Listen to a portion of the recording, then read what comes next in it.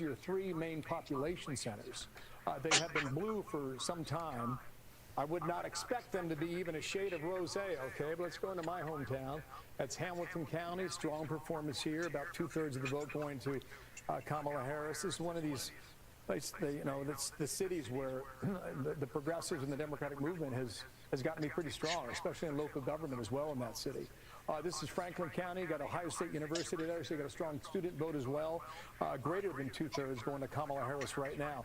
In 2020, the final vote in Franklin County, which is Columbus, you had 65% of the vote. Joe Biden. So look, we're at 111 to 72 right now. That's good. That's a good start. Biden's number from 4 years ago, and this I'll just finish up here, guys. Cuyahoga to check. There you go. I'm live now. We're good. 3-1 Democratic votes in Cleveland, Ohio. Cuyahoga. This is probably the biggest election like we ever had right now. 71%, and Biden was at 66. So maybe we don't care about Biden. For Kamala Harris, if indeed that holds up. Talking about last year's. Yeah, I know. They're talking about last year's. Closer than it's been the last 2 times. It says 2020, Kim. I can read. I think is pretty interesting is especially when you're looking at or considering. Let everybody know I voted for Trump, the boy. And also the population changes, right? So and Caleb voted for Camel Toe. the north and the Midwest and going south. That's one of the things that. Nah, okay, we both voted for Trump. We're good. All these people moved in. Oh, come on now. The thing got this. What? The thing got this. Blue, and so you get South Park making fun of California all the time and being.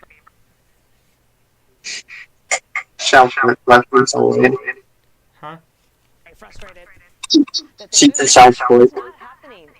Oh, we got a new poll So coming in. if people. Oh, come on. Let's not buffer now. Come on. Oh, what a fag. Come on. It's not Caleb's fault. Yours. No. Yours. Yours. Let me refresh.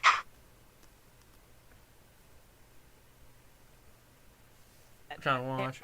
Harris and Trump are putting together. Okay, we're good. Well, it goes to what Kellyanne was saying earlier about the working. All right, so Trump obviously got Florida, obviously. I mean, shifting, and I figured that one. Ohio, you are seeing a concentration likely coming from the suburbs, which is leaning more to Harris. There's something else I see very quickly, and I see it in Virginia. Remember, this is the first presidential election since Glenn Youngkin was elected. Look at that, Caleb. On the issues of wokeness and education, just We're going to get Georgia, hopefully, at 16 points. The school board elections. Too soon to call. How is it too soon, bro? Like, how is it that close? I don't get it. And I think 2 pillars that we don't cover enough in all the issues, the themes here, are wokeness and weakness. In our Fox News voter analysis, Trump is seen as the strong leader by more than 10 points over Kamala Harris, strength over weakness. Nice. But it's also fairness over wokeness. People feel like life is increasingly unfair. They don't want men and women's sports. They don't want to think their kids are stuck in schools based on their zip code. They don't want. Oh, okay, look, we might get Ohio, dude. Look. Student loans of doctors and lawyers, and they don't want 10 million people to come here, including You see in that, all the Caleb? states we're seeing, and get Yeah. cell phones and clothing and hotel rooms. They just say 51%, it's nice. unfair. That's But 17 wokeness points, is too. on the That's pretty good. ballot, whether we feel it or not. I'll never So understand Georgia how is also Kamala 16. Harris We're good. chose We're chilling. someone in Tim Walz who was to the left of her on the woke agenda. Harold, quickly. Pennsylvania, that's terrible. Wow. Surprises. Jesse and I love sports. So do you, Brett. When you can get a quick touchdown in a game against somebody you're not supposed to beat. If he wins Virginia, Kentucky wins. No way she won Pennsylvania, dude. I did not think It's like the most one you need. Jessica and I talked about this before we got on. That number suggests that's what she was suggesting. So it looks like we might get Ohio. This guy's name is King. It's amazing. I need to vote for The him. state that she's got to perform well in, maybe win one. And if he can win Virginia, we thought we were going to have a long night. We might have a longer night. As we think about these. Why is Pennsylvania like them so democratic? I don't get it. Because they are all non-humans. Apparently, look at Maryland. Caleb, you suck. States and where we all have to vote in some place like Ohio and Texas, where that. Wait, Maryland, how'd she get that? Yeah. How'd she get it? She had less points. I don't get that. That is what we're doing. Caleb, you suck. Some major poll closings that are coming Suck up it, in what? Arizona, Michigan, I told you, come on, and win Maryland, you suck. All about to close, and Sean Hannity will enter our chat as our special coverage continues. Massachusetts.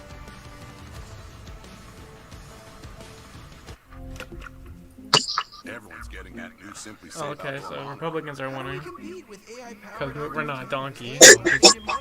Stop. This is simply safe. Whoa! I didn't even see this. So I guess we might lose Michigan. We need Michigan, dude. I joined the Army in 2004. The later part of my military service, I operated okay, we need as Michigan, a dude, like civil bad. affairs team leader within special operations. Our job was to effect change with the mission of Hey, Caleb, just ISIS. he's your guy, the guy ball. Routine combat patrol where we were at one of the schools where girls had returned to school. We were getting ready to return home. How's that make you feel? ISIS saw that they were losing control, losing their grip. Caleb, he looks just like you, on dude. the people, that they targeted my team. You don't even really talk about like an assassination. So he looks just like you. Suicide bomber had squeezed his way. Oh, into Trump my got team Mississippi, nice. And That's 6 detonated a votes, though. It's not really suicide doesn't really count. It's like 6 points. It was a bad day. I had a total of Maybe the knock-on. life-saving surgeries over 2 years that I spent in the hospital. We were worried. We didn't know how we were going to be able to pay for the house, how we were going to continue to pay. We got our Missouri. mortgage. That's 10 points. That's That's good. when the Tunnel to Towers Foundation stepped in and said, "We have a solution for your problem.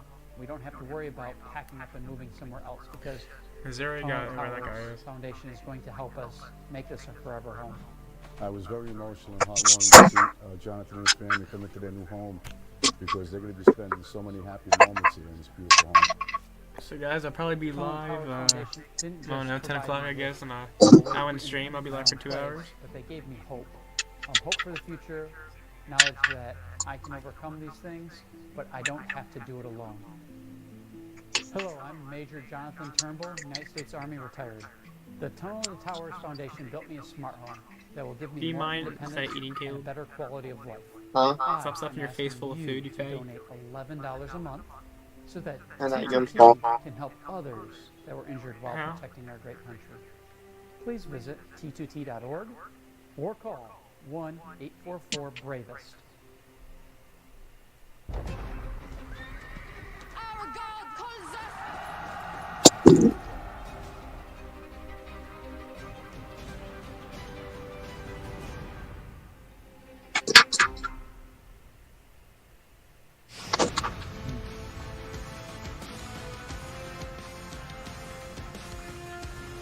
We are getting a lot of new numbers in here, and we are about to see a close in Arizona, Michigan, and Wisconsin, all obviously battleground states, all very hotly contested, and those closes are just minutes away. So meanwhile, let's check back in with Harris Faulkner, All right, so we who got. is speaking with voters and hearing their voices. Hi, Harris. And watching everything you guys are doing, Martha. Thank you. This is Voters' Voices, and I'm Harris Faulkner. Here with me, polling expert Lee Carter.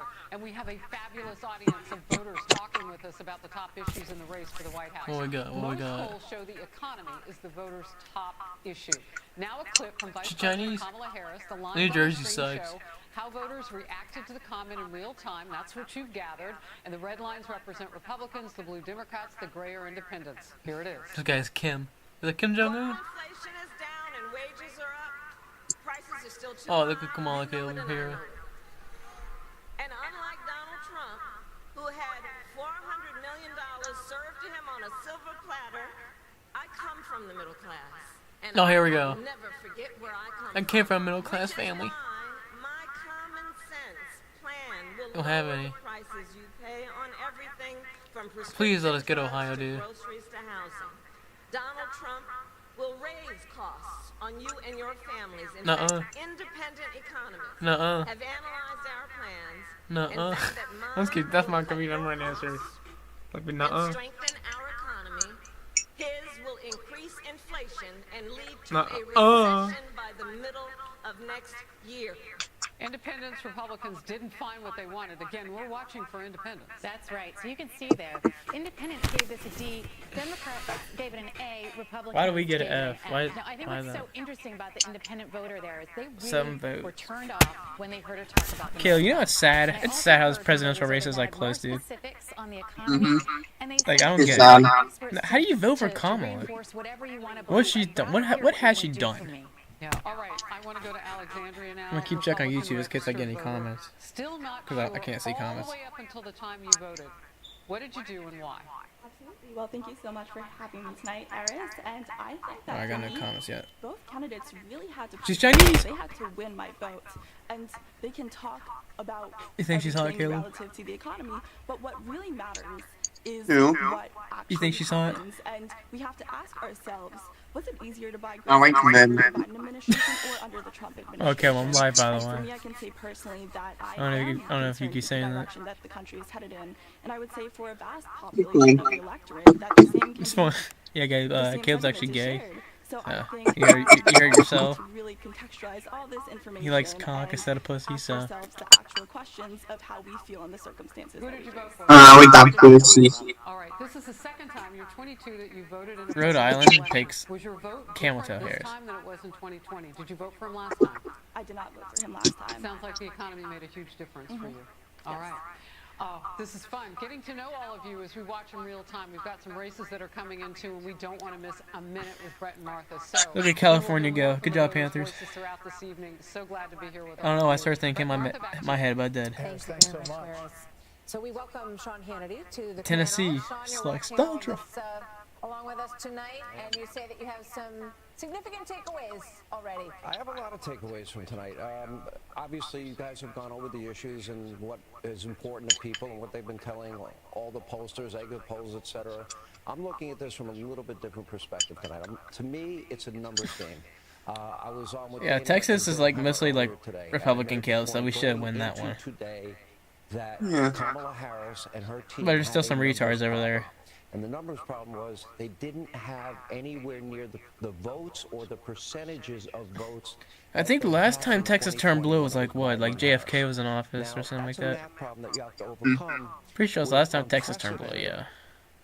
Day of voting, which Democrats are not used to doing. I've checked in with a lot of people that I trust, a lot of people that I think have a lot of knowledge in individual states. For example, Reince Priebus, long conversations with him. He feels that the turnout was so massive for Republicans in the lead up to today, and that the Democrats did not show up in the numbers that would be needed to overtake that early lead that was built up in the early voting. And that's also backed up by Mark Halperin. If you took a look, he's been doing a really good job analyzing numbers, I think. Now, in Philadelphia, I'm trying to get an answer that I'd like an important question to. I did notice other networks, they kept showing Temple University and a massive line of students. Okay, the only problem was, if you go back to early voting in 2020, the Democrats had a 1.1 million vote lead heading into Election Day. This year is about 400,000. So that's a 700,000 vote decline in a year. That would mean today they would have needed massive turnout. They would need massive turnout, yes, at the universities. It seems like they got it. But there's about 25,000 students that go to Temple. There's about 10,000 that go to Penn State. Imagine if There's Ninja got about low taper 6,000 fade. that go to Lehigh University. Okay, that's not making up 700,000 votes. So then we look at traditionally. Who else is voting in Philly? African Americans, a lot of Yeah, I union think Philly's workers. about to turn red Did too, they Caleb. show up in the numbers? There are people reporting that it was a massive turnout in Philly today. I just got off the phone with the Trump War Room in Philadelphia, and they said they don't see it. Now, it's either one way or the other. The fact that they don't know the answer to that is a little surprising to me. If those numbers aren't there, that means Pennsylvania is a state that is in the state of play big time tonight. It may not show up early, but it'll show up as the night evolves, just like Wisconsin will. I would just mention one other thing about the college students is that there's been such a focus on young men, and these podcasts are the podcasts that college boys are watching and listening to. Theo Vaughn, Joe Rogan, Jake Paul, all of these guys. So, just because Jake they're in Paul. college doesn't mean this time around that they're necessarily voting the way that you think college students We would. also welcome Kayleigh McEnany, Trey Gowdy. Kayleigh, the interesting thing I mentioned earlier was Florida. We've already called that state for the former president, but inside those numbers, there's a massive Puerto Rican turnout in Osceola County and other places. Yes. In other places, the media would tell you that MSG rally really upset the Puerto Rican vote outpouring, but Trump won that overwhelmingly with a massive Puerto Rican turnout. I'm not sure it affects things one-to-one, but it is interesting to look at. It is. So Osceola County, as you point out, a big Puerto Rican population. Listen to this. Joe Biden won Osceola County by 14%. With 95% reporting currently, Donald Trump is leading by 1. Now, what other national lessons can we take from Florida? Miami-Dade County, a huge Latino population. No presidential candidate has won that since 1988. Ron DeSantis, of course, won Miami-Dade as a governor. But currently, Donald Trump in Miami-Dade County with 95% reporting is plus 11. Yeah, thank you. The electoral vote count about to go up. Stay tuned. We are seconds away from 15 states, including New York, Fuck New York. Texas, Texas. plus critical battlegrounds. We are going to win the state of Michigan. Arizona, we need to fight this battle on every front. With 163 electoral votes on the line, we have the results as they come in. The moment is here. Oh, finally, here we go, Caleb. America is watching.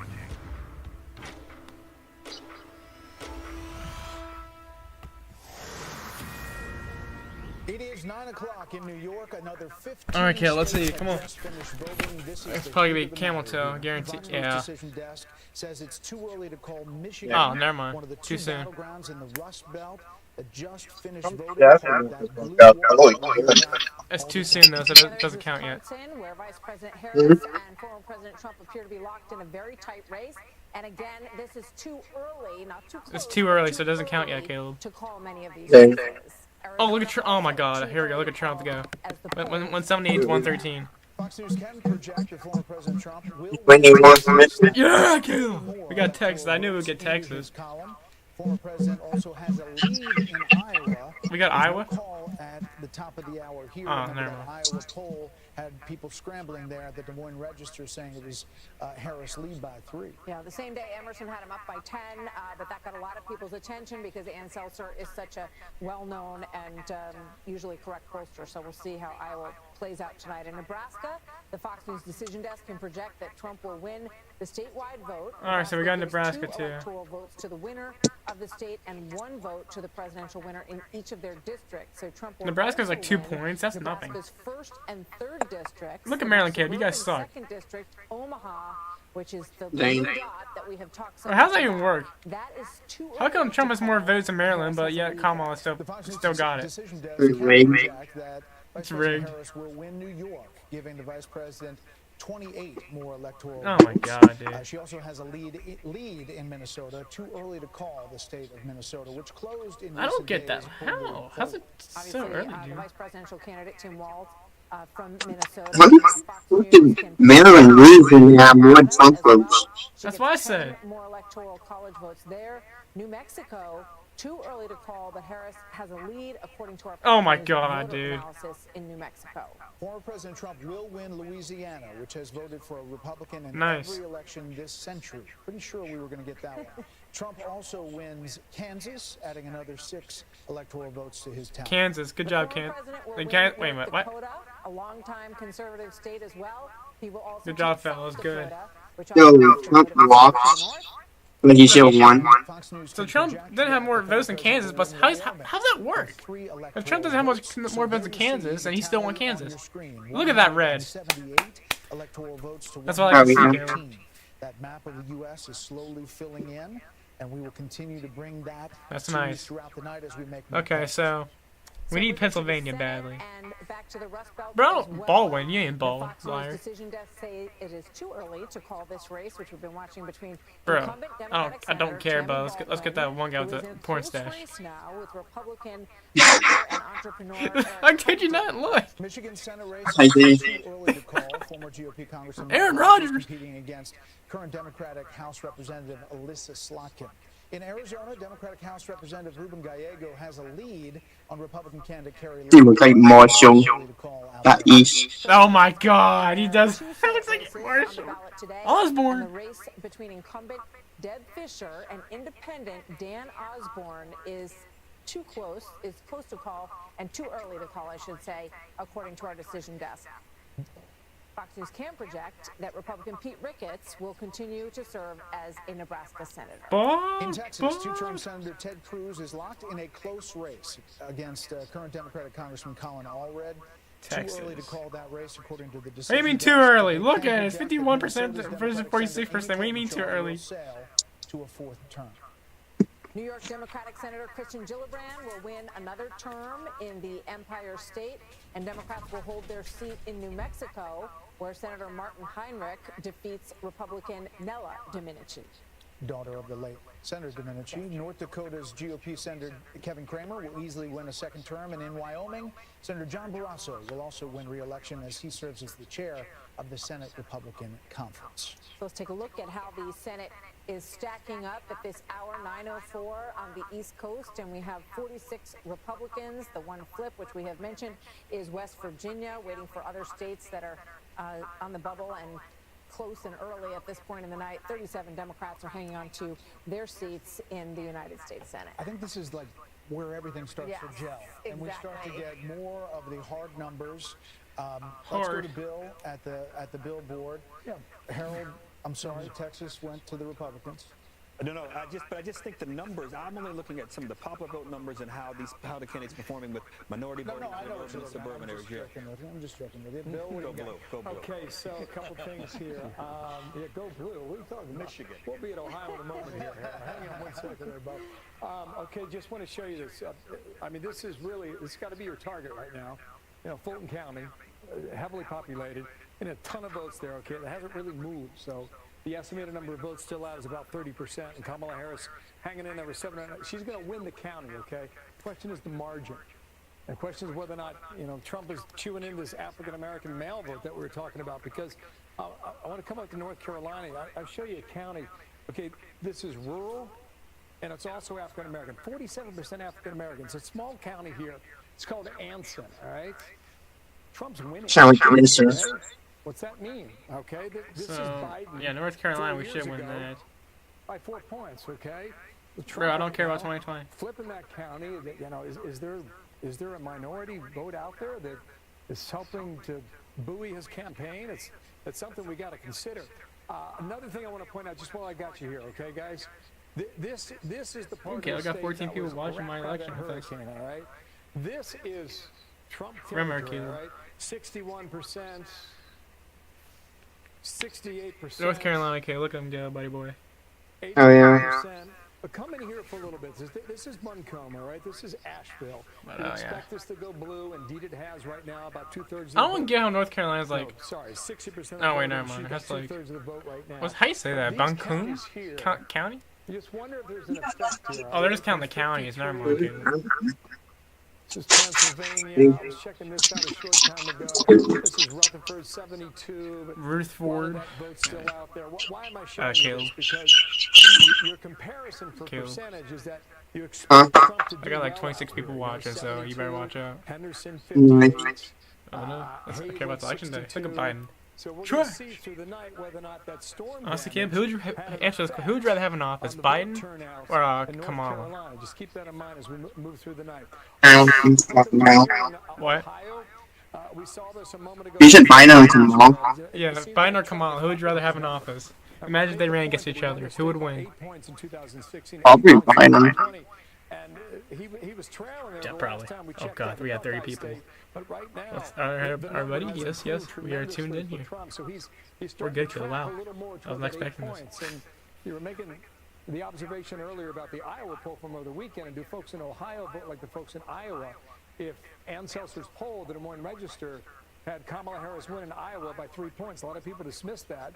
And if you're going to draw that comparison with Ohio, I think right now you can say that. The only thing I don't get, like, how is it this close? It should not be close at all, dude. Because it's waiting. It's rigged.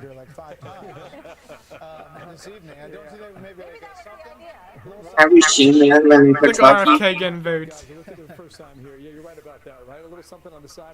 Look at Robert Kennedy, he's getting votes, Caleb. Oh, yeah. Even though people said don't vote for him, too. He said, don't vote for me, vote for Trump. Robert Kennedy going to make a difference in Michigan? He is on the ballot. They tried to get him off the ballot. The court said, no, you got to be on the ballot.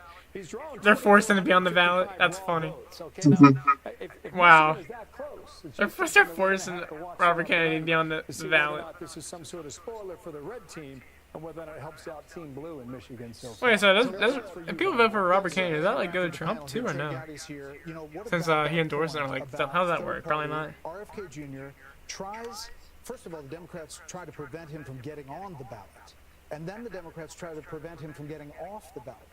Now, he's on the ballot in Michigan and Wisconsin, also Minnesota. But Michigan and Wisconsin, obviously, if it comes down to really tight, that could make a difference. Why would anyone vote for someone who doesn't want to be the president and has asked you not to? That's what I'm trying to figure out. Who are these 0.4% that are voting for someone who has exactly. not to vote for People him? are like, they think they're jokesters. That's what it is, Caleb. They're just messing with RFK. But it reminds me of Jill Stein. I mean, I think Jill Stein cost Hillary Clinton a state. I know that Ross Perot cost Bush a presidential election. I was in the green room, Brett, doing what I did in high school, which is finding the two smartest kids in the class and sitting in between them and looking on their papers. That's McCarthy and Rove. There may be a 269 tie. I know nobody wants to hear that, but there is a scenario under which there may be a topic for discussion tonight. Sean, you want to move on? Yeah, I think we can move on from that. I don't think everyone really wants that. But actually, I would accept that because that would end up in the House of Representatives, and I'd say our Republican odds at that point would be pretty good. Yeah, you know what it reminds me of? What? You know that one thing this person said, do not vote for me? And everyone did. It was a while before Yeah. we sensed that the Trump That's exactly what it reminds me of. And one of the earliest indicators we got was from the betting odds. That's what RFK's doing. Which I was at a farther point on the panel that night. By the time you got to me, and bet everything smart had been said. Imagine that's his plan. This is his plan the entire time. So I followed them ever since. Tonight, as we started this broadcast, Trump stood a 58% chance, according to the betting odds, of winning the election.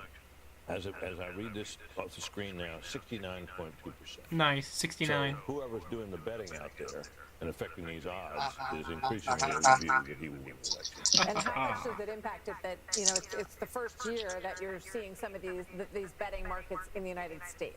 Because there's a lot of people who are playing them probably in a fundamental way. These odds, composed by Maxim Lott and John Stossel, are from Betfair, Smarkets, Predicted, Polymarket, Kalshi, and The basket. it's a basket. It's an average.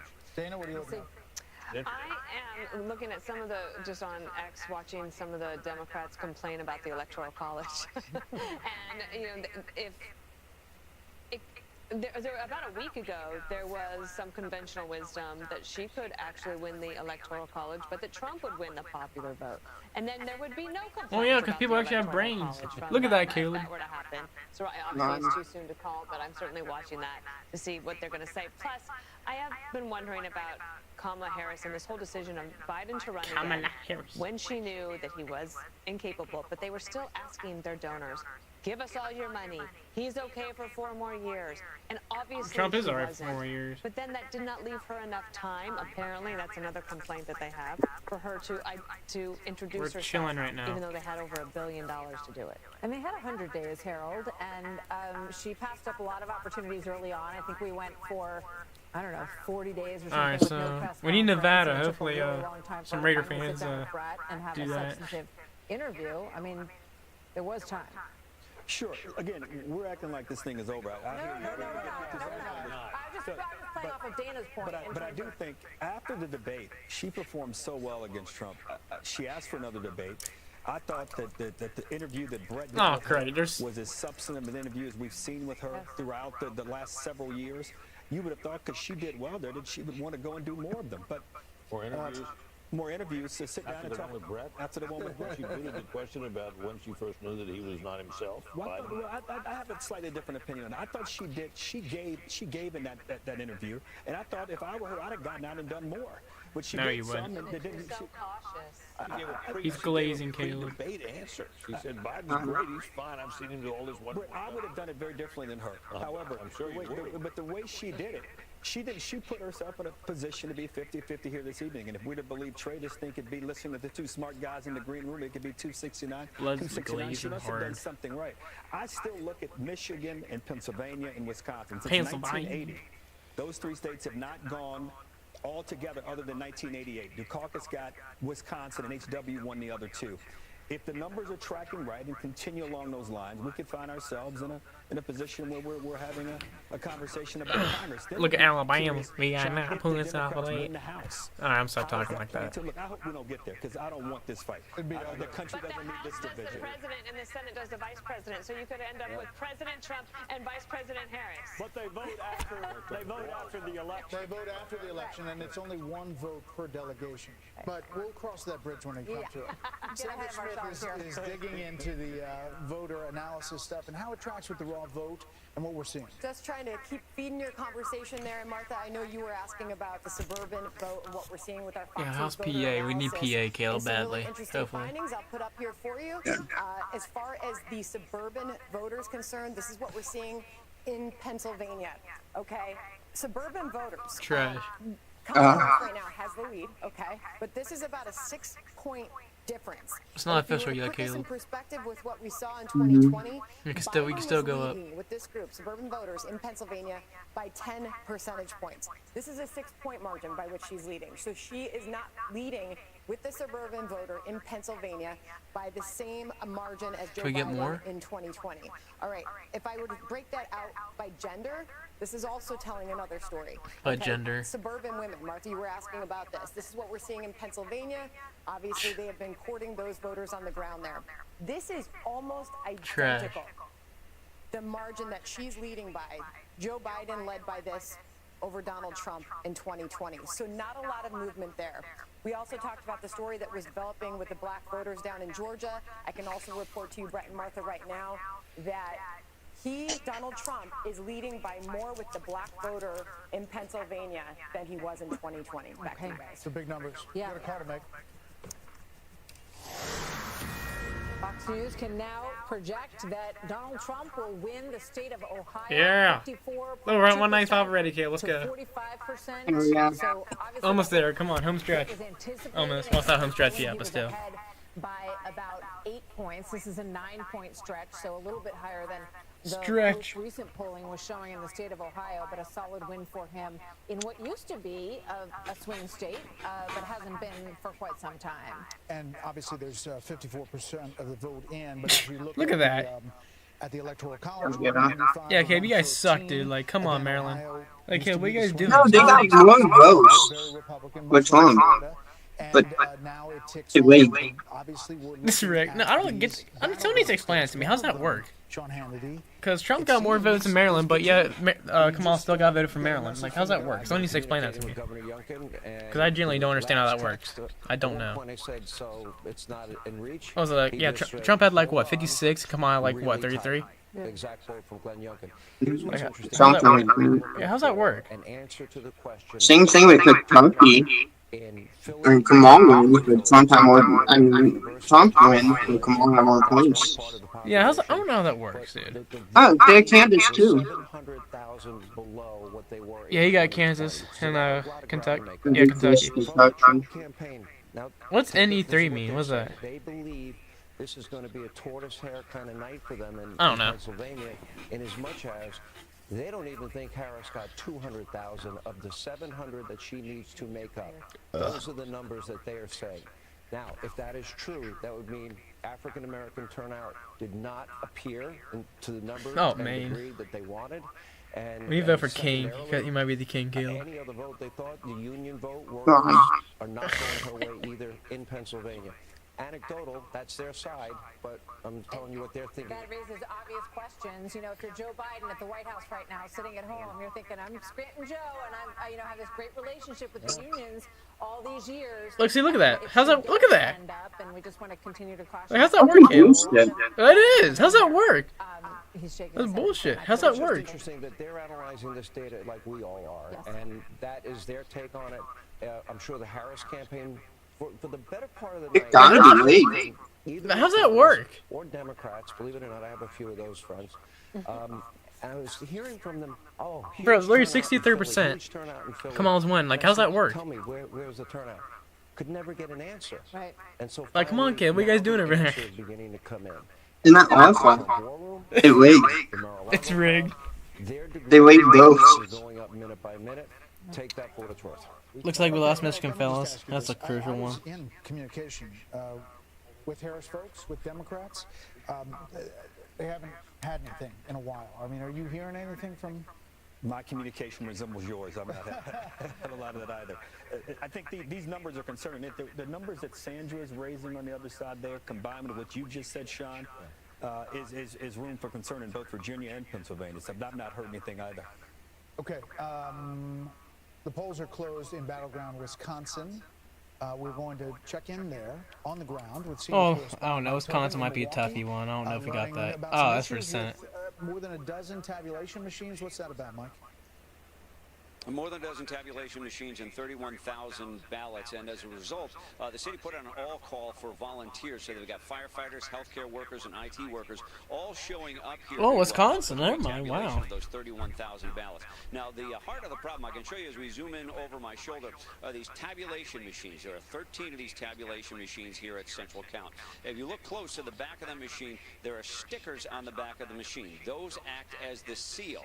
The seals were in place according to city officials and election commission officials, but there's a locking mechanism there as well. A Republican observer noted that the locking mechanisms had not been engaged. First, we were told on one machine, then some of the machines, then all 13 machines. 31,000 ballots in question. The city says they believe the integrity of those votes was never compromised. Still, out of 107,000 ballots, those now need to be retabulated.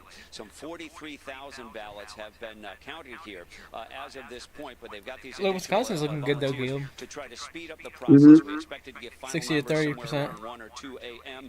The city now only says. I swear to God, they get that Kamala dude's rigged. Than that. The city wants to pass this off as an abundance of caution, or a very cautious move. Republicans are upset about it. The RNC chairs, Michael Whatley and Laura Trump, put out a statement calling this an unacceptable example of incompetence. Wisconsin officials are here to try to get some questions answered. Right, Martha? A long night in Milwaukee. Thank you, Mike. So the Fox News decision desk can now project that Vice President Harris will win Delaware, the home state of President Biden. And that's only 3. It's okay. At the race to 270, it's only 3, Caleb. Trump 195, Harris 113. It's only 3 points. Nothing big. No big deal. Another call to make as well. In a key governor's race, Fox News can now project that Republican Kelly Ayotte will become the next governor of New Hampshire. She defeats Democrat Joyce Gregg. And that was a close race for a while, but Kelly Ayotte will win there. Here are a couple of other results we're getting as our How are you female? Your name's Craig. Continues. It'll be on the screen. No. God, how'd you feel, Caleb? Oh, she getting bullied. She's getting bullied. Imagine how less than Craig, yeah, the girl. Oh my God, dude. No disrespect, but still, I think it's pretty funny. America is watching Democracy 24. Your freedom, your vote. Oh my God, I'm gonna have 100 views, Caleb. 100 viewers. Are in. The next president of the United States is. It's rigged. Here it is. To you, we entrust our communities, our leaders. You know that Caleb's already rigged. He knows. Our president, our country. We give it all up to you.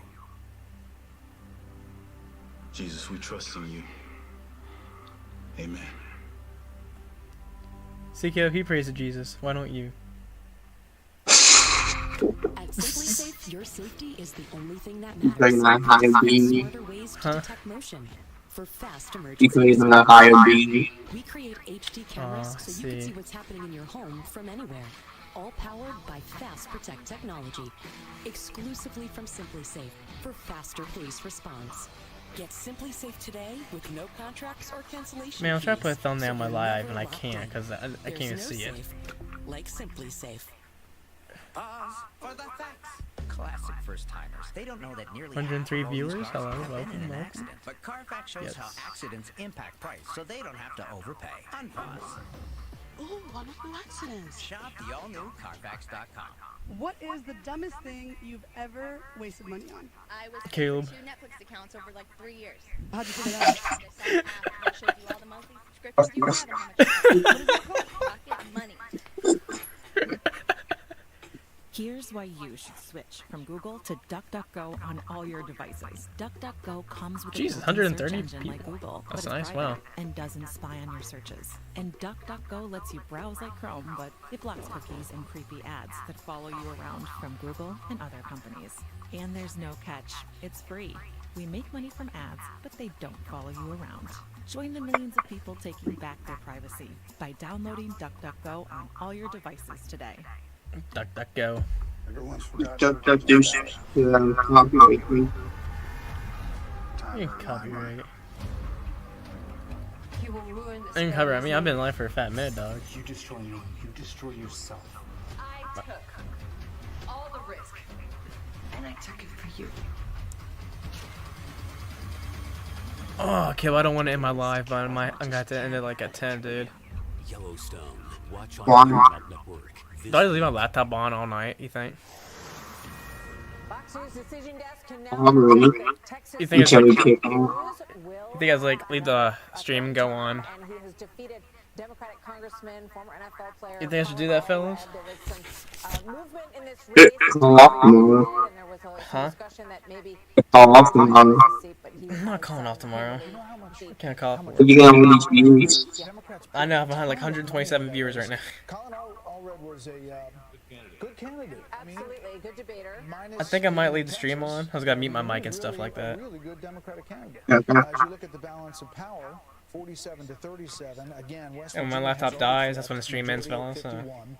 We're looking at Almost states like 150, Ohio, the wow. Sherrod Brown race, Montana, the John Tester race, as a possible flip in the U.S. Senate. Brooke Taylor is at the Cruz campaign headquarters in Houston. Check in with Brooke. Good evening.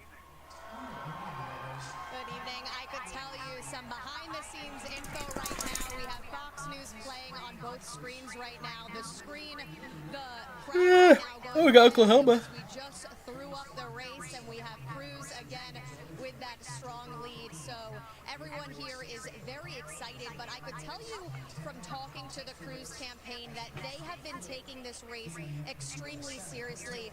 When you think It's the most of important Texas, you think of election this yet, deep fellas. red So state. A Democrat choose wisely. won an election. Listen, I don't care who anybody votes for, Caleb. It's just my opinion. I don't care. If you're gonna tell me Kamala's better, then I'm gonna have to respectfully say you're stupid, you know. Switch the seat. We saw it with Beto I said respectfully, Caleb. That's a nice way, you know. 3 points. And Cruz's campaign Respectfully, you're retarded. I'm gonna say that to somebody. extremely seriously. Don't say, oh, you voted for Kamala? Well, respectfully, you're retarded. Okay, Brooke Taylor, thanks so much. Let's bring in Pete Hegseth, who is at a honky tonk in Nashville. Of course he is. Of course he is. Where else would we find you, Pete? Wait a second. Hold on, Paul. Once I go like this, we got to wrap real quick. Because they're coming to us. Should we get Pete a drink? Just stand by, everybody. We're Go ahead. coordinating with the mother. Alright, I'm gonna be AFK, fellas, so. Calling Pete Hegseth at the honky tonk in Nashville. Can you hear us? Hey, guys. Yes, I can hear you. I'm sorry, Brett and Martha. We're at Kid Rock's Honky Tonk in Nashville. I can't hear a thing. I can't hear myself think. And the crowd here is psyched because you're now on the TVs here in the bar as well. I'm here with Clay Travis, Morgan Ortegas, Tommy Laird. We just had Kid Rock himself. So while you're at home watching the returns on Fox, and everybody's watching you guys, and you're doing a phenomenal job, pull up Fox Nation on your second screen and have a party with us. Because I'll tell you, the vibes here on the ground, we're talking to voters today too, this feels a lot like the 2016 vibes as you see the results coming in. You can tell the crowd here pretty psyched. Love watching you guys and what you're doing. If this sentiment isn't reflective of what's happening in this election, could be a very good night for Donald Trump. I can't hear you, but I love you. Thank you so much. Pete, Sounds like thanks they're a having a lot. pretty good time there. They are. We're back with our panel. Britt Hume, Dana Perino, Harold Ford Jr., Kayleigh McEnany, Sean Hannity, and Trey Gowdy. And Bill Hemmer just went behind the billboard, and I kind of was going to call him out there. Like the Wizard of Oz. So they're saying that Harris people are looking at Erie County, Pennsylvania. Yeah, I was looking at it too. One thing to keep in mind here as we look at this data here is you got to remember how they count the votes, right? You know, they start processing at 7 a.m. this morning. All that's mail-in stuff too. And that's the vote that's put out first. And so I'm going to do something funky and fancy here, guys, so just bear with me. Because I'm going to try and find Pennsylvania in 2020, okay? This is important. It's important for us to understand. It's important for our analysts to know, understand. It's important for the audience to understand at home. This is 4 years ago in Pennsylvania, okay? This is just a 24-hour span from November 3rd into November 4th, from 8 p.m. to 8 p.m. the following day.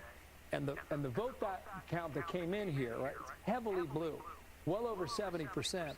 And then around 11 p.m., you get across to the line, and that's where the Republican vote started coming in for Trump. Then you went well past midnight, and Trump maintained his margin for almost the entire day on Wednesday. And then if you went further off this map, you see where eventually the bars there cross the other way for Joe Biden, okay? So with that in mind, okay, we're going to show you Pennsylvania, and we'll try and digest all this together now. I haven't looked here in some time. You only have a quarter of the vote in now, okay? So at least 75% is still out. And you see a lot of blue in the areas where Kamala Harris needs to do well, namely Pittsburgh, Allegheny County, and namely Philadelphia and what they call the collar counties around Philadelphia. But the argument for this hour is that there's a strong Democratic vote in that batch that's now been counted, okay? There's two counties in Pennsylvania that you watch because they are bellwethers and they are flippers too, okay? One is Erie along the border here with New Jersey. One is Erie up there in Lake Erie. This is Northampton here in the east, okay? Northampton is one of these counties that flipped last time around, right? Kamala Harris with a lead with 27% of the vote reporting there in Northampton. The other one is Erie that I mentioned a moment ago, okay? This is up on the lakefront here, all right? I don't know why we're getting 0% in because there is some of this vote that may lend itself to some of the confusion with the early vote being tabulated from the mail. I don't know. I can't vouch for that. I'm not sure what's going on there. We're going to watch the less than 0.5%. Yeah, that's right. So it's like 0.5% of the votes now being tabulated. That's why we can't get the 1% there in Erie County. But in all likelihood, you're going to see the T start to form here in Pennsylvania, and the T is going to be all red. Now we're going to see what happens on, you know, both sides of the state. And they're going to be blue. The question is, how blue will they be? So we'll watch that here. You guys had mentioned Virginia. We'll just pop on down here because it seems like there's a pretty good race going on right now, right? Trump has just upped his margin here, right? So he's got about a 2-point lead statewide. Too soon to call, I should say, with more than half of the vote in. Here is where you need to look, all right? This is Washington, D.C. This is Fairfax County, #1 populated county in all of 133. There's 40% of the vote that has not yet been tabulated into this, okay? Biden, sorry to interrupt. Sorry, what's that? Where was it for Biden? Go ahead. Yeah, I'll show you. I sure will. So a lot of that 40% outstanding is going to go for Harris, but we just don't know how much in the most populated county, okay? So go back 4 years. This is 2020. This is Joe Biden at 70%. Okay, so Kamala Harris, she has time to make up for that, given the fact that that vote is still out. And I would say, just looking at Georgia a moment ago, Fulton County looks to be somewhat similar. And the reason is, I'm going to explain this to you, okay? Fulton County is the most populated county in the state of Georgia. You're going to get a lot of Democratic votes from out there, all right? She's up by 46 points, all right? Pretty good margin, like 202,000 raw votes, okay?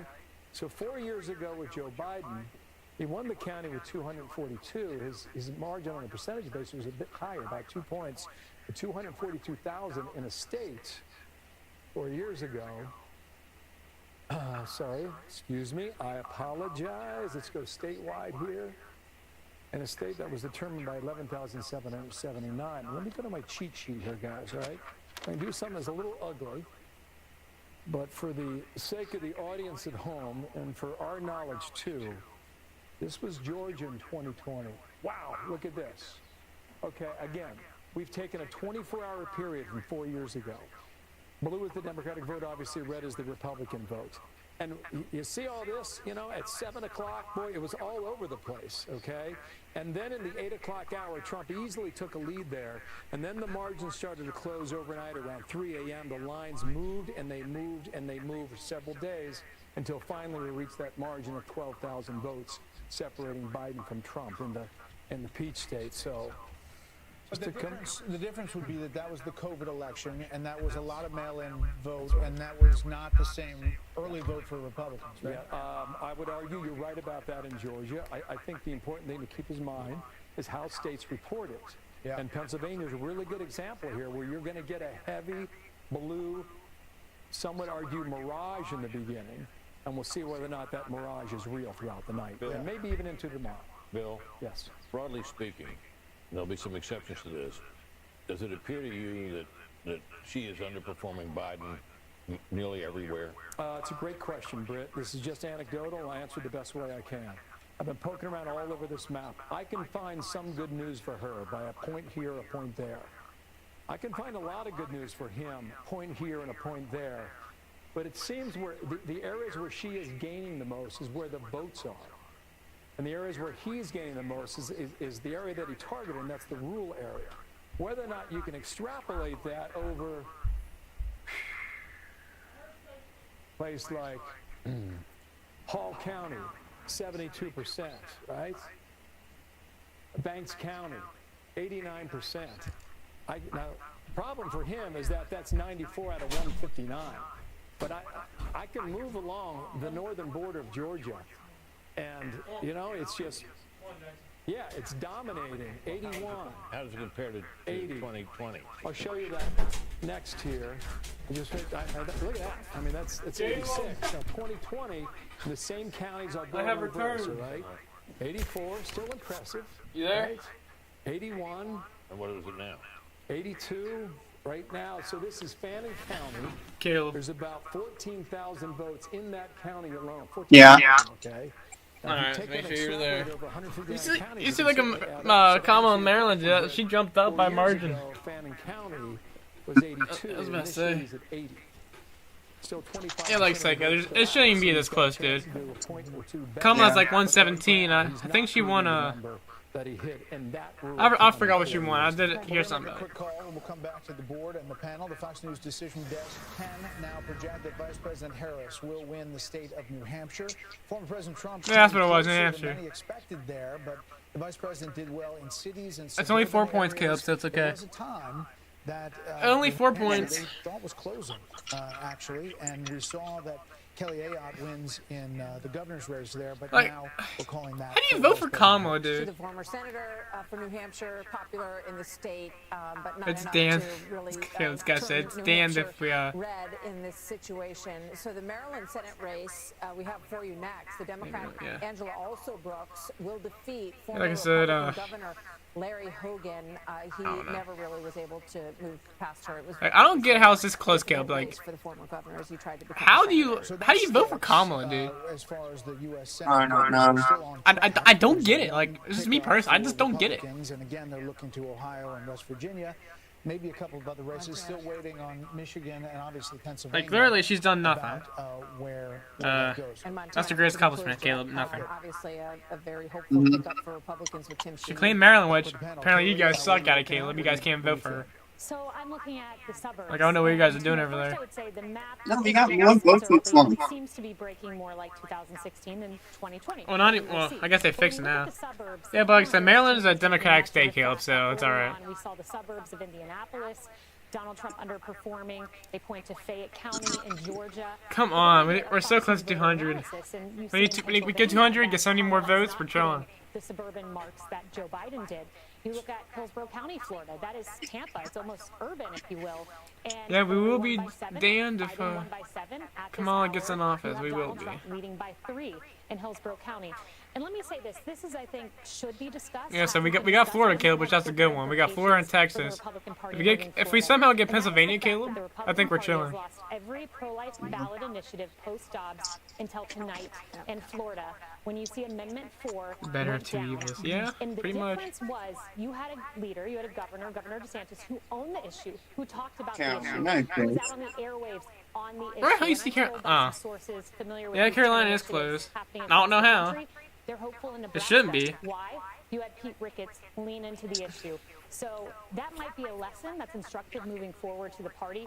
You've got to speak on this issue because hiding from it thus far has not worked. I said, Caleb, it'll be the funniest thing ever if we get upset. If we somehow get California, Caleb, I would laugh. It is wide open. There's a number of different ways to go. Because I don't think California has turned red since, like, maybe like Reagan, I think. That's the last time it turned red. She is underperforming where Biden was. I could be wrong, but I'm pretty sure last time California turned red was with Reagan. What does it profit a person to win the presidency if you don't have the Senate to get your cabinet? I might be wrong, though. Nebraska is interesting. If I'm not wrong, then holy hell. Who's he going to caucus with if the independent wins? I don't think he will, but who will he caucus with? Because if Donald Trump wins the presidency, you got Virginia is like so close. Susan Collins to get your desired cabinet. And if you're Kamala Harris and you win the presidency, you ain't getting your desired cabinet if you have a Republican. Michigan people are retarded, apparently, Caleb. How's that too? Oh, I guess too soon. Still. I am growing more and more confident as I sit here and listen to everybody, and I am talking to people that know their states as well as anybody. I think the finest numbers people, finest sources. I don't think it will be very long until you call North Carolina for Donald Trump.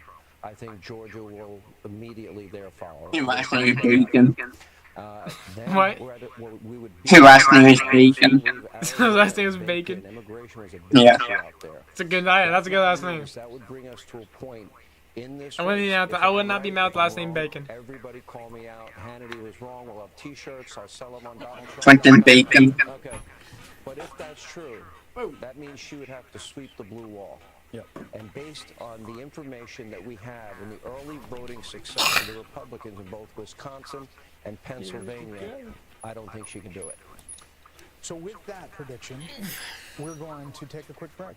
The race to 270 continues. We're about to get our first look at the state of play in the battleground state of Nevada. Our special coverage continues after this. Next poll in 19 minutes. Damn. Not 10. You believe you were sent by God? What do you think, Caleb? Do you think I should leave the stream on just for me to sleep, just go to bed before work? Probably. It's so awful to be call you. I think I'll just leave the stream on, then let the computer die. I'll turn off the stream. Because right now I'm sitting around like 1:30 right now, Caleb. You want me to like call you if it ends? Oh wait, Caleb, you can just end it to your manager. He might as well do it. I don't know how to do that shit. You wanna end stream?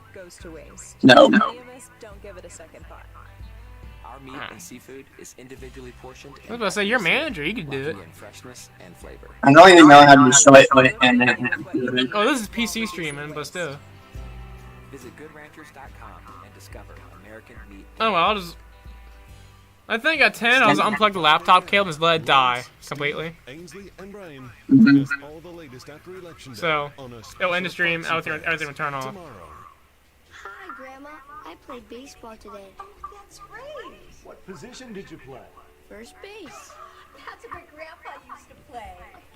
When our hearing wouldn't allow us to use a regular phone, it made us feel isolated. It became difficult to communicate with our friends and family. Clear captions was an easy solution for us. So they could be like, that's your fault, we can't hear. Captions on a phone, like captioning on your TV. Oh my god. Dude, I don't wanna go on a phone call. I have to read what they have to say, dude. And respond immediately. There is no insurance. Holy shit, anything. Clear caption service is provided at no cost to you through a federally funded program. We deliver, install, and train you on how to use your phone, all at no cost to you. Give your loved ones. Yeah, okay, I was gonna leave the stream on, dude, honestly. Call now to see if you qualify. I'm gonna riot it right now. I'm about to leave it on all nighter. Call 1-800-275-1095. I think Not he'll if the thing name, but he probably will. If not, oh well. There's always a tomorrow. DealDash.com. Online auction. Like I said, I think. 2009. What? This PlayStation 5 sold for only 50 I think the debate, the presidency goes on for like what? 4 days? 5? Maybe a week? I don't know. Less than $20. I got this KitchenAid stand mixer for only $56. I got this barbecue smoker for $26. No, you did. Shipping is always free. Go to DealDash.com right CK, now. you could have been that one person that got a PS5 for 99 cents.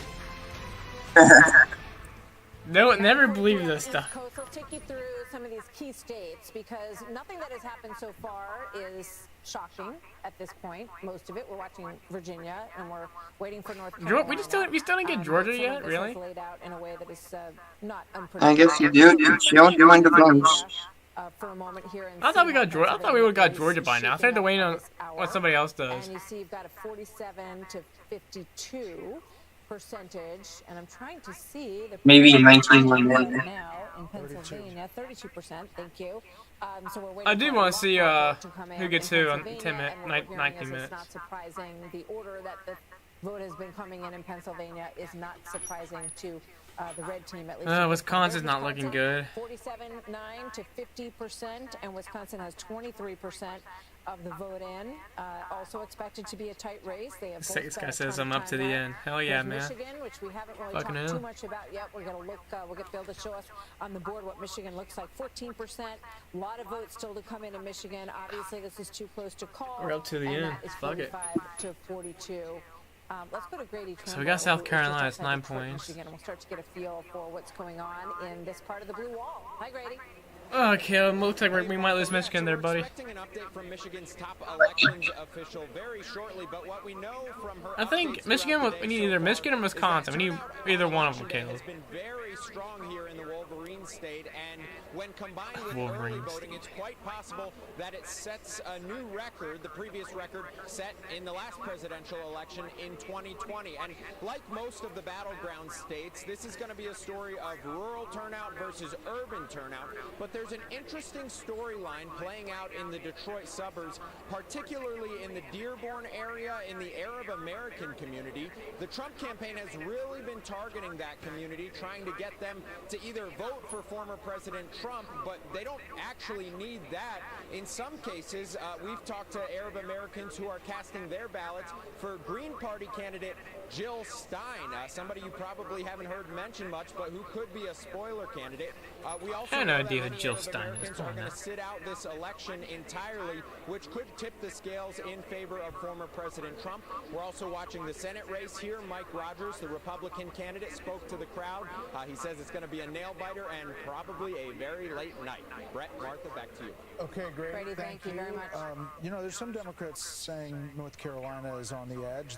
I don't think they're fully agreeing with Sean, and they still may make T-shirts. But I'm not only saying North Carolina. I am saying North Carolina and Georgia will go Donald Trump tonight, and I am as confident in that prediction as any I've ever made. Wow. Okay. Okay, apparently Antonio Brown then is thinking that Pennsylvania might turn red because apparently he had good help. If in the end you're right about that here in North Carolina, I showed you this county last hour, right? This is Anson County, up to 47% African American population. You know, sometimes in these elections where you see an outcome, you're like, that hasn't happened in 100 years. Well, something just happened for the first time since 1876 in North Carolina, and a Republican won this county for the second time since the 1870s. So I just like something to like stick in the back of your head and think about, well, that was a data point along the way. You guys mentioned the blue wall. Let's go ahead. We're moving toward the central time zone. We're talking about Wisconsin, Michigan, and Pennsylvania. I can show you a lot of stuff right now, okay? But this is anecdotal stuff. It's just the data points that I'm seeing on the map, okay? When you go to Wisconsin, all right, you have to look at Dane County, the University of Wisconsin. In the midterms, they had more than 85% voter turnout in one county, okay? You're going to get a ton 0.5. out of here, okay? Just about halfway in. Look at RFK go, And you see the 0.4. margins. I was poking through this and looking at Milwaukee. Now, there's a lot of votes out Why there. is people still voting for her? You don't want people to vote for him. Right now. Kamala Harris has almost 66%. So this is where Joe Biden finished. Same county, same city 4 years ago. He was almost at 70%.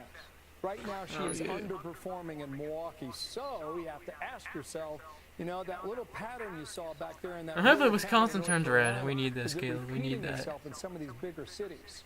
You know, is Detroit, you know, right now Detroit, Wayne County's red. We don't expect it to stay that way. But imagine Robert Kennedy win a state. If he runs a state, I'd laugh. You expect to get a good number here. That's another county to watch as well. Robert Kennedy wins a state. Over here and just complete the blue wall.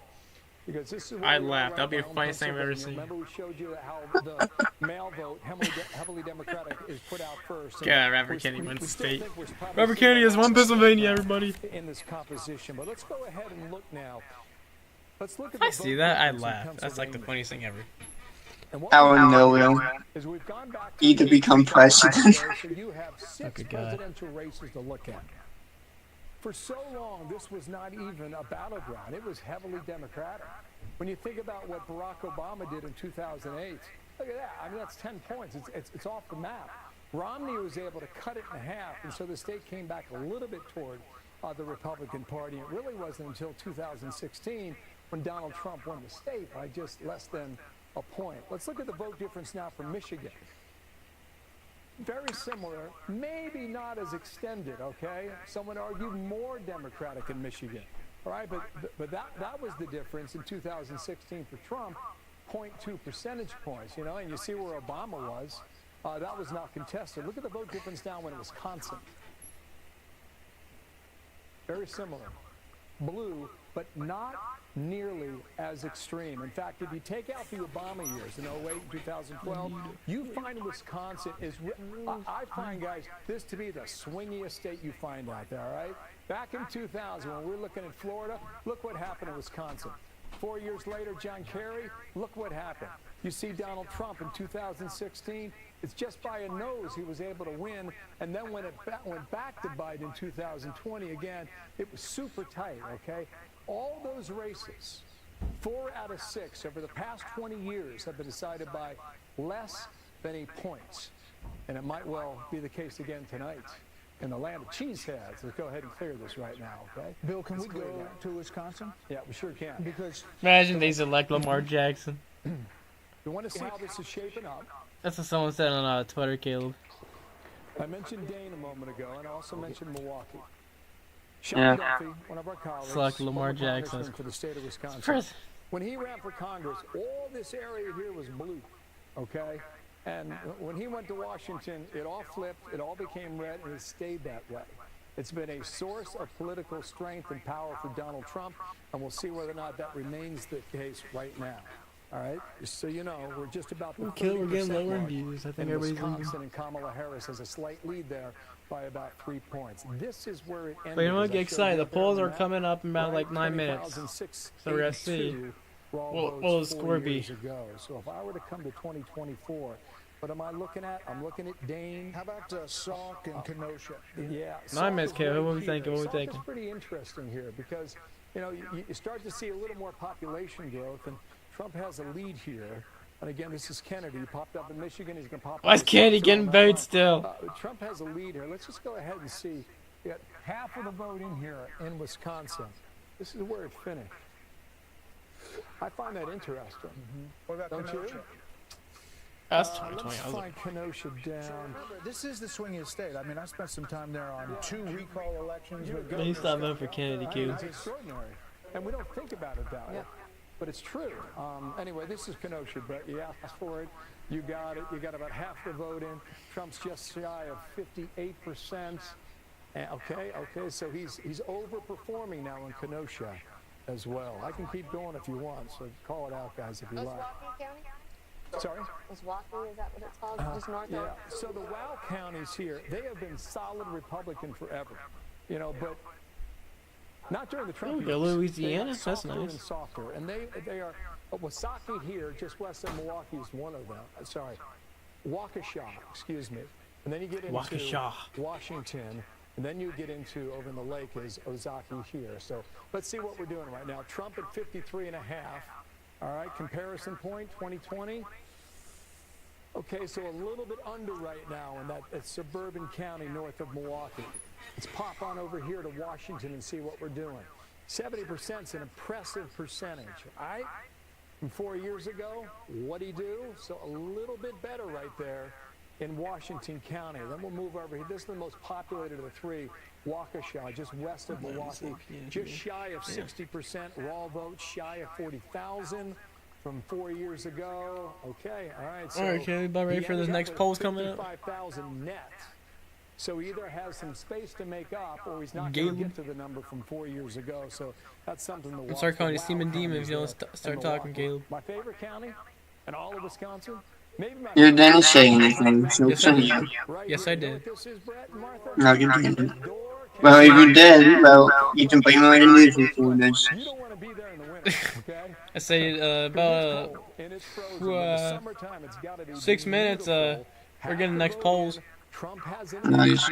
Because the next poll starts at 10 o'clock. Biden won it. All right, go back to 2024. Let's go statewide. Go back to 2000. It is 2024, buddy. We don't need to go back to it. County in Wisconsin. All right, the shade of blue is just. Dude, living in the future. He's living in the future. So we'll keep an eye on it because sometimes. Must be nice. Yeah, I think he already knows, Caleb. We'll see he secretly knows. All right. Thank you, Bill. Little Wisconsin for you. Little trip to Wisconsin. Yeah, sure. To Door County, in the Great Lakes, and obviously this is going to be an area that is going to probably tell the story of this election. That in the Sun Belt, of course. So we're getting close to 10 o'clock, right around the corner. That is when we will get poll closings in Utah, Montana, 5 minutes. Nevada. This is our special coverage. Kicks into. We need Nevada. No, does that mean you're done? At 16 points at stake. Hopefully we get Nevada and Utah. Those are good ones to get. There's some things that work better. Before we get them all. I'm fine with that, but I guarantee Kamal's gonna get one of them. Presentation looks great. Thanks. Voya provides tools that help you make the right investment and benefit choices, so you can reach. I don't know why, Caleb, but I guarantee she will. And look forward to a more confident future. That is one dynamic duo. Voya. Well planned, well invested, well protected. What's Simply Safe got that I don't? 24/7 monitoring to help stop crime in real time. Stop. This is Simply Safe. Maybe Simply Safe and I can work together. Unlikely. Like Simply Safe. Before Apoquel Chewable for allergic itch, giving dogs pills was a battle of wits. Oh, Maria, I'm wise to your foolish game. Is it gone? Totally gone. Itch relief just got easier. Apoquel, the trusted #1 treatment for allergic itch, is now available in a tasty chewable that works in a day. Do not use in dogs with serious infections. May cause worsening of existing parasitic skin infestations or pre-existing cancers and serious infections. New neoplasias have been observed. Do not use in dogs less than 12 months old. Ask your vet for Apoquel Chewable. Do it. I got this $1,000 camera for only $41 on deal. DealDash.com. Online auctions. That definitely looked like $1,000. Sold for only 50 cents. Yeah, okay, buddy. 50 You cent. never touch fucking AIs. I bet that 50 cent PS5 works fine. You know, these are more reasonable than that super ass AI talking. Yeah, I bet the 50 cent PS5 works wonderful. Yeah. I'm Tony Steen, digital strategist. I bet it works fabulous. You look like Tom Brady. Website and digital He looks like Tom Brady. Badger and Mishka, I don't know, he does. needed to expand their online presence, reach new customers, and increase online sales. We solve digital challenges like this all the time. No, he doesn't even look close to Tom Brady. What are you talking about? Doubled their online sales. You look exactly like Tom Brady twin. Not exactly. And social media. For results-driven digital marketing solutions, go to American Dude, Eagle. I haven't seen Tom Brady in a minute.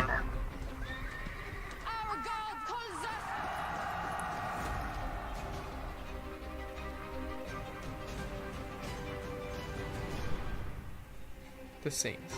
Yeah, they suck. Alright, 2 minutes. Here we go.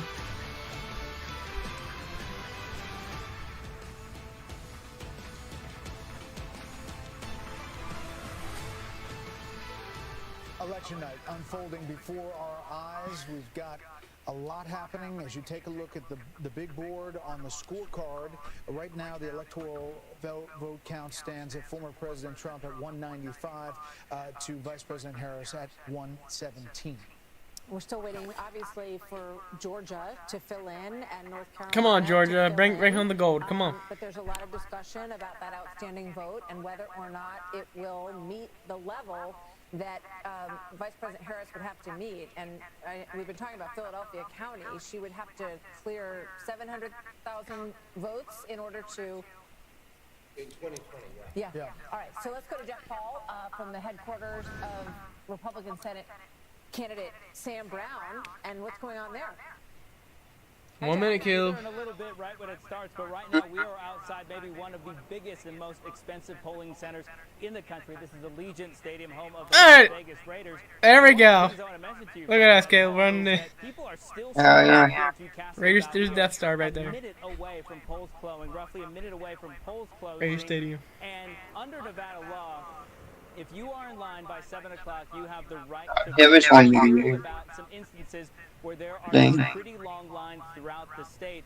Also keep in mind that they will not release any results anywhere in the state of Nevada until the last person in the state votes. So we could be looking at a very long night ahead of us here in the state of Nevada. Martha? It's going to be a long line. Jeff Paul, thank you so much. We're waiting now for these calls at 10 o'clock, and we're looking at it's 10 o'clock. All right. Scenario where the Democrats are putting all their hope in the blue. Let's see it. Come on. The question is, what happens when we make a call in North Carolina and Georgia? If you believe Sean Hannity, it's coming soon. We'll see if it does. It is time to see how many more electoral votes will fall as we get ready for our next calls. 18. We are seconds away from 3 states, including Montana, Utah, plus the critical battleground. Together we will fight to win Nevada. Nevada, we fight for the future. With 16 electoral votes on the line, Oof. we have the results as they come in. The moment is here. Oh, God, Caleb. America is watching. 16 votes on the line. It's gonna be something stupid. 10 p.m. here in New York. 3 more states in the West have just. It's gonna be stupid. Holy shit, Trump got them. Too early to call the state of Nevada, one of the most competitive. Too early to call for Nevada, so then Nevada doesn't get it. Voters obviously could be key to the victory there. Both of these candidates have spent a lot of time in Nevada. Fox News can project that former President Trump will win the state of Utah, adding another 6 votes, electoral votes to his column. He'll also win Montana's presidential election. Oh my God, Caleb, we called it. I told you. Yep. I told you he was gonna win too. I told you he was gonna win too. I told you he was gonna win too and not get Nevada because Nevada is there's people long line apparently. President Trump at 205 right now, 117 for Harris and only shaky 5 more. North Carolina, waiting on Pennsylvania, waiting on Michigan, and just keep in mind that Alright, so now there's a lot of city vote, a lot you gotta watch out for California, Caleb, because I think they're like 45 votes. So you gotta watch out for them. Whether or not that vote, when it does come in, will be enough to outbalance what we have seen in the early part of this vote here. Montana, as we mentioned, also home to this pivotal Senate race. Longtime rural Democratic Senator John Tester fight of his life this time. So I guess Nevada people are. Well, we would have Nevada, I guarantee it. But I guess their people are still voting, so they can't like call it in yet. Too early to call there. Nevada also home. Too early to call to this Senate race between incumbent Democrats. Oh, I never care about the Senate. Look at that one guy. He was like a burn victim. But in Utah, Fox News is projecting the Republican Congressman John Curtis will move to the Senate. He succeeds retiring Senator Mitt You look like Pennywise. Does he look like Pennywise? Senate here and show you where we are at 10:01 in the evening. Republicans now have 48 seats, including the West Virginia seat, which is a flip. Majority obviously would be 51. All right, let's go. We almost have a Republican as we wait for a Senate. number of very consequential Senate races to come in here this evening. Well, welcome to the panel, Laura Ingraham. Sean Hannity is still here. Jesse Waters. Jesse, what are you thinking? Well, if this was a cannonball contest, Trump would be winning by a lot because of the huge splash in Florida. I mean, he beat Biden by 3, and now he's at almost 14 over Harris. So I get too ahead of ourselves, fellas. We're not there. We're not there yet. She has not had a big statement so far tonight. The other big splash, Virginia. Now, we don't know how Virginia's going to shake out, but Biden won Virginia by 10, and now it's tied. Obviously, it's too close to call. Virginia's tied now? Wow. She's playing defense. The Trump team is very confident that Georgia and North Carolina are going to go their way, and Harris is going to have to play defense. Oh, here we go, Kale. Look at Trump go. We were losing Virginia, now we have it. We're back in the lead. Oh my God, Pennsylvania, we're close. Come on. And in Pennsylvania, winning independence. That's my state. Hey, shout out to your state. Doesn't work in Philadelphia But County, Kill, so who knows what's going to happen? we're coming back, dude. Too early to call, but you definitely Remember, Kale, we were losing Pennsylvania by a landslide. Now we're coming back. Oh, yeah. The big board about Virginia and show that We still need to get Michigan, though. Virginia, there we go. We're up. We're up Virginia. Let's go. Good job, Virginians. Good job. 61% in. See, we are West Virginians. We did our job. Virginia has to do their job now, Caleb. Anywhere near these numbers in 2016. They do theirs because West Virginia did theirs. But Maryland, you guys suck because you guys are Democratic. No, we got more votes for Trump. By 8 points in Loudoun County. It was a blowout in 2020. Wait, what, Caleb? There was more votes for Trump. Clearly, but you know. Virginia's going to be very tight. Wait, you think that's like, I don't know, might be rigged, probably not. It's too big to rig, Caleb, let you know. It's too big to rig. Oh, yeah, definitely. Is doing something tonight. The New York Times is noticing he's up at 287 electoral votes projected. Obviously, anything can happen with a 72% chance of winning. Watch out for slowing vote reporting down in the blue wall states. It happened last time in 2020. And if by midnight it looks like Trump has a good chance to win and things start slowing down with reporting, I think come on, Michigan, we need you. People for being a little bit concerned about the way we do reporting in elections. Yeah. I have more of a question actually for Laura, if that's okay, if it's permitted. We really need 3 more % of Pennsylvania, Caleb, to be tied with them. Can you talk to we need 3% more Pennsylvania to be tied with them. We've been having a little debate. I think that the cultural issues cut through the new immigrant population in Loudoun County. There's an enormous influx in it's okay, but is the election like one day? I'm pretty sure. I don't know, it might be a couple days. I don't know. And if you talk to them, and some reporting's been done on it depends on the gender curriculum, some of the trans issues. whoever gets to choose that many votes. Well, no shit, I know that, but to be able to start small businesses and make a decent I had to go to bed for work in the morning, but I want to see who wins. Call off. You'd think it might be fertile ground for Democrats almost in perpetuity No, because of where it is. It's in the exurbs of Washington, but it is very close to that huge number of people who work in the Dulles technology corridor, and that looks like the kind of place young, tech-savvy people who would be prone generally to vote Democrat. And the fact Bernie that Sanders be going the way it is tonight. That boy's still running. A lot of credit to Glenn Youngkin and Donald Trump for the way that. Yeah, that boy's old. I remember Bernie Sanders. Holy. It's interesting to look at Virginia, and sometimes these things sort of take hold over a period of time, right? So Glenn Youngkin won his very close race, all about education, really, against Terry McAuliffe and It's parents' rights. But then in the midterms, Virginia did not get the seats that they wanted to get, and Youngkin was sort of trying to get them over that edge. So if this does, and we're, can't call it obviously yet, if it turns into a win for Trump tonight. Okay, say that person's name in the red. We have not called North Carolina. We have not called it yet. I'm sure there are good reasons She's for so that, Caleb. but others have. I understand. Well, do we know what's outstanding Let's in just Virginia? talk to Bill Henry because he's at the wall. Yeah, I can do that for you. Don't mind me. This is Roanoke County. Why do I have that on the screen? That's Salem, Virginia. That's where Trump went for the rally the other day with Glenn Youngkin. Okay, so as you guys were talking here, all right, so this is part of our West Virginia for our Trump. Fox Insights. Oh, Virginia too. Anytime Yeah. we see Hopefully. an outline here, we go in. Hopefully, Loudoun County. You hopefully. mentioned this, right? Now this is a 16-point It should. advantage for Kamala Harris. You've almost got all the estimated vote in right now, and Trump's doing 3.4 points better now, with 98% of the vote reporting than he did in 2020. So that's pretty interesting. The other thing I would. When's the next poll? Fairfax County. Because the next poll's at 11 or 12. They can fuck themselves. I'm not staying up for that. All the people are right. Number one out of 130. Yeah, okay, you're gonna have to keep texting me, dude. Let me know the updates. Winner at 70% of the votes. So. Like I doing that. Across from I would only tell you the big ones. The most populated county in the entire state. Did you have something else there? Got a question? Gotcha. Okay, Carolina.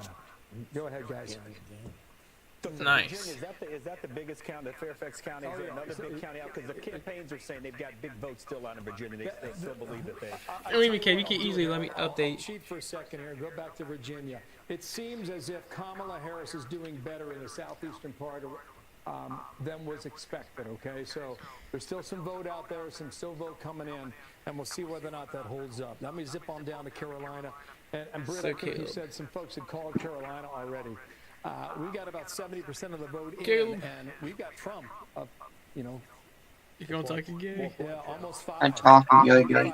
So anyways, what I'm thinking is doing. I'll leave my laptop on. Why don't we just poke around some of the bigger counties, okay? And just gotta update me like the scores. That's all I care about. Okay. I wanna look at my phone more and see the scores. A firm lead yet again. So what I'm gonna do is I'm gonna mute my mic, mute everything, so you just hear the stream. This is a flipper down here. This is New Hanover. You find Wilmington along the Atlantic shore. So I'm gonna do that. Mute the stream real fast. This is one of those areas of the country that's turning more blue.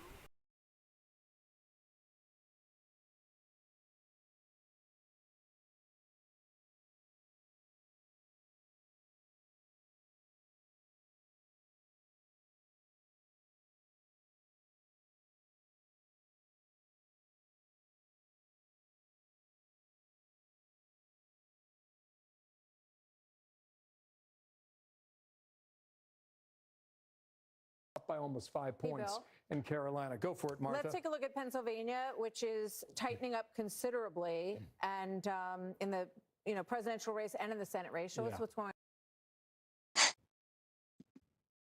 on there. Exactly.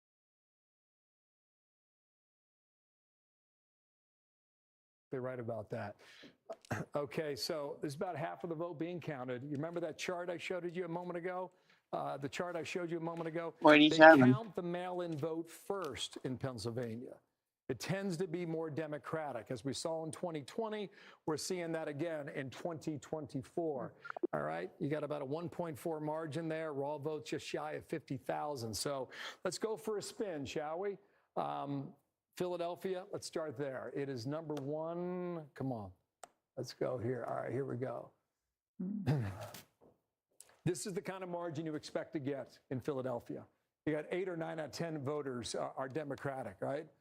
So Joe Biden was well over 80%. It's interesting, right? So she's just a tick below that right now. Does Philadelphia vote the way that Milwaukee votes, right? We saw that difference in Milwaukee a short time ago. Is Philadelphia going to vote differently than Wayne County and Detroit? We're waiting to get that in as well. These are the collar counties. They're heavily blue. I would expect them to change somewhat, but we'll see as we go through the night. Just to check the bellwether here, this is Northampton. That's about as close as you get, guys. Difference of 300 votes, 303. Biden barely won it by 1,200 just 4 years ago. So that's where we are at the moment. What about Pittsburgh? Back on over to you, Allegheny County. Let's see where we are. A lot of the vote came in from Pittsburgh early on. 71, yeah. Okay, yeah. So you're 71 coming. That's right. And she's at 61%. Both you guys watched it, right? How many rallies did Trump have there? How many times did Kamala Harris go to the west side of Pennsylvania? This is a place I want to check out. I haven't done it yet. Let's find out together. This is Butler County. All right, where were you on July 13th? Here we go. You got 94% coming in, just shy of 66%. So how did Trump do in a rural county like Butler 4 years ago, before the assassination attempt, right, this past year? It was almost around the same number, okay? Up 36,000 to finish it 4 years ago. Right now, he's up 34,000 in Butler, PA. Let me bring our prime folks in. Laura, what are you looking at? Well, I just think it's interesting to look at these states that we kind of had looked past in our analysis. We're always focused on the blue wall states, obviously so important, but signs that Trump may be outperforming in ways that we hadn't expected, bubbling up in places like New Mexico, where it's only 23% of the vote in, mind you, tons of votes outstanding. But he looks like he's outperforming there. He's up now 6 points with that small turnout Again, the New York Times gives him a 79% chance of winning this election at this point, with leaning North Carolina, leaning Republican in Georgia. If those trends continue, it's all those 3 states where it's neck and neck. Right now, it's neck and neck in Wisconsin, Michigan, and Pennsylvania. So I hope they can model themselves in the future on what Florida has done so brilliantly with Ron DeSantis. 96% of the vote in, and it's handled beautifully with absentee, mail-in vote. I mean, they just seem to do it in Florida. Why can't we do it in these other states? Yeah, I mean, it's a great question. I mean, most of us grew up with, you voted in the morning. Same day. Parents voted in the morning, and then you went home and got the answer that night.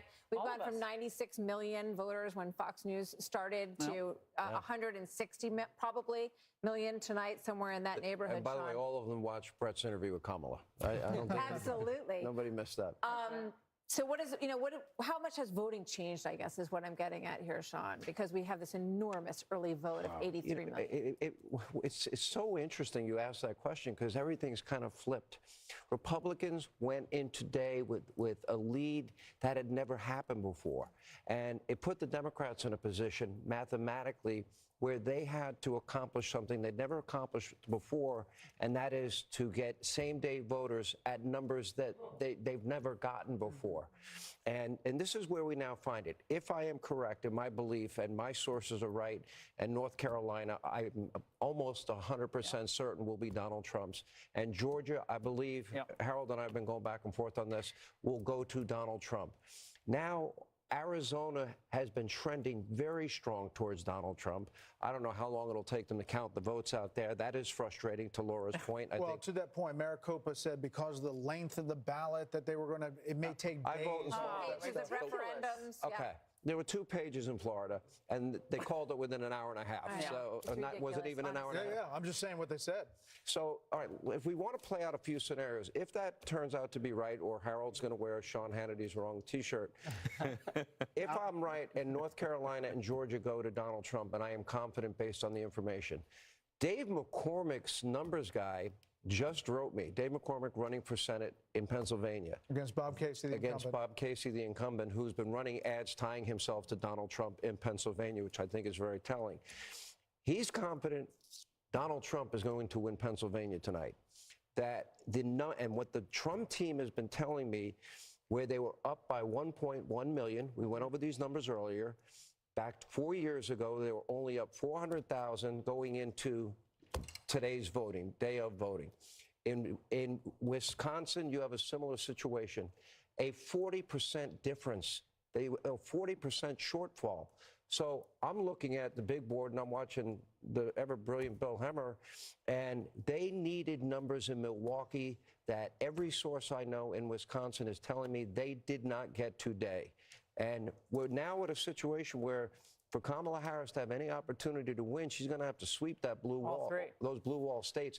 I don't see it. Do you see it? I don't see it either. And if you look at Philadelphia, for instance, everybody was bragging this morning about how well turnout was in Philly. But if you look at Philly, South Philly is Italian. That's Pat's, Geno's. They love Trump down there. Big Eagles territory, big Flyers. And then you go to the Northeast, that's Irish Catholic. Maybe Sean Hannity knows a few people up there. So they came out big for Donald Trump, and that might have been an explanation for those numbers to pop. But if you look at Pennsylvania broadly, they banked so much of the early vote, which they'd never done before. They don't think Kamala has enough right now in Philly and Pittsburgh to just overcome Trump's red county substantive lead. Let me just put the caveat in there. Britt, we sat on an election desk in 2016. And there was a betting odds that you were quoting that had Hillary Clinton winning 90% chance that she was going to win. That's where the evening began. And then it started going down. And we started doing the what-if scenario, and her pathway started to narrow. It is flipped, to Sean's point, that the early vote gave Republicans an early boost, and the question is what the day of vote's going to show. Well, is her path narrowing as we get more into the night? I think she started out with a narrower path. You know, we could figure out more ways that Trump could win. She had a narrower path. And the betting odds, by the way, are now up to 83% for Trump. And started at 58%, and it's climbed all through the evening to 69. I think you should have a green eyeshot. Anyway. And there are other Other models are now predicting him well in excess Stock of market 70%. futures are also trading higher as well. I in do US think, markets. just to go back to this Milwaukee point that we were talking about during the break, I mean, they are rerunning 30,000 absentee votes in Milwaukee tonight. Right. Because they couldn't, there was a problem with the processing. 31,000 absentee ballots after the election observer brought to the officials' attention that doors covering on and off switches on the devices, I guess, some of them weren't tallying and they were worried about it. So just for integrity purposes, they're rerunning all those ballots. So we might not hear the full and final counting from Milwaukee until tomorrow. AP Votecast has Trump winning 23% of black men. That's staggering. What's it? Nationwide. I'm sorry, I didn't hear what you said. Staggering. Where's that from? AP Votecast. And that has to be a consistent with our complete stuff. defeat for the mainstream media, who's just destroyed Donald Trump as a racist for all these years. And if you double the support with black people, and then you go up double digits with your support with Hispanics at the same time, and then run up the numbers with Jewish Americans here in the Northeast, that's a complete rejection of everything that they've been telling us about Donald Trump, and would explain why he's very competitive in the popular vote. And the news cycle for how long went on and on about the Seltzer poll in Iowa. Trump, it looks like he's going to win Iowa by 8 to 10 percentage points. Well, Seltzer. I don't remember what that was called, but it was like he was going to lose Iowa. I mean, it made no sense. Can I just check? Let's go back to Pennsylvania really quick. I know you're in Wisconsin, but can we just go to Pennsylvania? I sure can. And this is I want to come back to this. It's a fascinating story. It's happening in Wisconsin. Okay, so go ahead, Brett, with your question in Pennsylvania. Lackawanna County. This is Lackawanna County. You got it. Let me come back to current day. Right, it's 2024, isn't it, guys? Yeah, it is. Yeah, I do believe. Okay, so I'm kidding. So this is Lackawanna. This is Scranton. Okay, so she's got an edge. Go ahead. She's got an edge of 51%. The 2020 vote for that. Okay, I'm going to do something here, and you're going to see a slide come out. All right, so you guys got to remember these numbers, all right? Versus 2020, here is Biden's number. So she's about, 2 points. you do the math, 2.5 points below what Biden did, but she's winning the county too, and that's Scranton. Can I just show you guys something that I think we need to pay attention to? This is Wisconsin. All right, so you got your Fox Insights going here, okay? We talked about Dane, we talked about Milwaukee. What about Green Bay? That's Brown County, all right? Right now, with 46% of the vote reporting, in Brown County, which is Green Bay, Trump's up 3.6 points at this time in the night, okay? Take this off. We'll move down here to Outagamie. All right, he's up 1.8 points higher than he was 4 years ago. Take that off. This is Winnebago, right? Trump is up 1.3 points at this point in the vote, higher than he was 4 years ago. And, you know, when you're analyzing the state going into this election, those are three of the counties you're looking at where he's trying to, like, drive the numbers up. And he's able to do that. And so this is where we sit. You know, 0.5 point. And not for nothing, guys, but sorry. Come on back here. Not for nothing. But Robert Kennedy has racked up 8,000 votes in Wisconsin. And 2020 in Wisconsin, we'll get it here. Yeah, I got you. 20,682. Wow. Maybe it matters, guys, or maybe it doesn't, but it's just something to point out right now. When we come back, I'll take you to Michigan. Some things happening there as well. Fascinating, too. Back on over there. That's something to keep an eye on. The 31,000 votes you talked about, Laura, you think they're going to count in the morning, and that's in Milwaukee, right? Which they're is reprocessing them. They've begun to reprocess them, but there's no indication as to when that's going to finish. Because they had problems with the machine. There was a problem with this on-off switching device on the machine or something. It's hard to understand what it actually is. Can I ask you a question? You just gave me the latest numbers. I've been looking at the betting odd numbers that Brett was talking about. They have moved massively 90%. now to Donald Trump. New York Times has it massively to Donald 71%. Trump. To a point that The Jesse... needle. Yeah, No, the needle, right. Yeah.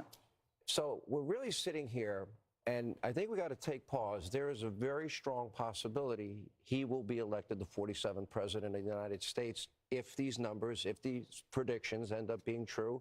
I don't want to get over our skis. We want to be careful. We want to be prudent.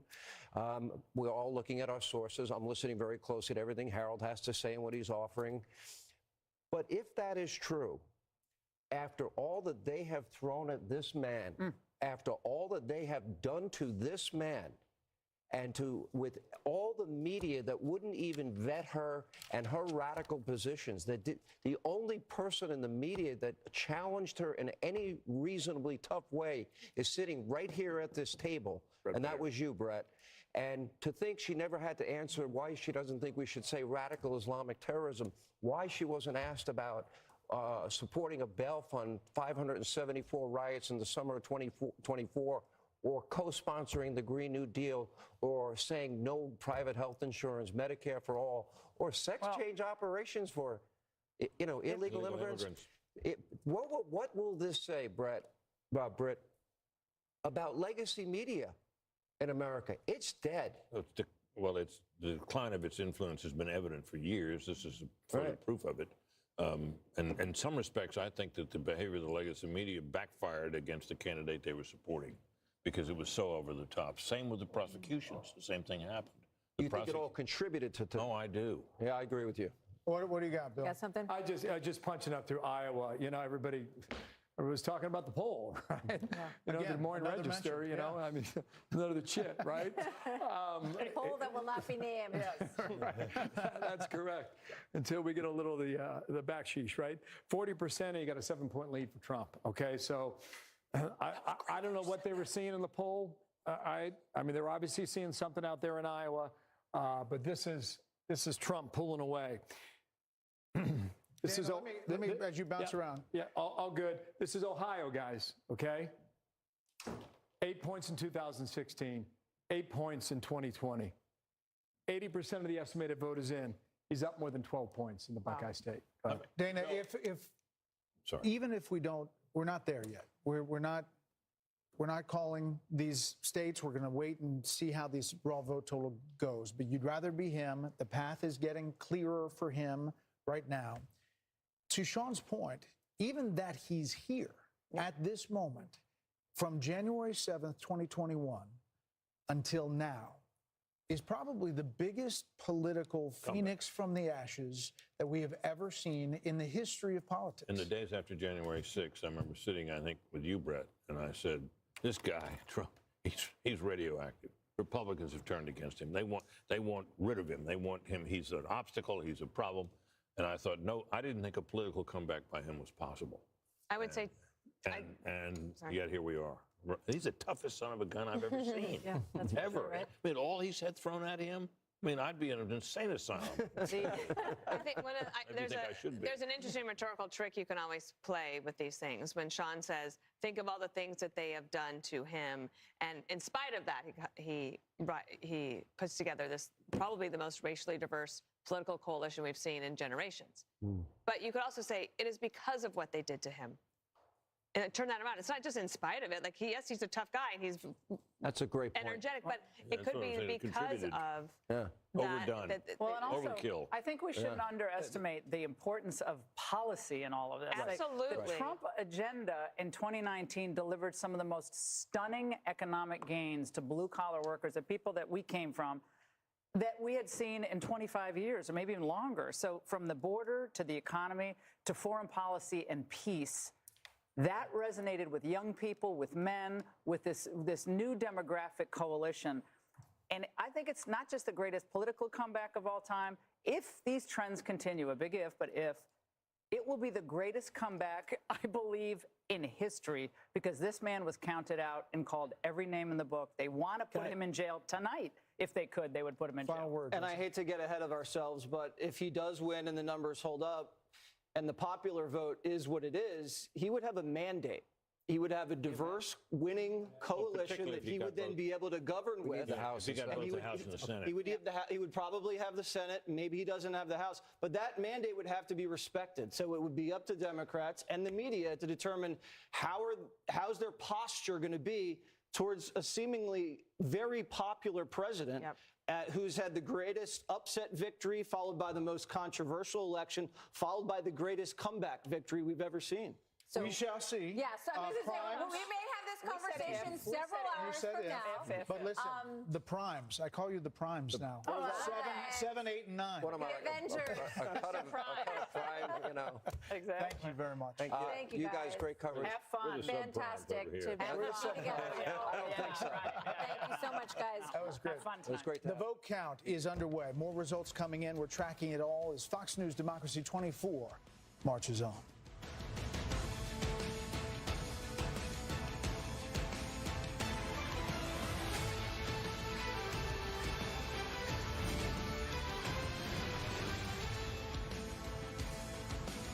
Election Night on Fox News Channel is brought to you by Simply Safe Home Security. There's no safe like Simply Safe.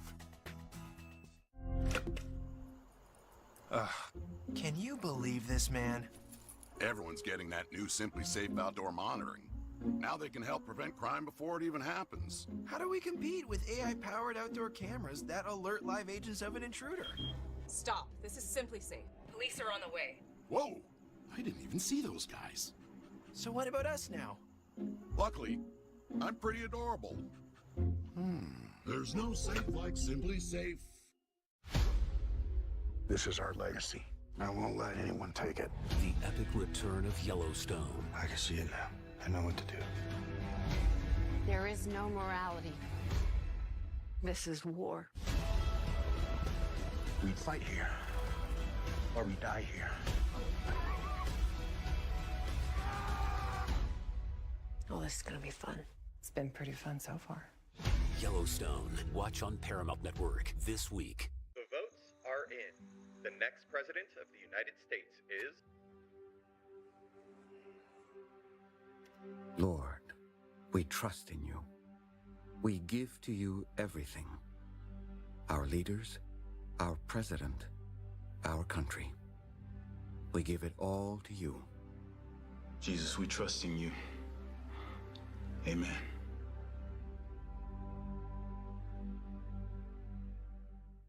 I got this $1,000 camera for only $41 on DealDash. DealDash.com. Online auctions since 2009. This PlayStation 5 sold for only 50 cents. This iPad Pro sold for less than $34. And this Nintendo Switch sold for less than $20. I got this KitchenAid stand mixer for only $56. I got this barbecue smoker for $26. And shipping is always free. Go to DealDash.com right now and see how much you can save. You believe you were sent by God? Yes.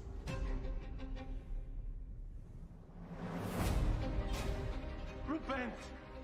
Come and be baptized in the River Jordan!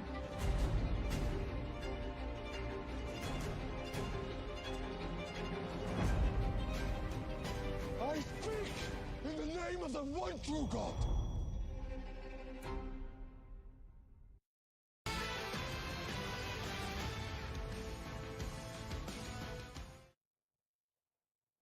We are back, and Jackie Heinrich is standing by at the Harris campaign headquarters, where there is a lot of votes still to come in tonight. What's the mood over there at this point, though, Jackie? You know, Martha, every once in a while we get this glaring reminder that just over 3 months ago, this was Joe Biden's campaign. Every time we want to get any information from campaign officials, we have to text someone in Wilmington. There aren't any campaign staffers walking around, and that means that often we can't get answers to simple things like how many people are in this crowd, who's in this crowd, what is their connection to the vice president, which groups were invited. We've posed these questions to the campaign and not been able to get any answers. And I've also spoken to some sources close to Harris who are at watch parties nearby in the city. Friends, family, and donors had receptions at 2 big hotels in the area. They're now making their way over here. They'll be hanging out in a basement somewhere inside the building. But even they don't have confirmation that the vice president is going to come here tonight. We don't have any program for the speakers. And right now they've just been piping in CNN behind me. So we are waiting for anything substantive. The updates that we do get are over email from senior officials that are giving us sort of broad strokes as they're watching data come in. Right now, generally, they're feeling happy about long lines at college precincts in North Carolina and Michigan, saying that that should be helping them with young voter turnout, guys. All right, But Jackie, let me just ask you. I mean, my chain with the Democrats kind of went dark too. When's the last time you got an update? Well, they're responding to us, but what we ask, the answers we get are like, well, let me check on that. Literally, I asked how many people are in this crowd, what's their connection to the vice president, and that was an hour and a half ago. The person responded, let me check, working on it. I checked back, still working on it. How do you not have that answer? This is the Harris campaign, but they are in Wilmington. So it's just sort of a glaring reminder every once in a while that this apparatus was really thrown together in just over 3 months, guys. Jackie Heinrich at the Harris campaign headquarters in D.C. Jackie, thanks. Let's go to Wisconsin and check back in with Mike Tobin because we want to get an update, Mike, on what is going on with these machines. Has the voting stopped as they try to troubleshoot on this equipment, and what does it all mean? Well, the counting hasn't stopped. What they did is they put out an all call for city employees. So they've got firefighters, they got healthcare workers, IT workers here trying to move this count along. They have to verify all of the metadata, if you will, on the top of the ballots before they can run them through these machines again. Now, here's the problem. We zoom in over my shoulder. I want to show you how these voting tabulators are working, or how the machines themselves ran into a problem. If you look at the back of that machine, there's a red sticker on the back of that machine. That effectively acts as the seal to prove that it hasn't been broken. But there's also a locking mechanism on the back of those machines. Now, those machines operated until the afternoon, and no one noticed that the stickers were in place, but the locking mechanisms hadn't been engaged. A Republican observer noticed that, raised the red flag, brought it with the city officials. The city officials say they believe that the integrity of the vote was never compromised, but out of an abundance of caution, some 31,000 ballots had to go back to the starting point, start all over again. We've got 107,000 ballots out here. At the last report, some 43,000 ballots had been through the process. We expected to get some final numbers from the city of Milwaukee around 1 or 2 a.m. The city can't speculate when we'll get the final numbers now. We just know that it's going to be later. The city is trying to pass this off as an abundance of caution, but you've had some Republican leaders out here, like Senator Ron Johnson, who said that this is simply unacceptable. They had a long time to preserve the integrity of this, to make sure that these machines were locked, a simple step in the process. They're not happy with it. We heard from the RNC chairs, Laura Trump, Michael Whatley, saying this is an unacceptable example of incompetence. So they're trying to get this thing done. They're hoping this doesn't really stretch into tomorrow, but they are anticipating that the vote will now continue into the early mornings, the early hours of Wednesday. Guys, back to you. Just to be clear, Mike, they're saying that they're going to keep counting. Like Pennsylvania has said, they're going to keep going. They're not going to stop and go home and take a break. And correct. They intend to keep counting, and you've got 107,000 ballots here, and 31,000 of those are the ones that have to go back through the process. So it's delaying the process. It's not tanking the process. And the city officials, again, want to insist that the integrity of the process was not compromised. They just want to be extra cautious. Okay, Mike Tobin in Milwaukee. Mike, thanks. So let's bring our panel back in, and we have some new people joining us at this hour. We're Britt Hume, Dana Moreno, and Harold Ford Jr. are all still here. Kellyanne Conway has come back to join us, and Mark Penn and Charlie Hurt. Welcome to Mark and Charlie. Great to have you guys here. Mark, let me start with you. What's your read on this evening? And we're looking at North Carolina and Georgia and Virginia very closely right now. Well, my read is that this is a real tug-of-war election. And all we're seeing right now is the Trump forces seem to be pulling that rope just a little bit more. What you see is that he's doing a little bit better with minority voters. This suburban wave for Harris did not materialize, and Trump is doing very well in the rural areas. So there's just infinitesimal change. Whoever wins, we're going to have a very divided country. The polls were right. We will be divided between the elites and the working class and what they think the direction of America is. But right now in that tug of war, Trump's forces seem to be pulling a little stronger. And the elites appear to be on, at least the way it's shaping up tonight, on the blue side, and the working class is on the red side. This is not, this is a development that has happened in the Trump years. I asked you 3 nights in a row, who do you want to be? Right now at 10:36 p.m., who do you want to be? Well, right now, I want to be Donald Trump, because these votes are coming in. You take a look at Philadelphia. Philadelphia, he had 12%. Then he had 18%, the same as he had last time. Now he's got 21%. He's got 3 points better than he had last time. That's what he needs to pull Pennsylvania. Mark, she still has a path, but it relies entirely at this stage, I think, on winning the 3 big blue wall states. What do you think her chances are? Well, that's what I'm saying. I think her chances are diminishing the more this vote is coming in. There's no question that I think this race now is going to be down to those 3 blue wall states. I think he's got, let's call it a 55% chance of winning 1 or more of those states. We've got more information, I think, on Pennsylvania than the others. I think that is, I think, pulling more in his direction the more these votes are being counted. I just have one more question for you in this round, Mark, and then we'll get to more, I'm sure. You know, you early on questioned the strategy that had led to inflation in the Biden administration. You thought they should have addressed it much sooner. You also questioned whether or not he should be the candidate and whether or not that kind of switch up should have happened sooner. What do you think tonight about those issues? Look, I think Harris will have run a very credible race. She is getting the Democratic constituency probably doing better than Biden would have done because Biden was really collapsing. She is getting the Democratic constituency. This is awfully close no matter who wins. Whoever is president is going to have to address all of America. But I think she ran a good race, almost an excellent race. But it may just fall in short. It's a good point, because we're comparing Biden to 2020 numbers when he won, but the numbers where he was when she took over were not those numbers. Disastrous. Yeah. We have a call to make. The Fox News decision desk can now project that former President Trump will win the state of Iowa. Trump is performing well in rural areas, which helped deliver victories to former President Trump in 2016 and 2020. This obviously comes in the wake of a lot of focus on a poll that shall not be named. No, let's do it. Oh, name it? The Des Moines Register poll. I think we've talked about it 7 times tonight. But anyway, it got a lot of attention. Ridiculous. It was a attention-getting poll, and it was being forecast to be what the Midwest may look like, maybe because of a gender gap or whatever she was seeing in her poll, Ann Seltzer.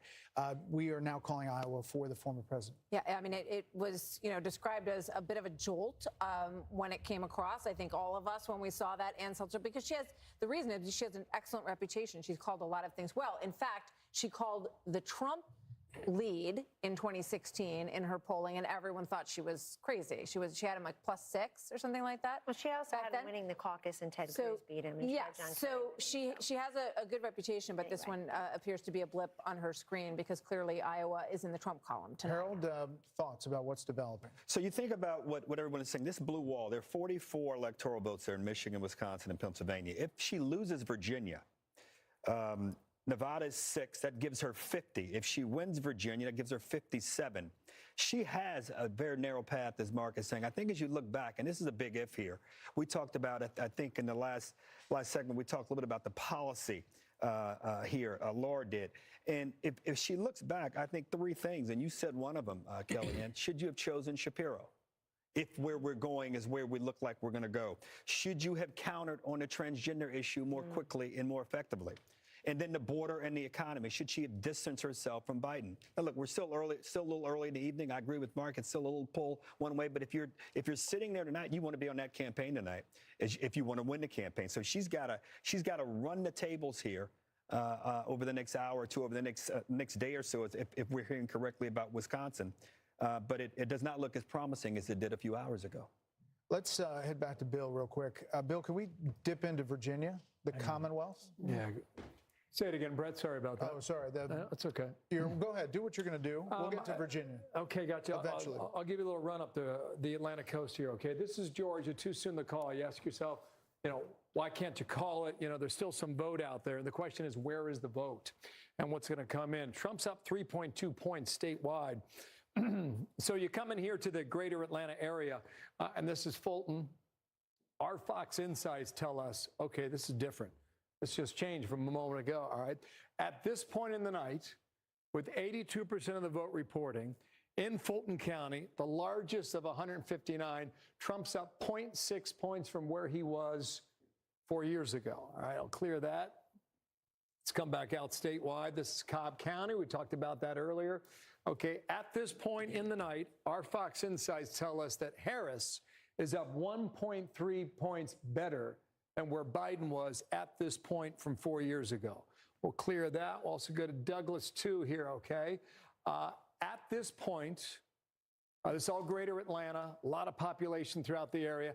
At this point, 90% reporting here in Douglas County, Harris is doing 2.9 points better than what Biden did 4 years ago. So there's still a vote out there, too. And I mentioned Chatham County about 2 hours ago. That's Savannah.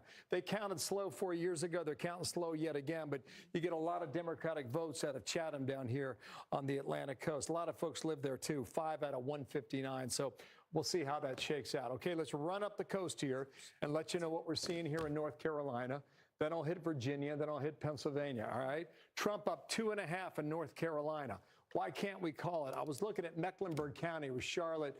Okay, so they've had a lot of votes come in since the last time I checked. There's a lot of outstanding votes. You have to ask yourself, where are the votes, right? If they're in the most populated places, you can't make a call. But now you're getting a lot more from Charlotte. This is Wake County, Raleigh. It's #1. Still about 20% of the vote out there, okay? Comfortable lead for Harris. We expected that, but let me just check 2020 and go ahead and use the slide again.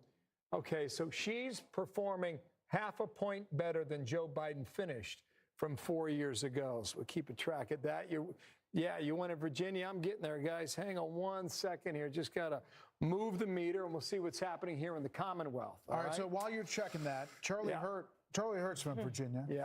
Tight squeeze. So what are you looking at, Charlie? Tight squeeze, Virginia. What are you looking at? So it's kind of interesting, actually, that this is so close, especially if you looked at the early numbers across the state.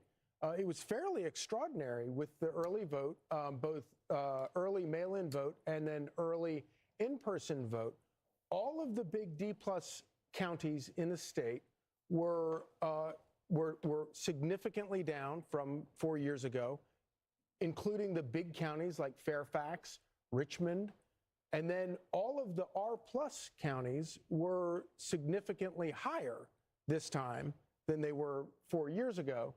And so if you had just looked at those early numbers and then look at this, it's actually not that surprising that it's this close, even though Virginia is, for all intents and purposes, a blue state now and has been since George W. Bush, or since Obama anyway. But it is, I think that Governor Youngkin, who said, watch out, it's going to be tight here, is probably looking at those same numbers and realizes that this thing might actually be the surprise of the night. Yeah, a lot of people drifted to Northern Virginia, suburbanites. There's not a great Trump vote in that near D.C., counties, Kellyanne, and that's what we're looking at here is where that vote is outstanding and whether it changes the dynamic. No question. And Glenn Youngkin has been a great partner to Donald Trump this whole time on the campaign trail. He told me personally when I asked him, do you think it's really competitive a couple months ago, he said, I think you're going to force Biden-Harris, now Harris, to spend some time and money there. And that's happened. But it was ground zero for the parents' rights movement, the school stuff in 2021. I wanted to say something. Kamala Harris's team was smart and strategic to go for the 3 states in the blue wall. Since they've gone Democrat from 1992 to 2020, 28 straight years with the exception of 2016, they went for Trump. They've always voted as a bloc, but they also ran out of choices. I would have thought she'd do better in those more racially diverse Sunbelt states like Georgia, Arizona, Nevada, and even North Carolina. She's in the very white states trying to become president of the United States. Here's the problem I see for the Harris and the Democrats right now. Demography is not destiny. That's what I think of this electorate. We think we're only going to get women by talking about abortion. We're going to get Hispanics if we talk about immigration. That's how Trump is getting them. We're going to get African Americans if we talk about this. Whose big idea was it to over-prosecute Donald Trump with all these cases?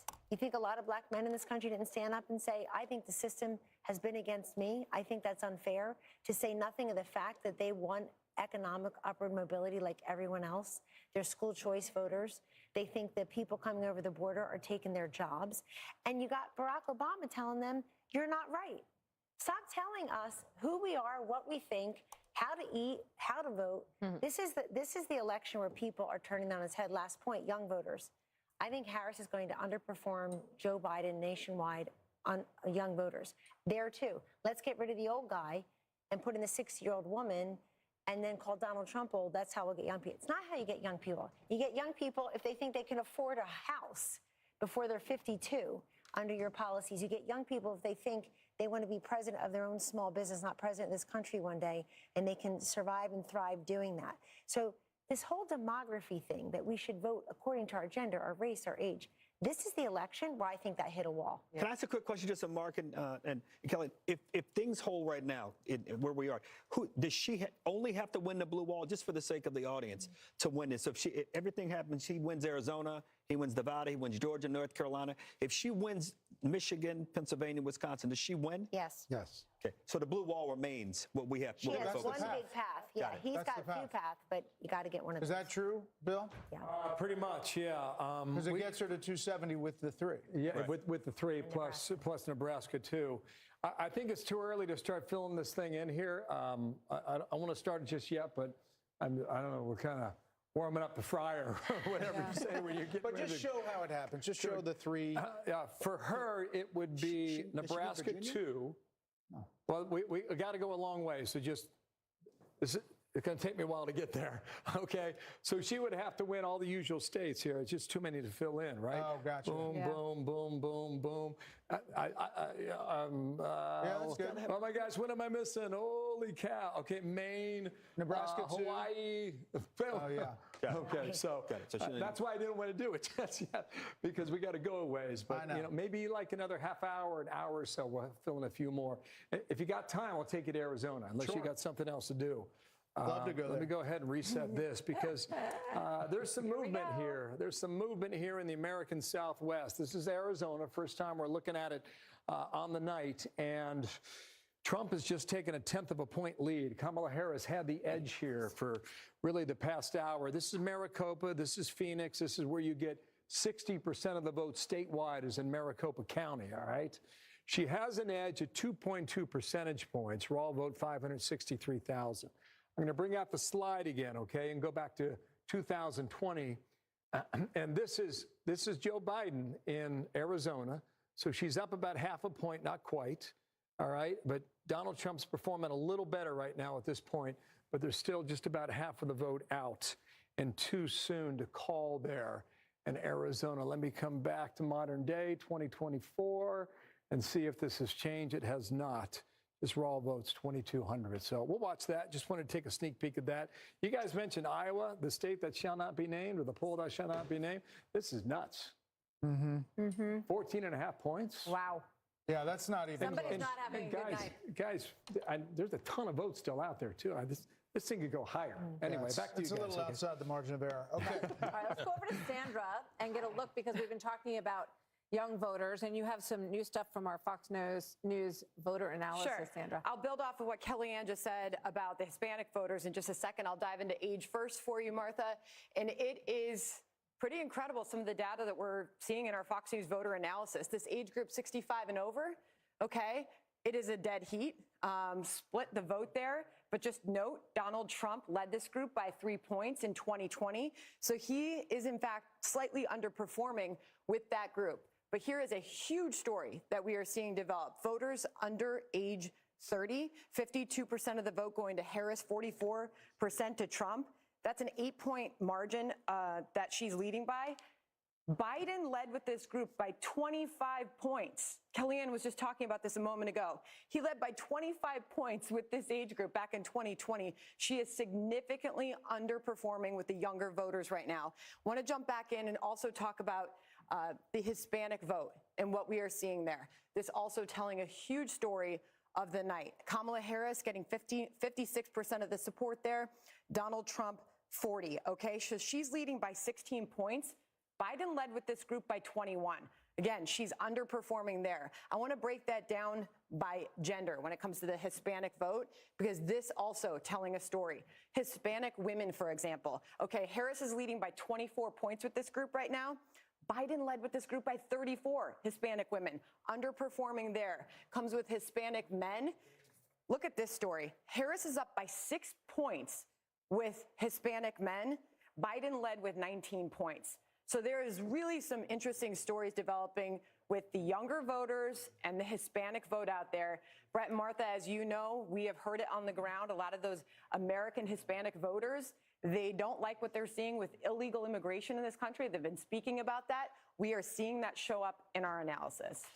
Sandra, thank you. Yeah. Interesting stuff, especially that Hispanic vote. And that gap, that 20-plus gap that we're seeing, we've been seeing it for a long time. We've been talking about it for a long time. It has shown up in polls that she was underperforming Biden by more than 20 points with Hispanic voters, Britt. It's a very seismic change. Which means that if it comes down, as we now I think have agreed at this desk that it does to those three blue wall states being her chance of victory, are in very narrow path, that if these numbers are meaningful about how she will perform broadly speaking, and I think they're big enough now that we can say they are, her chances of pulling this off would be the biggest thing we've ever seen. I mean, amazing come from behind victory, and I think the odds on that are very long indeed. Yeah, I mean, well, it's a significant, to say the least, point that Kellyanne was making, which is that it all stops, right? And I think that I don't even know if in 2028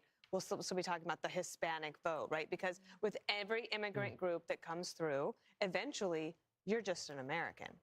And you care about all the issues that everyone else in America cares about, and it's not so segmented. So I see a lot of those barriers breaking down. Again, I think that the Harris-Biden team has no one to blame but themselves for these numbers. It's the policies that drove these people to vote for President Trump, and he also, the Biden-Harris people pushed them into Trump's open arms. And now they'll have a chance to have a different type of president if he were to win. I know we got the blue wall to see, but the betting markets, everything is sort of going this way, and you sort of have this feeling that the Hispanic vote is no longer going to be so segmented. It's just the vote, the American vote. And there's a traditional, not to overgeneralize about any group, but, the traditional faith-based in many ways Hispanic family that is not responding to what Kamala Harris is talking about and focusing on. Gender and race, we talked about the outset, would emerge as big themes because Democrats have enjoyed great advantages with certain groups of people. The numbers didn't show up tonight. They show politics may be a dead end. Well, what it shows is that we're going to have to, as a party, rethink and reformulate and reconstitute how we think about going after voters. If these votes hold up, and even if they don't, the numbers are narrowing. So you have to rethink this and consider some different strategies. Because as we sit here tonight, Democrats have to be surprised. From what we were told over the last several days about how her numbers were coming home, how people were coming home, this is a very different race. Hold on one second. David Plouffe said yesterday that she could win all 7 battleground states, and said that she could do it. Now, maybe if it turned, she could win 6 of 7, but he said 7 of 7. He said the other day. He did. He said there was a confidence from him that, and Democrats abound, that there was. And all right, even up to early this evening. All the polling said that it could go either way. We got to hit a break real quick. We will. A lot of votes to count still, and we are covering all of them for you. Our special coverage continues. Stay with us. We'll be right back.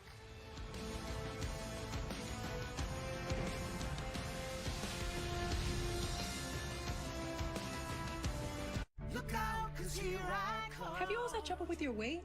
Same. Discover the power of Wegovy. With Wegovy, I lost 35 pounds. And some lost over 46 pounds. And I'm keeping the weight off. I'm reducing my risk. Wegovy is the only weight management medicine proven to reduce risk of major cardiovascular events such as death, heart attack, or stroke in adults with known heart disease and obesity. Don't use Wegovy with semaglutide or GLP-1 medicines or in children under 12. Don't take if you or your family had MTC, MEN2, or if allergic to it. Tell your prescriber if you are breastfeeding, pregnant, or plan to be. Stop taking and get medical help right away if you get a lump or swelling in your neck, severe stomach pain, or any of these allergic reactions. Serious side effects may include pancreas inflammation and gallbladder problems. Call your prescriber if you have any of these symptoms. Wegovy may cause low blood sugar in people with diabetes, especially if you take medicines to treat diabetes. Call your prescriber about vision changes, if you feel your heart racing while at rest, or if you have mental changes. Depression or thoughts of suicide may occur. Common side effects include nausea, vomiting, diarrhea, constipation, stomach pain, flu or upset, headache, feeling tired, dizzy or bloated, gas, and heartburn. Some side effects lead to dehydration, which may cause kidney problems. With Wegovy, I'm losing weight. I'm keeping it off. and I'm lowering my CV risk. Check your coverage before talking to your prescriber about Wegovy. There are some things that work better together, like your workplace benefits and retirement savings. Voya provides tools that help you make the right investment and benefit choices so you can reach today's financial goals and look forward to a more confident future. Voya, well planned, well invested, well protected. Here's why you should switch from Google to DuckDuckGo on all your devices. DuckDuckGo comes with a built-in search engine like Google, but it's private and doesn't spy on your searches. And DuckDuckGo lets you browse like Chrome, but it blocks cookies and creepy ads that follow you around from Google and other companies. And there's no catch. It's free. We make money from ads, but they don't follow you around. Join the millions of people taking back their privacy by downloading DuckDuckGo on all your devices today. Our God calls us.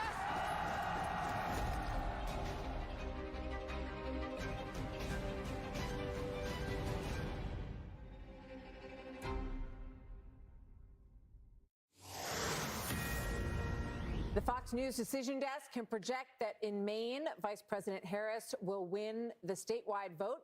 Trump will win an electoral vote in the rural 2nd District in the state of Maine. Fox News can also project that Maine Senator Angus King will win his race. He's an independent who caucuses with the Democrats.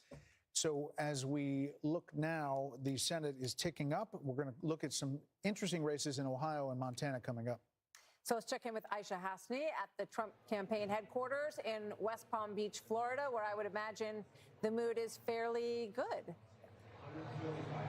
It is very good, Martha. You know, earlier this evening, a lot of folks were coming up to me and saying they're not sure if they're going to get a decision tonight. They thought it was going to take a few days, and that has completely flipped, and people are expecting there to be an answer tonight and it to be favorable for the former president.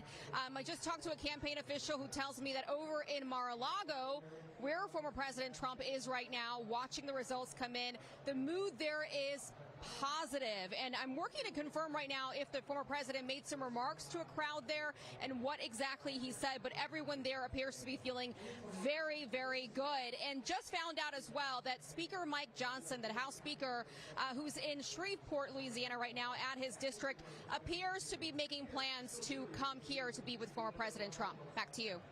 Aisha, thank you very much. We'll keep a close eye on Trump headquarters as we continue to give you some more updates on what's going on right now. You know, we don't have a call for any new states at this point. We're waiting for Montana, waiting to get a look at the Sheehy race in Montana as well. And we have some new guests who have joined us on the panel that we want to get to. So let's welcome them in. And as we get ready for the top of the hour, we'll make some new calls at 11 first, and then o'clock. we'll get right to you guys. Wow, time is going so fast.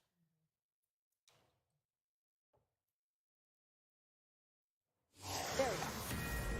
It is now 11 p.m. in New York, and 4 West Coast states have just finished voting. The Fox News Decision Desk can project that Vice President Harris will win California, the Golden State, 54 electoral votes, biggest prize, more than any other state in the country.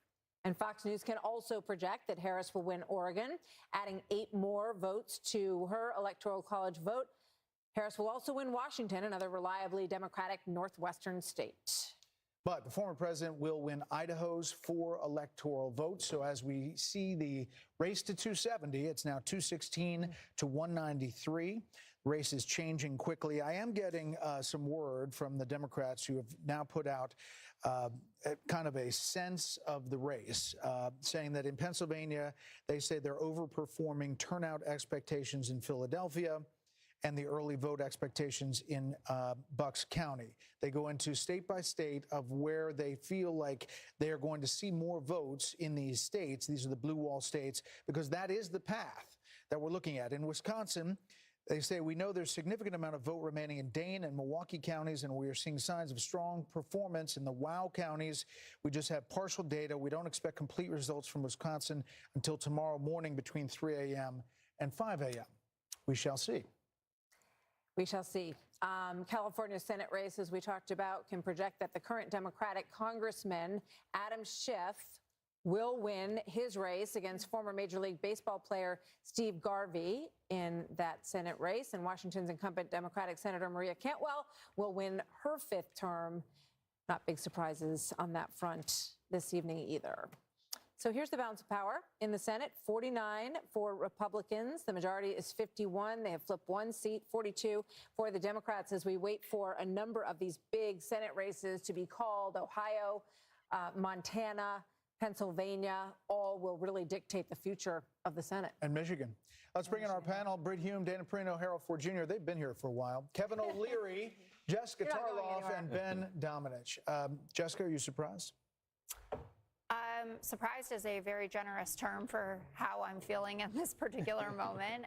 It is in Democrats' nature to be anxious, and we are certainly at peak anxiousness. I think the conversation that you were having in the last panel about the Latino vote is really interesting. Some of these numbers are a little bit jaw-dropping, looking at, potentially 45% for Donald Trump in some states. And that is going to cause a real reckoning within the party on how we talk about, message to, and integrate, a huge part of our base typically in all of this. I would say, though, that the campaign and people that I've been speaking to have said nothing has been called. Our paths to 270 have not been blocked off. And as we continue to get more vote in, and I should add to the numbers that they messaged to you, Detroit is coming in. And Detroit had a very good day with in-person voting today. And the suburbs of Atlanta outperforming where Biden was there. One point of concern is that she's not doing as well in the rural areas as Biden did. And that's something that they're paying attention to. But I'm hearing more and more from people that I'm speaking to, blue wall, blue wall. And this morning, we were talking about, well, if you pick up North Carolina and Georgia, again, they're not off the map. But it is feeling like more of that laser focus on the easiest route. Ben, welcome, first of all. Good to see you tonight. I'm sitting here thinking about the rethink that Republicans went through after Mitt Romney lost. And they did this huge analysis of what was going wrong with the Republican Party and why they weren't reaching Hispanic voters, why they couldn't reach working class voters, why they weren't bringing in more women. And it really is stunning when you think about that. That was Mitt Romney's loss. And it appears that the person who has changed that calculus dramatically is Donald Trump. Well, they called it an autopsy at the time, and I think it's turned out to be an autopsy for a party that was dead. And I think that Donald Trump has done something incredible in resurrecting it with a new coalition that, a lot of people never thought Republicans were going to be able to reach, that they weren't going to be able to cut through a lot of these different fundamental problems that people thought were there in order to reach these different sets of the electorate. And look, I think the big question they have to be asking is how much of that is tied to Donald Trump himself and how much of it is something that the Republican Party going forward can build on. And, regardless of whatever ends up happening here tonight and tomorrow morning in terms of these blue wall states and the things that we take away from it, certainly we can take away this is the most incredible political comeback that we've seen since 1968. It's the most incredible remaking of the Republican coalition that we've seen in a way that was really unexpected by all but a handful of people. And how they build on that, how they choose to prioritize policies going forward could make a big difference in whether they're able to hold on to it in the future or whether it's something that goes away if Donald Trump isn't at the top of the ticket. Kevin O'Leary, Mr. Wonderful. The markets now have it at 92.5% for Donald Trump winning this election to Kamala Harris at 7.0%. You're a market guy. How do you read this? I'm going to stay on this theme for a moment and call this perhaps the greatest night the Democratic Party can ever have if they lose. And let me explain that. I was very troubled just over 100 days ago when they circumvented the democratic process and anointed somebody. The analogy is easy to a Super Bowl. You arrive at the Super Bowl game, and by any measure, this is the Super Bowl of global politics, the presidential race. Your quarterback, Biden, is injured. He's taken out of the game. You don't bring a quarterback in that's never, ever, ever won any game anywhere. You run a process. And they missed that opportunity. This is a chance for them to, I'm not saying they're going to lose, but I'm going to those percentages and saying they get to reboot. They get to go back to the center. They get to scratch this whole thing. And the influences of a Schumer or a Pelosi or a movie star or an Obama deciding to anoint somebody, those guys are gone. in 4 years. They won't have that kind of influence. This could be great for America because I'm an investor. I have to work with who's ever in the White House in January. But I care about policy. And when I hear policies coming out of a party that are so twisted against the American way of life, like basically taxing capital gains that are unrealized, that's not America. Or price controls, that's not America. 28% tax rate takes us to the bottom quartile of competition. That's bad. We can't do that. That would hurt the country. And all I do is work with entrepreneurs that want to build businesses. There's a reason people come here under barbed wire and drown in rivers to get into America. It's the American dream. It's the only thing the president has to do is to maintain it.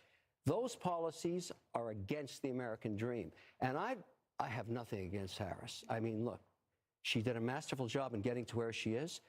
It would be good for them to lose tonight. It would reset and reboot and get that party back to the center. It would be good for them. They may not want to hear that. We don't. But they may have to. Kevin, you may have to deal with it. You may have to deal with it. Kevin, I would love to win and do the reboot. We could still do those things.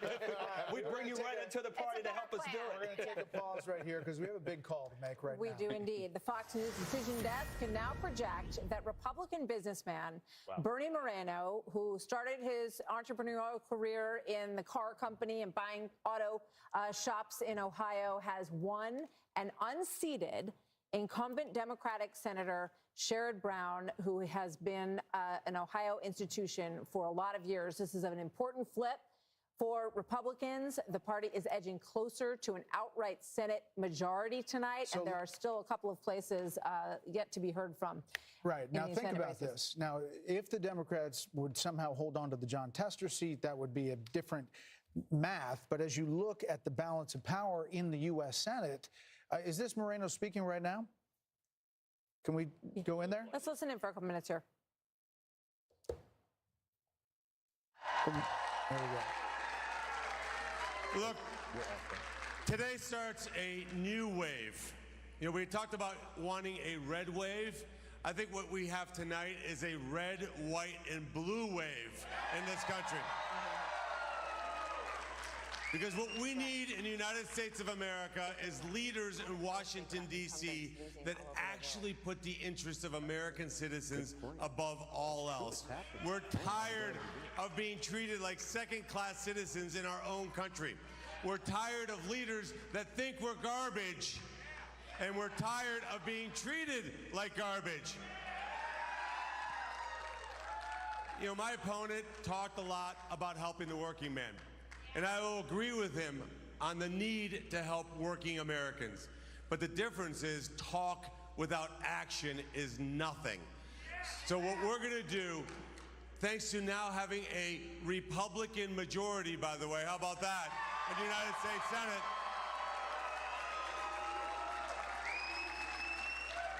and Chuck Schumer, if you're watching, thanks for the help in the primary, but you're fired, buddy.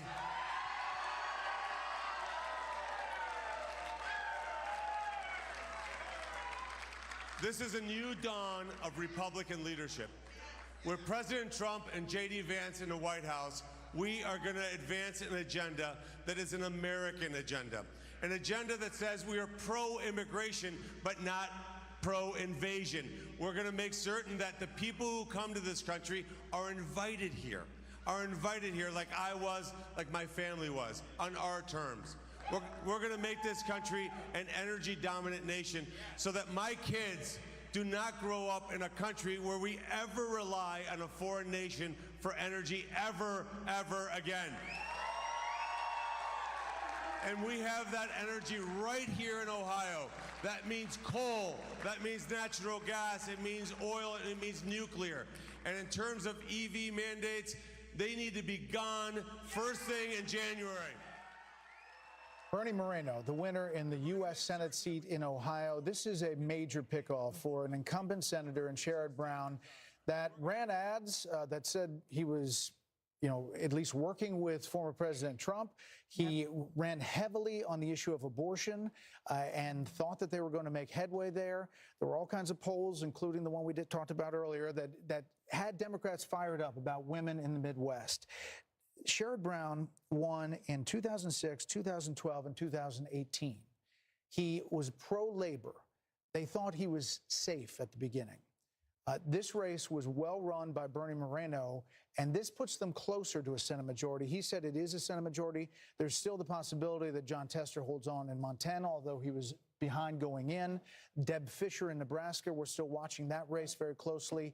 But if they hold all of those, you could have a scenario where you're looking at 52-48, 53-47. You absolutely could.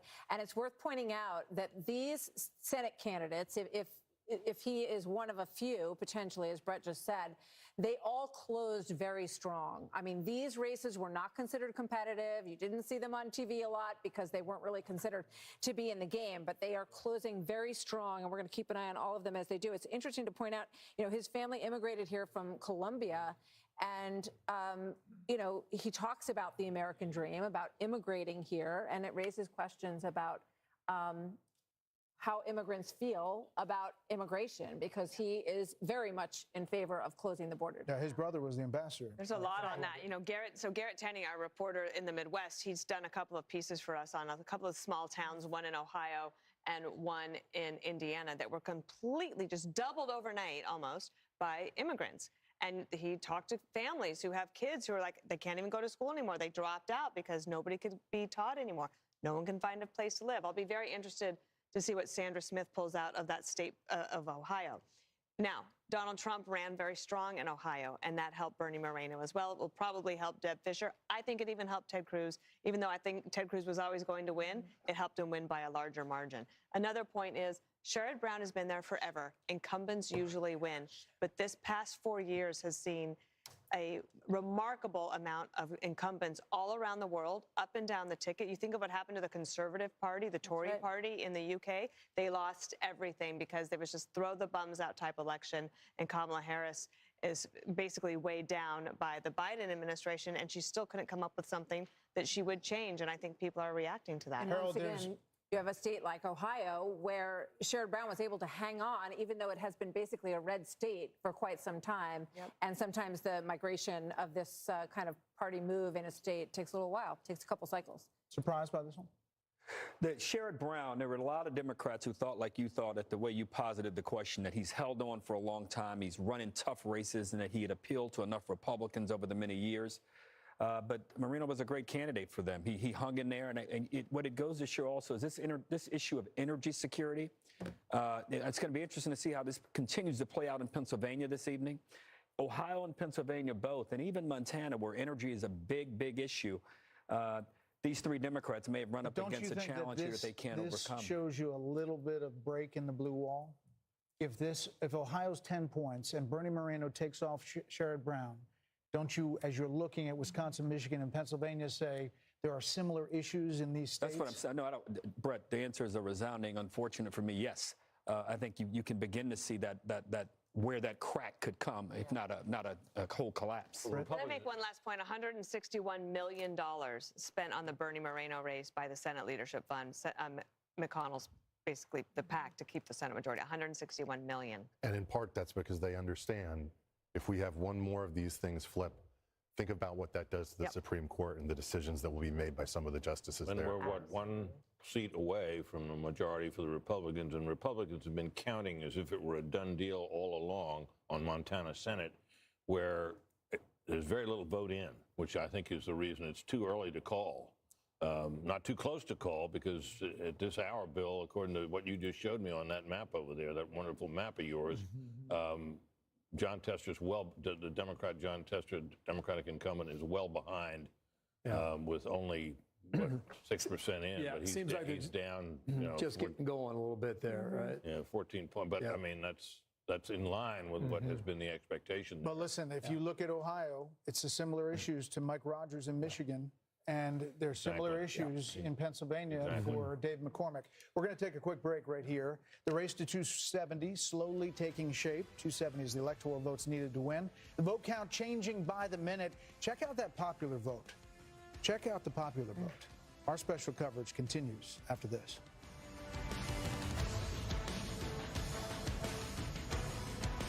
Election Night on Fox News Channel is brought to you by Simply Safe Home Security. There's no safe like Simply Safe. Grr. Modern home security, my tale. What's Simply Safe got that I don't? 24/7 monitoring that acts on an alarm in 5 seconds to help stop crime in real time. Stop. This is Simply Safe. Police are on their way. Plus no contracts, ever. Maybe Simply Safe and I could work together. Scaredy cat. There's no safe like Simply Safe. The votes are in. The next president of the United States is... My kingdom does not belong to this world. Repay to Caesar what belongs to Caesar, and to God what belongs to God. Jesus, we trust in you. Amen.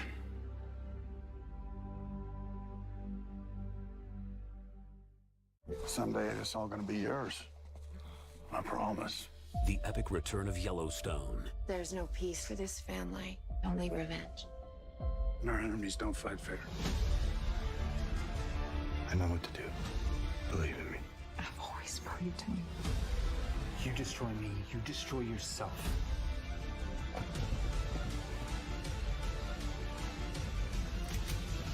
Yellowstone. Watch on Paramount Network this week. I got this $1,000 camera for only $41 on DealDash. DealDash.com. Online auctions since 2009. This PlayStation 5 sold for only 50 cents. This iPad Pro sold for less than $34. And this Nintendo Switch sold for less than $20. I got this KitchenAid stand mixer for only $56. I got this barbecue smoker for $26. And shipping is always free. Go to DealDash.com right now and see how much you can save. You believe you were sent by God? Yes.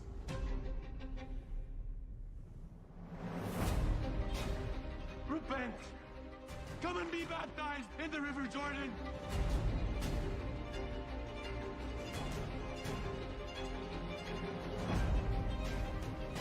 I speak in the name of the one true God!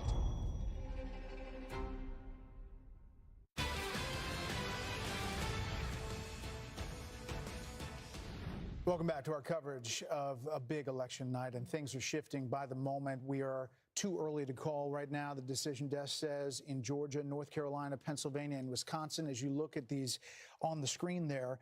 But you can see that Georgia, we're the lead with 90% in. As Bill talked about earlier, the Atlanta vote, we're still waiting on that, and that could be why the decision desk is holding back there. North Carolina, also 89% in, 136,000 votes. That's starting to get into territory which is tough to close depending on where that vote stands out. The big, obviously, states that we're watching are the blue wall states, Pennsylvania and Wisconsin, 65% and 75% in. But again, the former president leading now, and the question is, how much of that vote showed up for Vice President Harris in the Philadelphia area, the suburbs, the Bucks County areas in Pennsylvania. We also have an update from Wisconsin. Indeed, we do. Mike Tobin is standing by with an update. This has really been the biggest problem area that we've seen, at least so far. We're waiting for a number of these cities, Mike, but give us an update on what's going on with the machines there and what you expect. Well, we're hearing from more of the Wisconsin election officials, and they still want to push off the idea that this was a legitimate mistake, and they have recounted these 31,000 ballots or retabulated these 31,000 ballots out of an abundance of caution. What you're looking at right now is one of the tabulation machines, and if you look at the back of the tabulation machine, you should be able to see some red stickers. Those red stickers are the seals. The seals were in place on these 13 machines. What was not engaged with the locking mechanisms on the doors there. The machines operated for hours. When the Republican Observer noticed it, flagged that particular problem, the city and also the executive director of the Wisconsin Election Commission says that was the 31,000 ballots were run through again, as she put it, so no one could use a procedural misstep to call the legitimate votes into question. That's Megan Wolf, the executive director of the Wisconsin Election Commission. Now, I talked with Wisconsin Senator Ron Johnson. He said the whole process is sloppy. been done 5, 6, 7 o'clock in the morning with Republican observers going, yep, that's locked, that's properly sealed, locked, properly sealed. Why didn't they do that? Again, this has just been sloppy. And as the chairman of our party said, they've got one job to do, and they didn't do it very well. Now, here at Central Count, there are some 108,325 ballots. These are the mail-in ballots, drop-box ballots, and in-person absentee ballots. Some 80,000 of these ballots have now been counted, but the whole process has been delayed because 31,000 had to go through a second time. Guys, back to you. Mike Tobin, thanks. Just an update from our own Chad Pergram talking to Democrats and Republicans about the House races as we are looking at the Senate, and they're poised to take control if they hold the rest. The House is looking like it very well could flip to the Democrats. A couple of races, Vindman in Virginia. We're not calling that, but they're looking really good. There's a few races in New York here, the Brandon Williams race to John Mannion.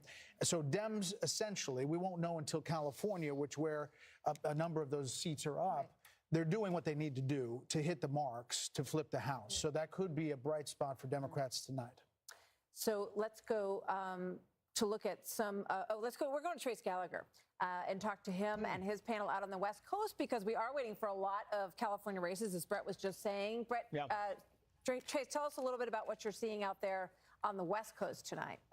And we're going to pick up the last 3 hours of this coverage tonight, Martha, so we're kind of gearing up for that. It's interesting. The big news out here, of course, California, no surprise, went to Kamala Harris. Interesting, though, because Proposition 36, which is the big story here in California, that would revise Proposition 47, which lowered the thresholds of crime. It really allowed crime in California to run rampant. We have our panel here, Steve Hilton, Jody Armour, Kayla McGee-White, and Gianno Caldwell. Steve Hilton, to you very quickly. Prop 36 is winning dramatically right now. It's expected to win. It would be a big deal for this state. It's a massive deal because it shows that people have had enough of this far left attitude on crime. And it's not just that proposition. You see it on some of the other ones, on rent control and raising the minimum wage. It's a really interesting shift. And if I may, Trace, the other big point for us here in California, you look at this change, this massive reconstruction of the Republican Party under Donald Trump's leadership and the Latino vote here in California, the largest group now. And this points to the future of the Republican Party, because actually, if you think about the Latino vote, how long have we been told that the Democrats benefit from the diversity of the nation and the future?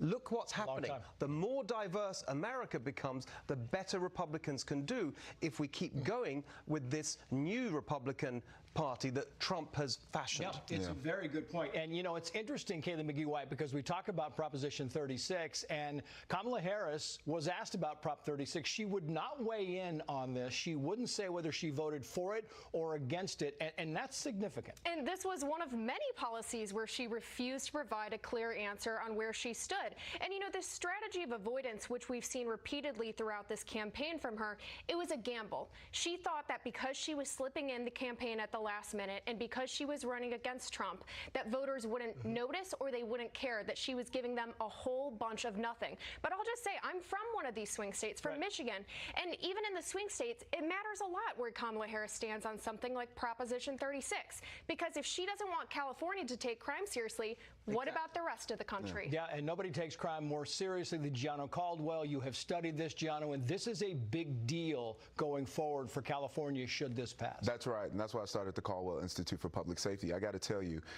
I'm glad to see that many voters in the state of California have been pushing back against crime. Unfortunately, Gavin Newsom has been very supportive of the initiative of Prop 47. He thinks that there shouldn't be any changes. But this is a major problem, and I think we see this not just with this particular prop, but we've seen it with a lot of progressive prosecutors funded by George Soros, people like George Gascon, who people are fed up with, and that's why Nathan Hochman, who's running for district attorney of Los Angeles County, is predicted to potentially win this one really big.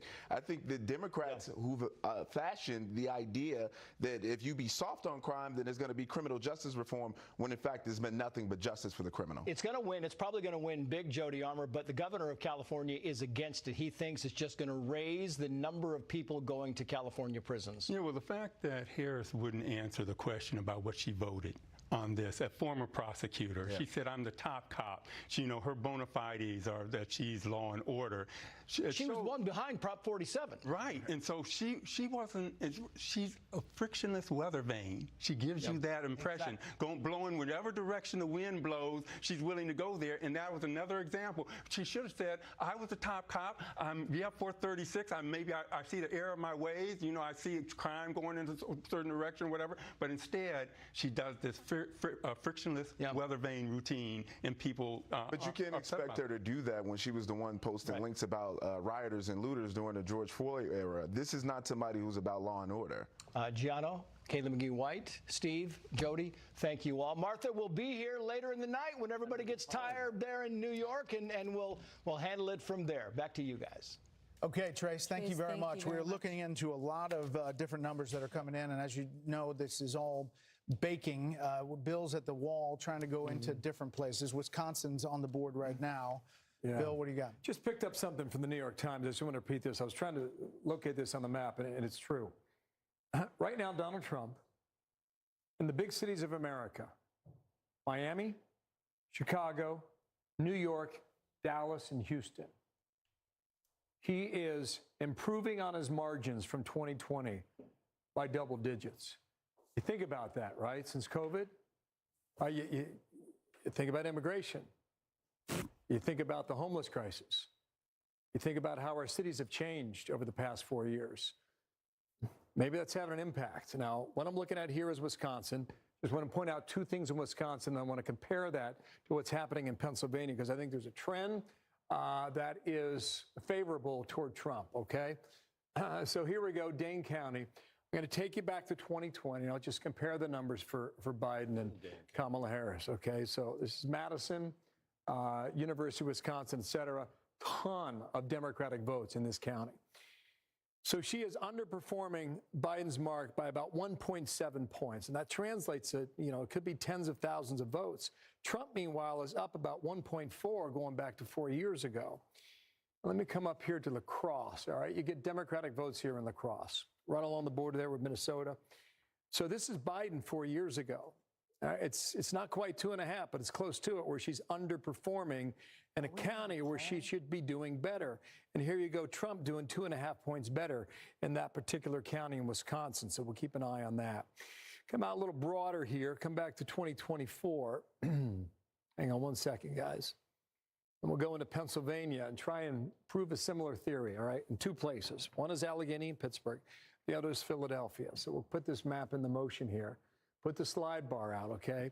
She's nearly meeting her number in Allegheny, off a half a point. Trump's doing slightly better, just 0.6 points. The last time I looked at that, she was dead even with the number from Joe Biden from 4 years ago on a percentage-wise. Come over here to Philadelphia, because this is really where, if you're a Democrat and you want to win the state, you got to run your numbers up in Philadelphia. And this kind of matches what I just read from, America's big cities. In Philadelphia, she's underperforming Biden's mark from 4 years ago. And Trump is outperforming, overperforming where he was 4 years ago. So, when you think about the number of votes that are available in Philadelphia, and you have 300,000, right?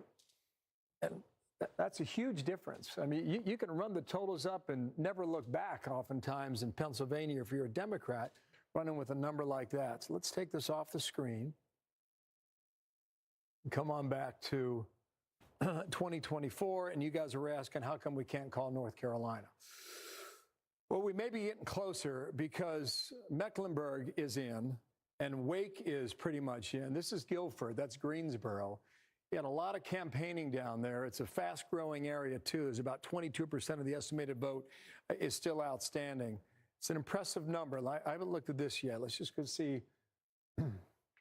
Joe Biden. Okay, so pretty close to where Biden was. The raw number is lower, but on a percentage basis, she's just about hitting her number, and Trump's just a little higher, just a little bit there from 4 years ago. So maybe that's the reason you can't make a call in North Carolina. Maybe, and maybe that changes in a moment here. We'll see. So this is Georgia. Too soon to call yet again. Let's see with the 134,000. So 2.7. That has been consistent, guys, for a while now. On a percentage basis, it has not much moved. Trump is favored just under 3%. I can go hunting around trying to figure out why you can't call it. I would have to think maybe, DeKalb County still got a little bit of vote out there. Come up here to Gwinnett County as well. A little bit of vote out there. Democrats scored their points in Fulton, Cobb, Gwinnett, and DeKalb County. So too soon to call right now for the Peach State. Bill, listen to this. So Jen O'Malley Dillon, I quoted from it earlier, where they're kind of painting the picture of the blue wall and how they're doing great things in Pennsylvania and Wisconsin and Michigan. But at the end of this email, she says, we'll continue to keep you all updated as we get more information. This is what we have built for. So let's finish up what we have in front of us tonight, get some sleep, and get ready to close out strong tomorrow. So the Harris campaign, sorry, it is the Biden folks that run the Harris campaign now, essentially are saying, you know what, let's pack up and get some sleep, and we'll see you in the morning. That reminds me of? It's 4 years ago, Hillary Clinton in 2016, exactly because she said, John Podesta came out and said, well, we're all going to kind of sleep on this and see how all of this works out, and everyone else was saying, we're calling these states. So and we may stay with us. We're watching it all as our special coverage continues, and we could have some big calls coming straight ahead, whether they're up tonight or not.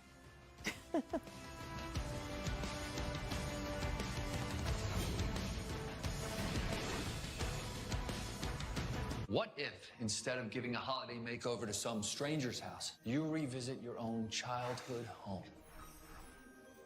Oh, wow. The name of your true love is Nick. Read rom-com worthy meet cutes, all with guys named Nick. Aaron Krakow and Daniel Lissing, a holiday tale about finding true love. Nick! Yes! In the nick of time. You have a little snow in your hair. Santa Tell Me. Check your local listings. Part of Countdown to Christmas. Only on Hallmark Channel.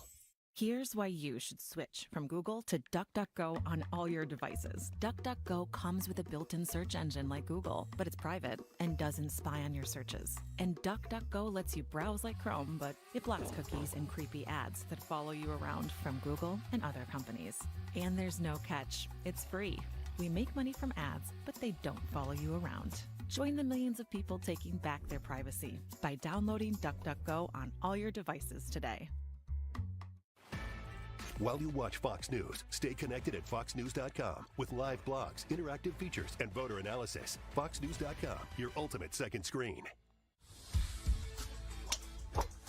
Can you believe this? Doug Flutie and Frank Thomas. You guys look great. Once I turn 40... Let me guess, less energy? Less drive? Definitely. It's not your fault. It happens to every man. Testosterone levels drop as you age. It happened to you guys? Yeah. So what did you do? We got Nugenix Total T. To get your complimentary bottle of Nugenix Total T, text VOTE to 215-215. This unique man-boosting formula is powered by Tesnor, a key ingredient clinically researched to help increase testosterone levels. That does it. I gotta get Nugenix. Just send a text for a complimentary bottle. And by the way, she'll like it too. Get your complimentary bottle of Nugenix now. Text VOTE to 215-215. Text now and we'll include a bottle of Nugenix Thermo X, our newest, most powerful fat incinerator ever, with key ingredients to help you lose fat and get lean absolutely free. That's VOAT to 215-215. I got this $1,000 camera for only $41 on DealDash. DealDash.com. Online auctions since 2009. This PlayStation 5 sold for only 50 cents. This iPad Pro sold for less than $34. And this Nintendo Switch sold for less than $20. I got this KitchenAid stand mixer for only $56. I got this barbecue smoker for $26. And shipping is always free. Go to DealDash.com right now and see how much you can save. Okay, let's bring in our panel. Joining us now, Kayleigh McEnany, Richard Fowler, and Katie Pavlich, and our three steady Eddies over to my right, who we're not letting we've chained them. They're not going anywhere. They're with us for the evening. Actually to the desk. Exactly. Physically chained. We're very sorry. Hopefully it's loose enough for you. Allowed breaks occasionally. But. Yes. So, Richard, welcome. Good to have you here. Good to be here. How are you feeling about how things are going? Obviously, we've seen this memo from the campaign that says that they are considering waiting to see how things look tomorrow. Can you answer to that at all? Look, I think we all knew this was going to be a long election night, right? We knew this was going to take some time to count all these votes. I think what you're seeing from the memo that was released by General Mally Dillon just a couple moments ago sort of speaks to that, and that, you know, we don't have a clear winner in this moment. There's still votes out there being counted. Last time I checked before I came in here, I think 1% of the votes in Wayne County or Detroit was counted. So we have a lot more votes left to be counted in parts of the blue wall. I think for the Harris-Walz campaign, they're saying they're banking on this blue wall to win this campaign. So they're going to wait until those votes are counted. And I think at this point, nobody can spike the football until all the American people have their say. Yeah, we haven't called any battleground states. Exactly. Sean Hannity may have. Sean is the exception to the rule. But he wasn't worried about the fact that there weren't actually in yet. The best was when he said, I'm not going to get over my skis, but I'm going to get over my skis. But I'm going to make a call. I have a big prediction. Katie, what do you think? Just based on looking at the data going into tonight, but also the numbers on Hispanic men, for example, and the youth vote, the fact that Donald Trump is running ahead of Kamala Harris, according to a number of exit polls, shows that their messaging to those groups isn't working. And the question is why? Why is it that it didn't appeal, the Kamala Harris campaign message? And I think it's interesting to look at the slow death of identity politics that you're seeing in this election. The Kamala Harris campaign tried to argue that people should vote for her based on identity politics, whereas the Trump campaign, which was accused of being Hitler, fascist, wanting to, you know, implement, get rid of democracy, essentially, is running ahead with those groups, and that's not something that they expected. Those were the key people that they needed to get her over the finish line. Now, the night is not over, but long term, Democrats are going to have to think about, they're losing their coalition. And how are they going to get it back? You can't just argue that someone in your opponent is a Nazi, essentially. You have to have something to offer. And at this point, they're looking at the numbers and saying, if we're running this far behind in these places that we're looking at the votes, it's going to be a tough climb getting to that 270. One of the interesting things that strikes me as you say that is that the character issue was dug into so deeply by the Harris campaign and by Democrats at large across the country.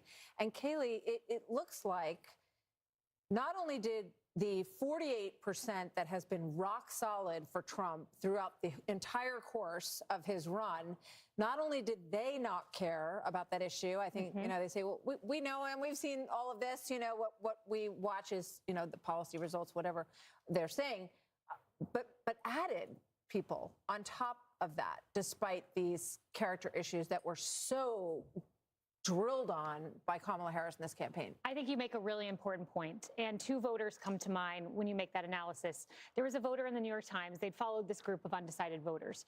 This voter said, pre-Kamala Harris, I was 50.01% likely to vote for Trump. He didn't like him personally. He didn't like his affects. He didn't like him. Then Kamala Harris came on the scene, and he wanted to know how she differed from Joe Biden on inflation. He ended up discovering she doesn't. And he went by a 51% margin for Trump. He said, I still don't like the guy, but that tipped me over the edge. Another voter who comes to mind I saw today, he had not voted in an election since Obama. He said, I am a blue-collar worker. I am here voting today because of no tax on overtime. And I think if Donald Trump prevails tonight, we have to look at his working man's agenda. No tax on overtime, limit on interest on credit cards, no tax on tips. This holistic look that perhaps not just realigned the party on blue-collar workers, but demographically as well. Can I just add to that? You know, for years, we've heard from the Biden-Harris administration that Americans are not suffering, that inflation, A, wasn't happening, then it was transitory, then we just had to deal with it, even though it wasn't getting better.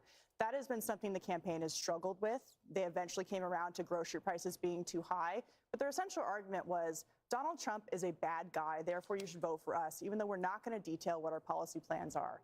And you're seeing with a number of groups that they're saying, especially on the economy, we actually need some hard economic policy because we are hurting, and they've been told to either deal with it or that it's not happening. And the Harris campaign has not had an answer for those folks outside of what they've tried to Katie, I think that issue that Donald Trump is a bad guy worked for them in 2020 in particular. I mean, people tell me all the time, no way Joe Biden got 80 million votes. I kind of agree with that. I think Donald Trump got those 80 million votes for Joe Biden.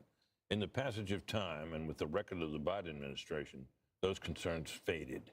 And while I think a lot of people voted for him like the voters you described, without much enthusiasm for him, but in definitely thinking it was a better deal back then than they are getting from this administration and have gotten from this administration. And if he wins tonight, it'll be the fact that they look back on his administration more fondly than they ever might have thought they could even 2 years ago. We've said it before, Dana, about what former President Trump has faced. If you look at what they call lawfare and what he faced in Manhattan, he still faces a sentencing at the end of November, Judge Marchand there. He is still facing other cases. There is an appeal of the Attorney General's case, Letitia James here, that the appeals court looked like it actually was siding with Donald Trump. Yes. And they could have a ruling that either strikes it down or reduces it dramatically right after the election, even though Vice President Harris used that in many ads to say that he was, convicted and he also lost this civil case. It's pretty amazing that we are where we are. It is, and I feel like I wish I were Shannon Bream right now because I don't know all of the legal issues, but I could play. But you know the sense, 30,000 feet. Yes, I think, again, it's one of those things that you think of all that he withstood, but it's also this result of these states that are coming in so far. It's because of what they did, right? And he didn't let it bring him down. So he would sit in courtroom all day, and then he would go campaign at night and go do a rally, and he'd be back in court the next day. And if you think even just about the creativity of the campaign, like at McDonald's, et cetera, they were just beating her to the punch every single time. Yeah, You're going to make a quick call. They completely dropped the felon argument. You don't even hear it. You didn't hear it through the course of most of the campaign. Fox News Decision Desk can now project that former President Donald Trump will win the state of North Carolina. This has been a contested state. Vice President Harris went there many, many times. Democratic governor in the state of North Carolina. You saw former President Trump go there a number of times, about 4 times in the past 2 weeks to campaign. The campaign always felt that they were in good position in North Carolina. Now we can project that he will win the state of North Carolina and its 16 electoral votes. The Fox News Decision Desk can now also predict that Vice President Harris will win New Mexico. That was a tight race. It had tightened in recent days, but Vice President Harris will win New Mexico. So as we look at the race to 270, the electoral votes needed, it now stands at 232 for former President Trump and 198 for Vice President Harris. That makes North Carolina the state in the battlegrounds that Trump has won 3 times. It was the only battleground state that he locked down in 2020. So obviously a relief at the Trump campaign that he has kept that one in his column as well tonight as we continue to move on. Peter Doocy is live at the White House. What he's hearing from the Harris campaign and the Harris path tonight. Peter. And we'll start with what we're hearing here at the White House, and that is nothing. They told us that President Biden and some longtime advisors were inside watching the results come in on TV, but we have been here outside, and we have been noticing that a lot of lights that were on within the White House, at least from the part that we can see, have been turning off. So it seems like some folks around here may be taking the campaign co-chair, Jen O'Malley Dillon's advice in that memo that they should get some sleep and prepare for some results in the morning. There have been 3 big changes, though, in the way that the Harris team has been presenting their case to us in the last couple hours. As results started coming in, they were telling us where they saw silver lining in all of the battleground states. They were also telling us that they thought they had a plausible case to win in all 7 battleground states, and something over the last 36 hours they've been pushing a lot is that they thought Trump could come out and declare victory early. We're not hearing much of any of that anymore. The memo that the campaign co-chair put out is pretty broad and just something that they've been telling us since the summer when Harris took over, that the blue wall was one of their pathways to victory. That is not new information. That is just what they have got right now. Vice President Harris remains at the Naval Observatory right now. We don't know if she's going to show up at her campaign headquarters, but they took the press pool and they told him just to stand by. And if Joe Biden is giving anybody watching an indication of how he feels about all these races that he has really not been a part of, he's made 6 congratulatory calls. 4 of the 6 are to people who just won in Delaware, where he is heading next. Peter Ducey, live on the North Lawn. Peter, thank you. Another call to make. That's right. We can now let you know that the Fox Decision Desk can project that Vice President Harris will indeed win the state of Virginia. This was much closer. It was a state that the Trump team said they felt they might be able to expand the map, but he did better than he did in the prior elections. But this has just been called for Vice President Harris. And President Trump did better with non-married men than he did 4 years ago in Virginia, which seems to be a theme that we're seeing in a lot of these states. That all according to the Fox News voter analysis. I want to bring back our panel, but I want to read from an email that came from Jackie Heinrich moments ago. I'll just read from it. 3 sources close to Harris are expressing concern that Harris's path to victory may be too narrow to overcome. One source at the Harris Friends and Family Party says, quote, her path is so narrow and she is not doing what she needs to do in Pennsylvania, Michigan, and Wisconsin. The exit polls I saw hours ago are all accurate. They need to suddenly outperform those. I don't believe it will happen. Asked about this, a second source close to Harris told me I 100% agree. The path to victory is very difficult. His numbers are higher than expected in counties where he should be losing by larger margins in Pennsylvania and Michigan. A third source saying, close to the campaign, I think we're losing this. I think we're losing this. Hearing word that Vice President Harris may come to Howard University soon, but not for another hour. Harold Ford Jr. So consistent with those numbers, Brett, the race, that Senate race in Pennsylvania between Bob Casey and Dave McCormick, it looks like McCormick with 81% of the vote in is leading by a point and a half, and we'll monitor that. I think that race, if McCormick wins that race, I think it's very likely to say that President Trump will win the Commonwealth as well. Building on some of the points, reacting to some of the points from my friends on the other side of the table, you know, my party often says that Donald Trump didn't do enough on the border. He rejected a bill that would have been a compromise, that he didn't lay out specifics. He said no taxes on tips, no taxes on overtime, that wasn't a full-throated economic plan. And all that may be true, but sometimes politics in life isn't fair.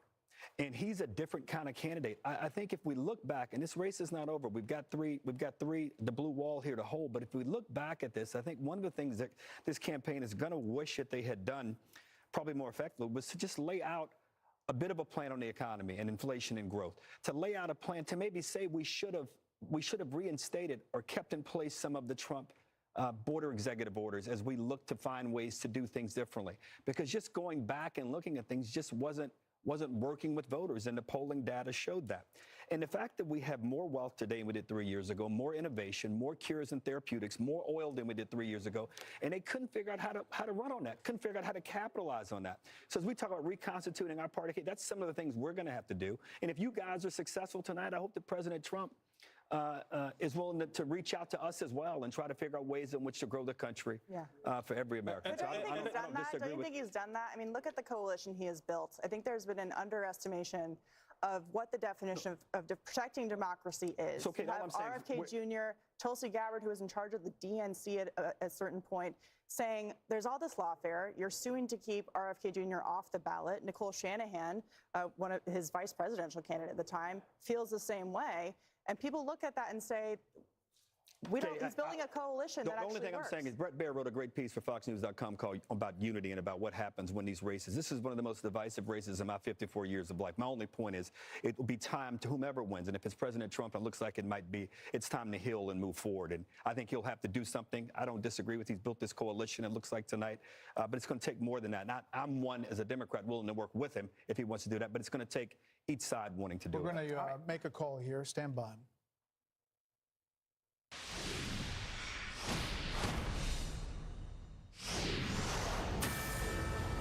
Fox News projects that the Republicans will take control of the United States Senate. The party will hold at least 51 seats, which is enough for an outright majority. The tipping point for this is Nebraska, where Fox News can now project that Republican incumbent Senator Deb Fischer will defeat independent challenger Dan Osborne. Now, this was a very, very tight race. The incumbent Republican pulling this out.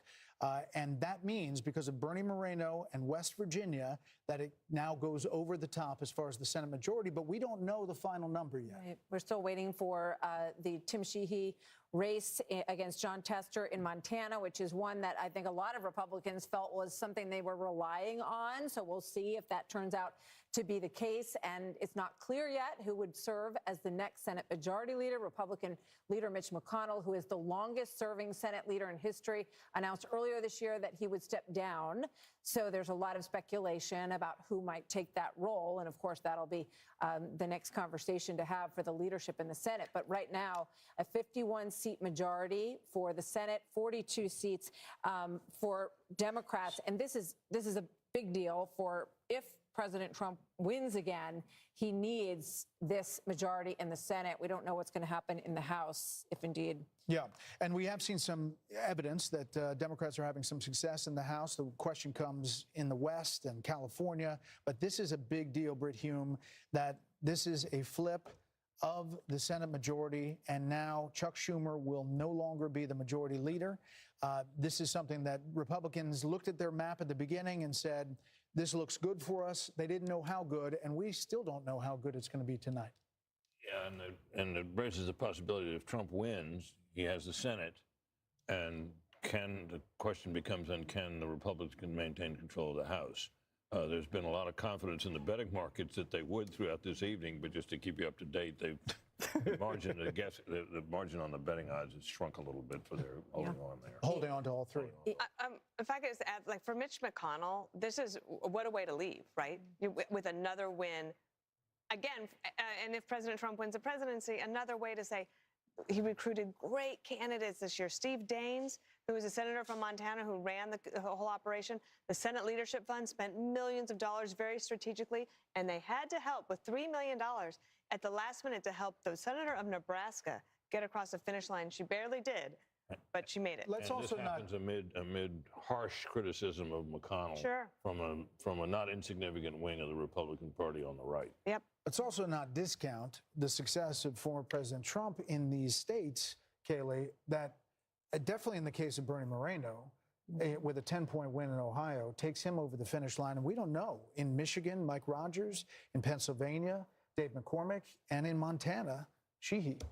This lead could grow. And there was a long, big conversation, especially when you look back at midterm cycles, about President Trump potentially dragging down tickets and, hurting Senate candidates. And in fact, it seems like Senate candidates are finding coattails with President Trump. Interestingly, when we assess the prospect of keeping the House majority, Steve Scalise said we need at least an 8 to 10 seat buffer because he expects, should Donald Trump prevail, which it's looking very good for him right now, that several House members will depart and be various cabinet members in the administration. So you got to start thinking about that. That's a political calculation you can solve, on the inside, but something to think about nonetheless. I would just say this, the word here, the word on other networks that I'm hearing constantly is the word underperforming for Kamala Harris. We're seeing it repeatedly. We're seeing it among demographics.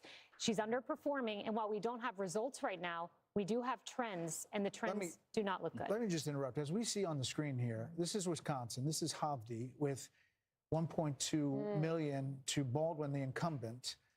If we could flip it over to Michigan, Mike Rogers has a lead on Slotkin in that race, 50.3 to 46.9. Now, these races, they fall in the same category. As I mentioned before, Ohio, Michigan, Wisconsin, they have a lot of the same issues, energy.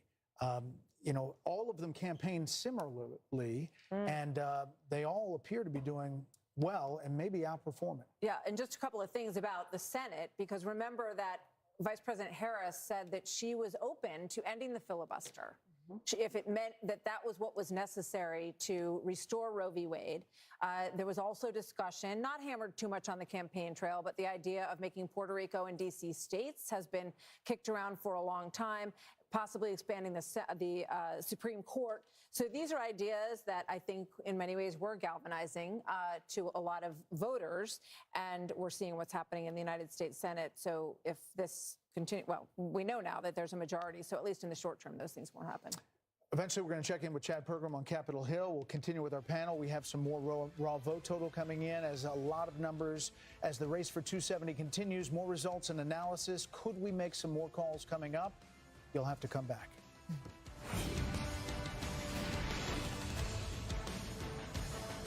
Putin's army has unleashed unthinkable evil since invading Ukraine, torturing Christian leaders, destroying churches, and burning Bibles, kidnapping thousands of Ukrainian children and holding them hostage in Russia, brutally assaulting and raping women of all ages. Freedom and democracy are under attack, and Ukraine is the front line.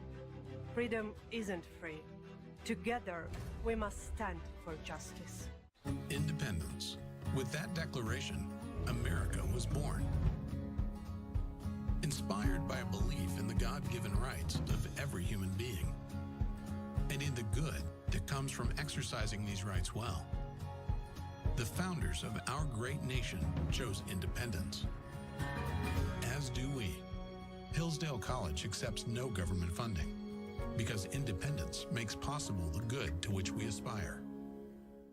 What if, instead of giving a holiday makeover to some stranger's house, you revisit your own childhood home? Oh, wow. The name of your true love is Nick. 3 rom-com worthy meet-cutes, all with guys named Nick?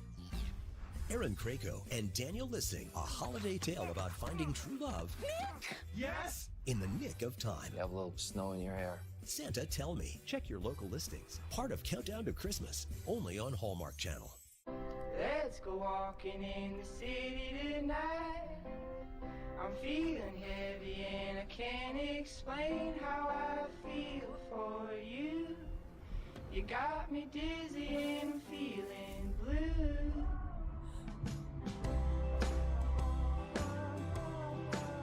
Like my fancy shoes, I wore them just for you. If you're shopping for a home, you could browse hundreds of listings to find homes with big yards, or compare lot sizes all at once. Search in full color to find space to grow. Home search will never be the same again. Our God calls us!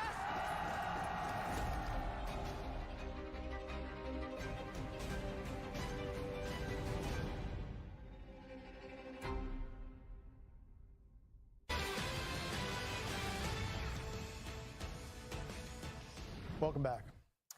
So there are a number of states that we are not able to call yet, and we're waiting for some big calls momentarily. We're still looking at some of these Senate races. We're still looking at Milwaukee, of course. We're waiting for Pennsylvania, Michigan, a number of these big battleground states. Wisconsin as well. Pennsylvania, a lot of raw vote total coming in. As you take a look at this board, you can also look out in Arizona, where it is very tight early. It's about half in. Georgia now seems like it's getting close to being baked here. 93% in, 50.8, 83% in Pennsylvania. Bill, you want to chat about Pennsylvania? Yeah, we can here. What I set up for you, Brett, is what the night's all about, right? How do you get to 270? And if you punch around on the map and just see the margins, I'm just going to do something, okay? I'm not getting ahead of anything here. But I want to tell you, as it stands right now, if you were to call this entire thing, okay? You know, Harris at 216, Trump at 232. And, you know, if I know you're going to make a call because it's midnight on the East Coast. Oh, yeah. Yep. Come back. It is Wednesday in New York. Time flies. Polls just closed in Hawaii. The Fox News decision desk can now project that Vice President Harris will win the state of Hawaii. The Aloha State has voted for the Democrat in every election since 1984. This was no different. And the Fox News decision desk believes that Vice President Harris will win Nebraska's 2nd district, the area around Omaha. Not a big surprise there either. Not, but as you see the 270, we're at 232 to 216 with these big races still pending. The path is getting narrower for Vice President Harris. Fox News can also project that Hawaii's Democratic Senator Mazie Hirono will win a third term. And the balance of power, as we just said, the U.S. Senate will go to Republican control. So far, 51-43. But again, you see those white blocks there. We could see some more Senate races continue to fall the Republicans' way. Okay, so rudely interrupted Bill Hemmer by midnight. Yep. Ticking down. Go ahead, Bill. Okay, that's all good. I just want to show you, based on where we stand right now, if you were to call the game, okay, Trump's at 232. He just widened his lead in Pennsylvania by 4. It's still not enough. In Georgia right now, his lead went from 2.7 to 2.2. We'll check back in a moment and see where that is. If you were to hang on in Georgia, 267, still not enough. I was looking at Michigan a moment ago. He was up almost 5 points in Michigan, okay? If it stays that way, it's his. And he's back in the Oval Office. If Wisconsin stays where it is, and I just checked the number, he would run it up to 292. And if Arizona, he was up 0.1 percentage points about 30 minutes ago. He's up 0.4 now, so he's increasing his margin. Almost half of the vote out there. Arizona counts slow. It's okay. We'll take our time on that, all right?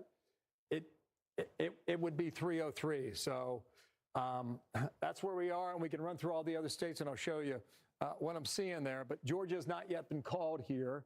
But here's the margin, 2.3 now, okay? So it popped up 1/10 of a percentage point.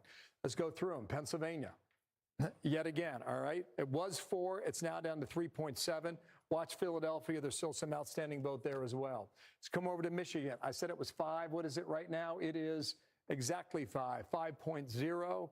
And while we have you guys, let's do 2 more. Wisconsin, where does it stand right now? At midnight on the East Coast, 3.9 now in Wisconsin. I see a lot of red on this map, guys, a lot of red. Normally you see a little more trickles of blue there. Now Arizona in the Southwest, as of now, okay, that's where it is, 0.4 percentage points, a Trump lead in Arizona. You got about half the vote in right now, estimated. Too soon to call, so that's where we are. We'll see if we get a call in a moment here on some of the other stuff. You know, more and more as the night goes on, Sean Hannity and that T-shirt seems a far distant thing. We could be looking at a real tilt here, something that goes a long way. Not only the coattails, we don't know about the House, but the Senate, and we could be looking at something that is historic. Which means that, right, based on what Bill's describing here, there's a lot better chance that he runs all 3 of those states than there is that Vice President Harris does. Right. Which shows you, just illustrates how long the odds are now for her. I mean, you know, it could happen. She could do it. It could happen. Based on and our calls. If it did happen, it would look something like it's a long shot. 1980. I mean, it would be. Yep. You would be in landslide territory. No, it would be. He ends up taking all. And of course, that's how the Electoral College was designed, to take small margins and turn them into Electoral College landslides to make the outcome convincing. But it's an if. Well, of the course blue wall not only has cracks, it has a lot of breakage on the inside, on the side. I mean, there's a lot of stuff happening here. Let's check in with Aisha Hasni at Trump campaign headquarters. That has to be getting kind of fired up. Yeah, really fired up. Really exciting mood here. A lot of moving parts right now. So behind me, bigger crowd now, and that's because a lot of folks from Mar-a-Lago who were partying over with the former president are now starting to trickle in. We just saw Senator Mark Rubio a few moments ago. I just saw a TikTok video of the former president walking around his celebration party in Mar-a-Lago. I don't know what time that was taken, but he looked to be in a very good mood. I'm told by folks in Mar-a-Lago that the mood is very positive. And I also know now that House Speaker Mike Johnson, who is in Shreveport, Louisiana, at his own party, is now on a plane en route to Mar-a-Lago to come here and celebrate with the former president. So all around, all the signs are indicating that there's going to be a victory celebration here tonight, here shortly. All eyes on Pennsylvania, Pennsylvania, Pennsylvania. That is the only state that anybody here wants to talk about. That's what they're waiting for to be called, and that's when this place is going to get lit, guys. Back to you. As they say. I hear they say that. They do say that. They do. The kids say that. All right, let's go to Jackie Heinrich, who is at the Harris campaign headquarters in Washington. And Jackie, we spoke about your reporting just a short time ago of some pretty dour moods of at least 3 people very close to Vice President Harris. Yes, and there were some more colorful words than that even that I wouldn't ever dare send over email. But overall, the sense that I'm getting from multiple people close to the campaign and close to the vice president is that the vibes are very bad. Those 3 sources believe that her path is narrowing so much that it would be very difficult to overcome. Right now, the campaign, though, is still maintaining that none of her paths to 270 have closed, even when I pushed them on the North Carolina race call and said, you know, can you update that? And they said, just as Jen O'Malley Dillon said, the clearest path is the blue wall. So a lot of sort of distance between the messaging from the campaign and what we are seeing from the inside of the operation, just from sources that we were speaking to. The exit polls that they have been watching, they're saying are accurate, and she would need to outperform, really turn things around, and what's coming in is not showing that that is likely or possible. One of those sources put it the most bluntly, saying, I think that we're losing this. Right now, the crowd is thinning out a little bit, but at the same time, we haven't gotten any updates officially on who to expect here, when to expect them here. There hasn't been any messaging to the people waiting out here about who might be greeting them later or even when. So we will update you when we find out more about that, but someone close to the vice president said that it looks like she's probably going to come down here about an hour or so from now, but she'll need to have a message when she does. And so they're probably formulating whatever that's going to be. There's been a lot of messaging from the campaign about how long it'll take some of these outstanding ballots to be counted and maybe give them, everyone waiting, sort of something to hang on to. And they've also, been talking over the last few days about, of course, their process of making sure that the vote is accurate and that any challenges go through the regular, orderly, lawful process. But we will update you if we get anything official from them. Right now, the official line from the campaign is really not aligned with what we are hearing from sources inside, guys. And people aren't leaving, right? I mean, they're still there. We can see them in the pit camera. You said some of the people had trickled out. Did you say that, Jackie? Yeah, I don't know if we can pan over. There's probably another crew that would be blocking us, but see, there's this big gap in the grass over there. This was filled with people dancing just a short while ago, and it's kind of empty now. There are a couple different stages here, and we were actually told earlier in the night the reason that there were 2 stages is because there was a remote location with a studio where Harris could potentially go and potentially pipe video in if the race was still outstanding, if enough of these states were remaining uncalled and needed to go into another day.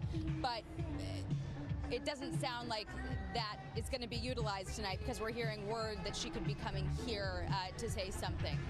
But who knows who's going to be around for it? We also don't know who this... Go ahead. No, we hear a new addition in the background, and there may be a new addition to make here in a call that we're having in a few minutes. I just wanted to try to do that. If I could make that transition. Really well done. It didn't really work. Jackie doesn't know who didn't really work that way. Jackie's too young. Jackie was spellbound by that one. Sorry about that. Let's bring in our panel. Mark Thiessen, Trey Gowdy, Kellyanne Conway join us, and then we have the chain gang over here on the right, chained to the desk, and they haven't left. Okay, Mark, you haven't been on. What's your thoughts? So when I interviewed Donald Trump at Mar-a-Lago the day after the second assassination attempt, we were talking about the previous election, and I pointed out that 2020 was decided by a handful of swing voters in a handful of swing states, and that this election probably would be as well. And he said to me, maybe, or maybe a lot. I have a feeling it might be a lot. Looks like he might have been right.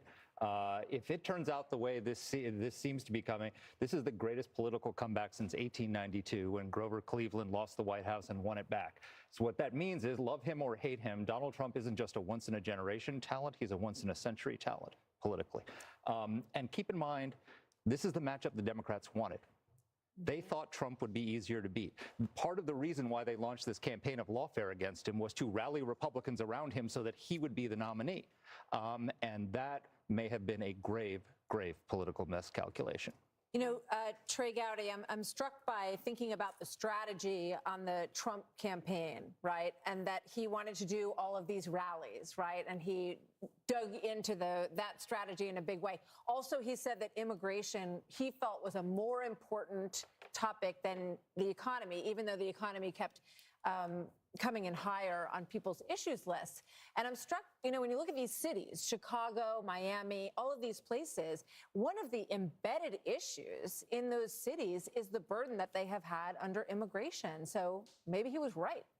No, he was definitely right. I mean, immigration and the border is kind of a microcosm of rule of law, what kind of country we're going to be, whether or not you're going to have to follow the rules. I mean, to take the oath of citizenship, the word law is used 6 times for new citizens. So it doesn't make a whole lot of sense to break the law and then swear an oath that you're going to follow it.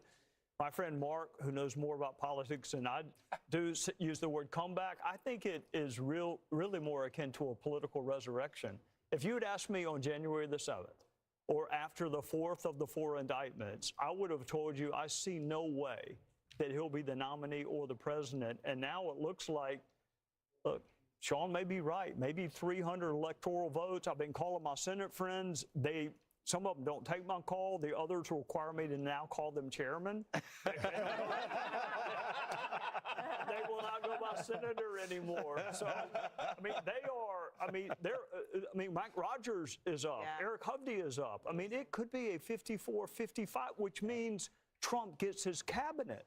I mean, some of the folks we heard for his cabinet could survive in a 51-49 Senate, but they will be confirmed in a 54-46 Senate. You know, I talked about the House earlier, Kellyanne, and some races that Democrats outperformed out here in the East Coast. But you would think in this environment with these coattails that maybe they end up hanging on if you get out west to the middle of the country and longer. How do you see that? That's right. Well, even Chairman Richard Hudson, who's been running the National Republican Congressional Committee this cycle, yesterday said we're going to gain, but it won't be double digits. My own firm has seen somewhere between 3 and 8 seats. We've been projecting 297 electoral votes. We've been projecting, and really just a 53-seat Senate. I mean, 55, 56 would be remarkable. And it also just shows it's not just the blue wall cracking for Trump. It's that these workers, these steel workers, these union households, the Jewish Americans around Philadelphia and Detroit and Pittsburgh, they've just had enough. And this is the time where they're breaking ranks. I think that if he can hold on to the House, Brett, then he really insulates himself from any of these impeachment shenanigans and whatnot. And I got to tell you, if this is a decisive victory, and we're not there yet, but if it's a decisive victory, then I think the Democrats have to think thrice about this lawfare strategy that they have put on his shoulders like an anvil. They really thought that would get rid of him. No one's been more insulted, investigated, impeached, indicted, convicted, take his name off the buildings, take him out of his family business, take his name off the ballot. You name it, they tried it. Oh, and the assassin's bullets, of course. You name it, they tried it. I would think thrice if I were them. I wonder this, is there a Democrat in the Senate or the House that he can rely upon to help get his agenda through? None of them voted for the Tax Cut and Jobs Act the first time. It's benefited all of their districts in some form or fashion. There's no question. I mean, maybe, you know, the ones that cited him in commercials may all go down tonight. Some are losing because they're not authentic.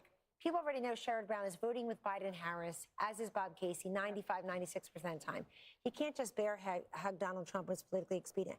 One thing I want to point out in the data, the Fox News voter analysis has Harris winning college-educated women, I think, by 10 points. The Real Clear Politics average of polls showed that she was going from 9% to 18%, basically doubling Biden's margin. That's just not coming true tonight. And I think that was her best demographic path to make up these other deficits. We're just not seeing it tonight. And I think it's too much abortion, too much wokeness, not enough inflation, immigration. You know, the other issue that was really so central, Dana, for her is abortion. And I'm watching these referendums, and a few of them have passed. New York has passed, Maryland passed, Florida did not pass. But what we're seeing is that people seem to be separating it from the rest of the picture and voting their will. Yeah, and I wonder, I mean, Kellyanne might want to jump onto this as well, but when the voters are telling you since May of 2021 that immigration and inflation, economy are their #1 issues, and it's been consistent every single month. since then maybe you should listen to them. And when you look at, now for some people, abortion, pro-life or pro-choice is the #1 issue. If you're a single issue voter, but if you looked at all of the polls, it said it was down below. It wasn't their top issue. It was always economy, immigration, crime, sometimes democracy, but down below, abortion, foreign policy, et cetera. So I think that some of these state referendums that worked very well for them in 2022 did not do as well for them in a presidential election. Brett, it's a realignment. This is a realignment of the Republican Party. There is no doubt. We thought it in 2016. It is now fully implemented in the face of what was, to everybody's point, fascism, Hitler, Nazi, Madison Square Garden, a Puerto Rican comedian that they said was going to move the Puerto Rican vote around the country. This is a major realignment where people could look at all that mass media, all the media covering that one way, and say, I don't believe it. I do not believe that. Well, and I'm going to vote how I want to vote. And we can go back a number of years into all the false alarms and all the false stories were written about Trump while he was president and date the beginning of this from back in that period in terms of the loss of credibility of mainstream media, loss of credibility for the people who were hurling around terms like Nazi and authoritarian and all the rest of it. The people in the end didn't buy it. I'll also say this. We ought to keep a thought for the Harris people, the Harris campaign people, because they were saddled with the person I think was the weakest presidential candidate I've ever seen. She was absolutely the weakest. And one of the reasons why they didn't do some of the things related to issues that you mentioned, Dana, I think, is that they had a candidate who really couldn't pull it off. Right. You know, she didn't have anything to say. Brett, I mean, you had an interview with her, and you came up with one fairly evident question that you asked her that about, you know, when she first figured out that Biden wasn't all there, and she completely booted it. What are you going to do with somebody like that if you're a campaign advisor? And I wonder There's a limit to what you can do, don't you think, Martha? I mean, I wonder what Nancy Pelosi is thinking tonight, and Chuck Schumer, who went over to Biden's residence and said, look, this is over. And Joe Biden is the reason that Kamala Harris is the candidate, because in one posting on social media, he dropped out. In the next one, he said, she's your person. And all talk of a mini primary dissolved right then. Harold, your thoughts on that? So again, we've not declared any of this, and we want to be careful. It looks as if this is heading in a certain direction. I don't disagree with a lot that has been said. I recall not long after Brett's interview with the vice president, I believe she went on a rival network, and the first question that was asked of her was, what's the first piece of legislation you'd like to get passed? And she punted the question, saying she just wanted it to be bipartisan. How you don't say border security? How you don't say I want to reach out to Republicans and figure out how if you Roe v. Wade, I want it restored. Something substantive, positive that's consistent with your message or consistent with where the country wants to go. Again, I don't want to write anybody's political obituary here, or presidential race obituary until the race has been declared. But I do hope that if it looks like what's going to happen happens, I do hope everybody can be gracious and magnanimous. There's no doubt this is the greatest political comeback we've seen. I've not heard my friend Mark talk about the 1892 reference. You're likely very right.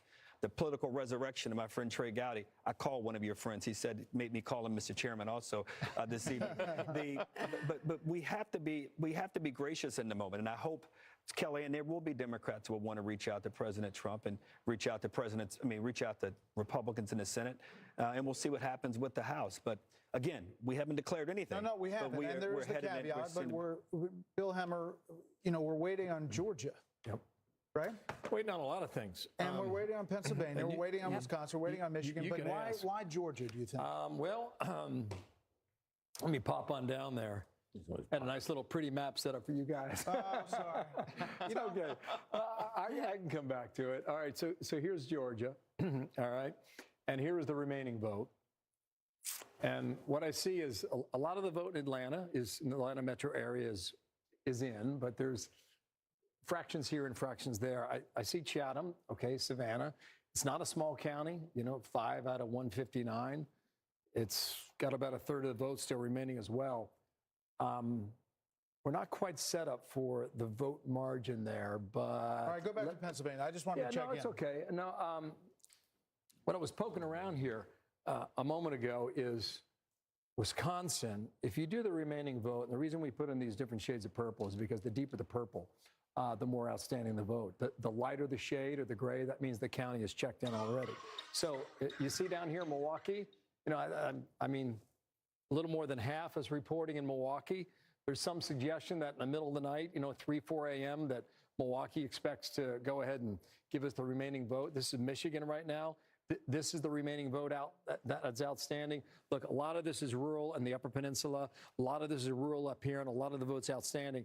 But this is Wayne County. This is Detroit. All right, this only 23% of the vote has now been reported. So that's 75% outstanding, right? 75 to 77, somewhere in that range. So a lot of votes in Detroit. So whether or not, you know, that's something they can overcome on Harris's side, I do not know. Let's pop out to the southwest while I got you guys, and let's go here. Okay, well, this is a change here. 0.7 now, 13,365 for Trump in Arizona. Let me just see this, okay? You got some rurals out here. Apache, you get a lot of Republican votes up in here. Sorry, excuse me, Mojave. My bad on that. But Maricopa is the big one. 60% of the vote statewide is here in Maricopa. She has a slim lead here, 2.2. That hasn't really moved. And the folks in Arizona told us before the night began that they were going to, it's going to be a process. It's going to take a while too. But look, if you ask this question at the decision desk, they may tell you one thing. The only thing that I can tell you is that when I poke around in this map, the main population centers in Michigan, Wisconsin, and Philadelphia as well, state of Pennsylvania, are still outstanding as of now. Well, a lot more to dig into, a lot more calls to make from the data that's coming in. The biggest prize, obviously, that blue wall. Our coverage continues next.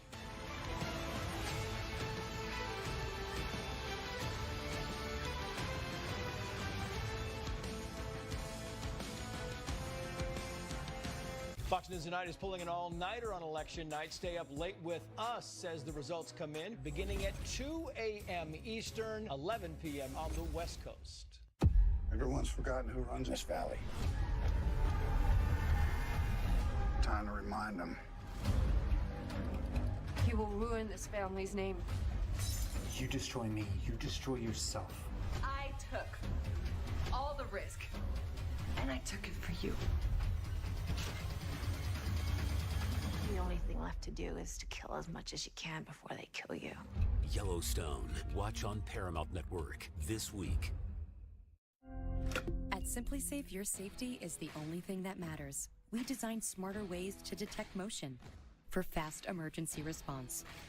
We create HD cameras so you could see what's happening in your home from anywhere. All powered by Fast Protect technology. Exclusively from Simply Safe for faster police response. Now install our advanced system your way.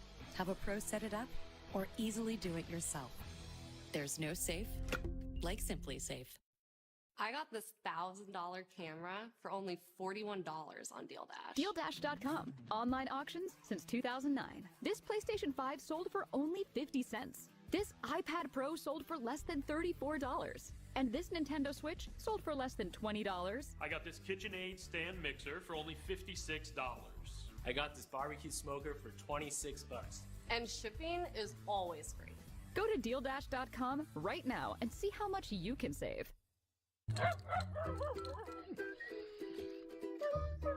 Is your dog telling you they may have allergic itch?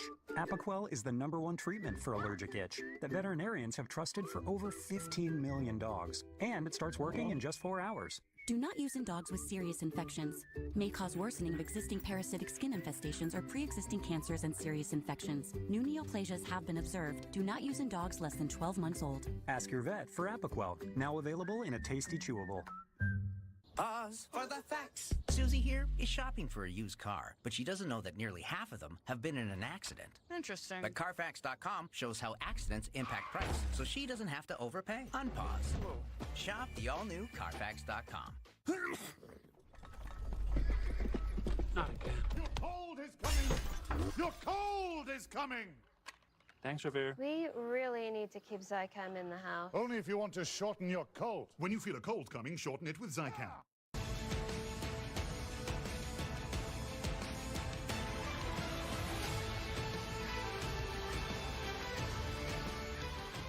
So we're getting a lot of vote in, but there are still several states that are very important that are still too early to call: Pennsylvania, Wisconsin, Michigan, and Georgia, states that we've been talking about a lot over recent weeks, and we just want to get all that data in. So if you put it up on the board, we can show that we are closing in because there is a lead in a lot of these states, and you look at what's left out there.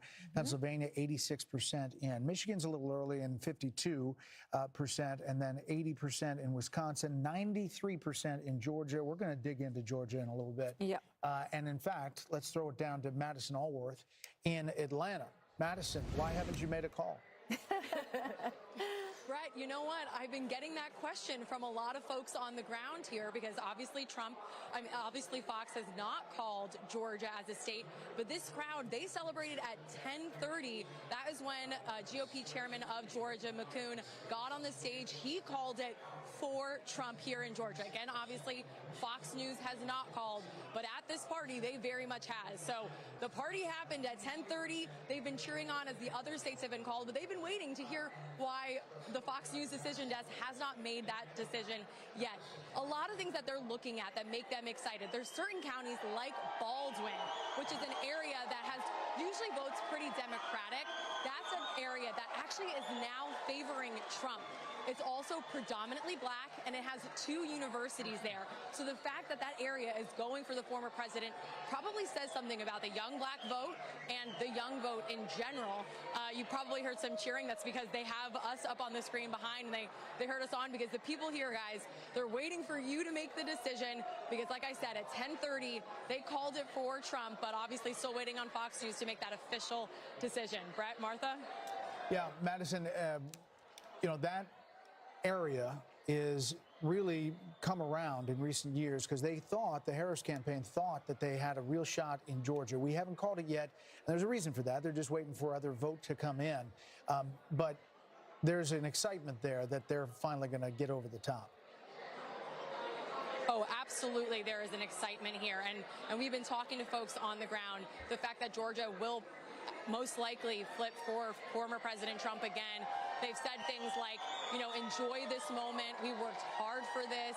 Enjoy the fact that we're bringing safety back to America. They're very happy that their candidate is probably going to take home the win here. And, I've been talking to voters on the ground for days now, and I got a lot of people that said they waited and they took time to make their decision, and ultimately it came out to Trump for them. So a very dedicated voting base here. And in this room, we're at the GOP watch party. Obviously, they're quite excited. Yeah. All right, Madison, thank you so much. By the way, there hasn't been a lot of count in Georgia in the last 45 minutes or so. So we'll see where that stands. We'll get a look at that and see where that's going. But what about Tennessee, which we called a really long time ago? I know everyone's wondering what is happening in Tennessee, but Pete Hegseth can answer that question for us because he is in Nashville. Did you hear, Pete, that we called Tennessee? A while ago. With 0% of precincts reporting, yes, which I very much appreciate. And so did the crowd here. My kind of state. But I'm telling you, we're having a lot of fun. We're at Kid Rock's in downtown Nashville on Broadway. And behind me, I've got a lot of intelligent, independent women behind me who are really fired up about the outcome tonight. I mean, you guys are like John Madden and Pat Summerall calling a football game. Every call you make, this crowd erupts, and when they erupt, it is based on a call you're making. And it's been fascinating to watch the energy in the room increase as the odds have moved in favor of Trump winning. And we've been talking to voters all night. This is what I love about election night. You guys know this. You've got pundits, you've got polls, and on election night, the people speak. And the people here are watching this may be a bright red state where their vote doesn't necessarily matter in the Electoral College, but they're watching their fellow Americans cast ballots on behalf of a candidate they believe in. So a lot of energy, and I think represents a lot of living rooms where maybe families of 4 or 5 are chanting USA as you guys are bringing in the returns. A lot of hope that the former president will be 47. It's just a matter of when it might be called. So thanks for indulging us here on Fox Nation. We just wrapped our coverage, and you guys are doing a phenomenal job. Thank you, Hey, Pete. thank There's you. probably some good music down there, too. Exactly. Say hi to everybody for us down there. Maybe not New Edition, but some. Let's bring in our panel. Welcome back, Karl Rove, Jessica Tarloff, and Sandra Smith, and our regulars to the right. Sandra, great job looking into the Fox News voter analysis. What are you looking at? All right, a few things. We haven't really talked about fracking in Pennsylvania, as we do wait on results to continue to come in there. Views on fracking. This is obviously key in this state, and we know that Kamala Harris flip-flopped on this issue. And so we're looking at how voters responded to that. 62% of Pennsylvania voters say that they favor expanding fracking in that state. Those voters backed Trump by more than 2-1. That was important to those voters. We'll see how that turns out. Another big difference, Michigan union voters, that vote is looking about the same with our Fox News voter analysis when we compare it to 2020. What might make the difference for Donald Trump in Michigan? White Catholics. Really interesting. He is at 61% of the vote with white Catholics. Harris is at 37%.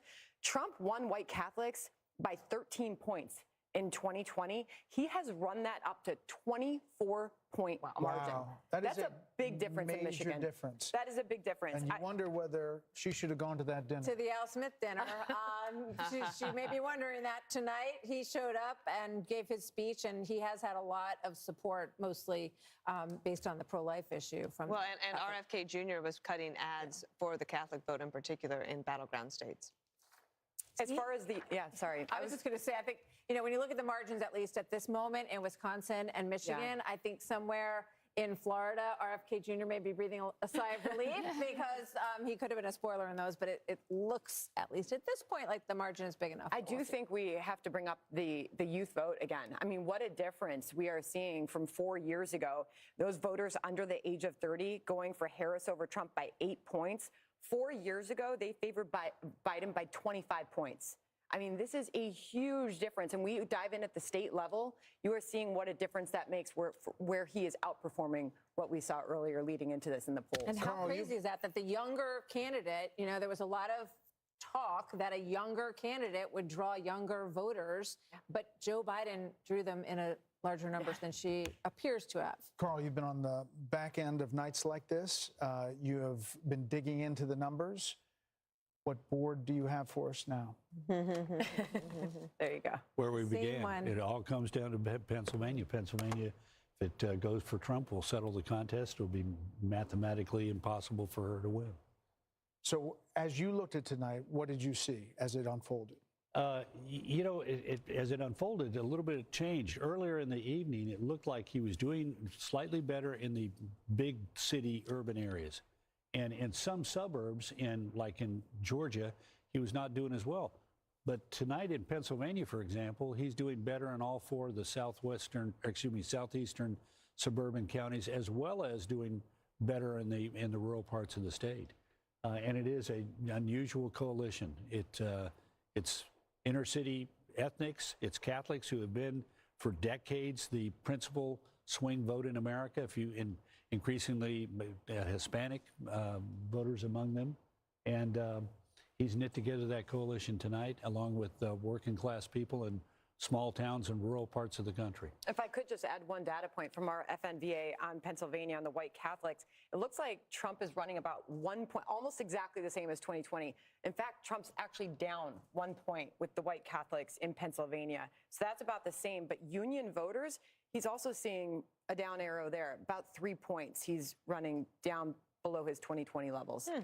So there's still hope for the blue wall for the Harris campaign. What are you hearing? That there's still hope. Obviously, I didn't love to see the go take a nap and we'll get back to you in the morning about all of this, but we do have to keep in mind that the race in 2020 wasn't called for days, that Biden won Pennsylvania on Friday of that week and Wisconsin on Thursday, I think that it was. So we'll see. They think it's close, that there's vote coming in. There was some conversation over how much of remaining vote in Philadelphia existed, and there was an extra 120,000-ish votes that were out there that could go into Harris's column. Two things, though, that I've been thinking about.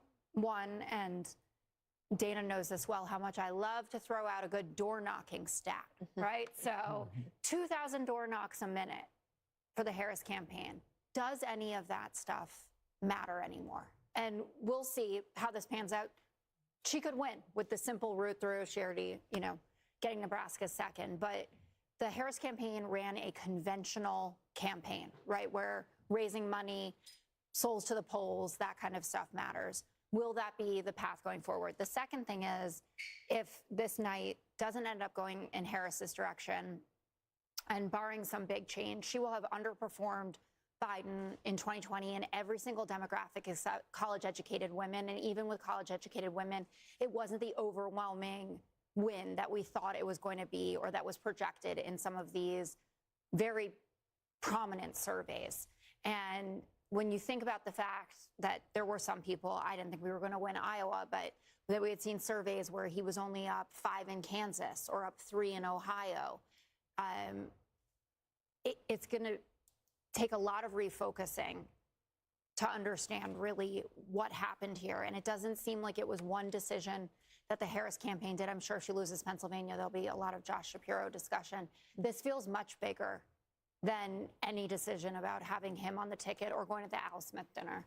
So, Carl, when Jessica just brought up a potential for 150,000 votes in Philadelphia County, I saw your head kind of swing around. Does that not make sense to you? Well, no. I mean, we're pretty good at saying 89% of the vote is in, or 95% of the vote is in, and that not turning out to be, that turns out to be accurate. It's very rare. I can't imagine in one instance where we've said, where we've looked at a number and seen 90% of the vote in or 85% of the vote in, and that turned out to be grossly off. I will say this, though. I do want to follow up on one thing. Think about all that she had to face. This is an abysmal number when it comes to the approval of the sitting president. No party has elected a president when their sitting incumbent had as low a job approval as this president had. Take a look at the right direction, wrong track. I mean, 2/3 of the American people say the country's going in the wrong direction.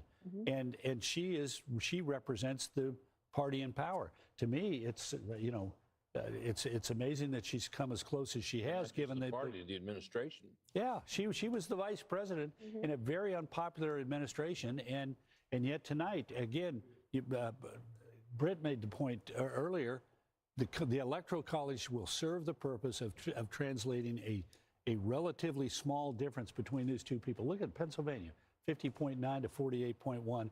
And yet at the end of the day, a series of victories that are 1 and 2 and 3 points are going to generate a commanding number in the Electoral College that will help the new president again, if it all goes like it looks like it's going, to be more effective in office. Harold Ford, are there going to be Biden people that say he could have been better? Like Biden? I think it's hard to make that case for some of the reasons, and I think Britt and Carl have made the point. I think 3 things. I listen to Sandra's data. I'm curious, as we get a day or so away from this, as we look at what happened with the performance amongst women for her. Did she win African American women, Hispanic women, white women at a bigger rate? Were there disparities between the two?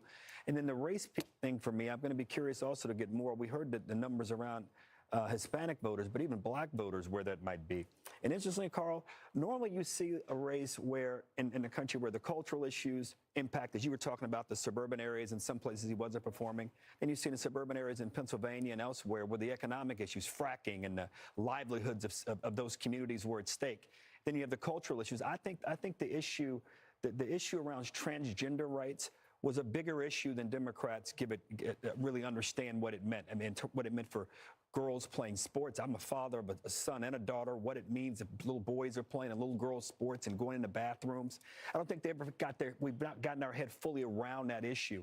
So it'll be a lot of reckoning, and to Jessica's point, and I think a lot of reimagining whom we are as a party, which I think will be good for the party if indeed the trend continues where it is this evening. I'm not going to belabor this point, but for a candidate who Democrats who really were aggressive and a media that echoed that called him racist and a Nazi, and yet today to see the black vote and the Hispanic vote going exponentially more than it did before is really quite something. I mean, it's just startling, Britt. Well, it's just further sign of the decline of the influence of the mainstream media, which tends to take its cues, to say the very least, from the Democrats, and to repeat with serious faces the charges he made and the sometimes outlandish claims that he has made about Donald Trump. We could be getting ready for a call here soon. We're going to stay here, and we're going to go to Bill Hemmer because you're looking at Pennsylvania, Bill. Can you hear me? Yeah, I can. Yeah, sorry, they were talking to me. Go ahead. What's how that? come I always talk to you when they're talking to you? Well, because there's a lot to be said over here. All right. In this so figure. Go Pennsylvania, ahead. we're still looking at, but yeah, we're also looking at the national popular vote. Yeah, which he's currently leading. Yeah. One thing I was looking at here. Okay, this is Philadelphia. This is 2016. This is Trump's margin in Philadelphia, 15.5. Okay. Then he comes back 4 years later. Philadelphia. That's where I mean, it's a Republican running in a blue part of the state. He's just shy of 18. Okay. So where is he tonight? He's almost at 21. Okay. So hold on that moment here. Okay. There's a reason for this. Wow, that was a nice move. Yeah, like that? You caught me off guard. So let's go ahead and look at the vote difference for Pennsylvania. Some things I want to show you right now. We talked about this Democratic march over here. And really, when we talk about the blue wall, here's where we stand right now, okay? Got to reach higher than that. Trump's just shy of 3 percentage points, now ticking down to 2.7. That's a live number that continues to come in. Go ahead and clear this. Kevin, widen out there a minute.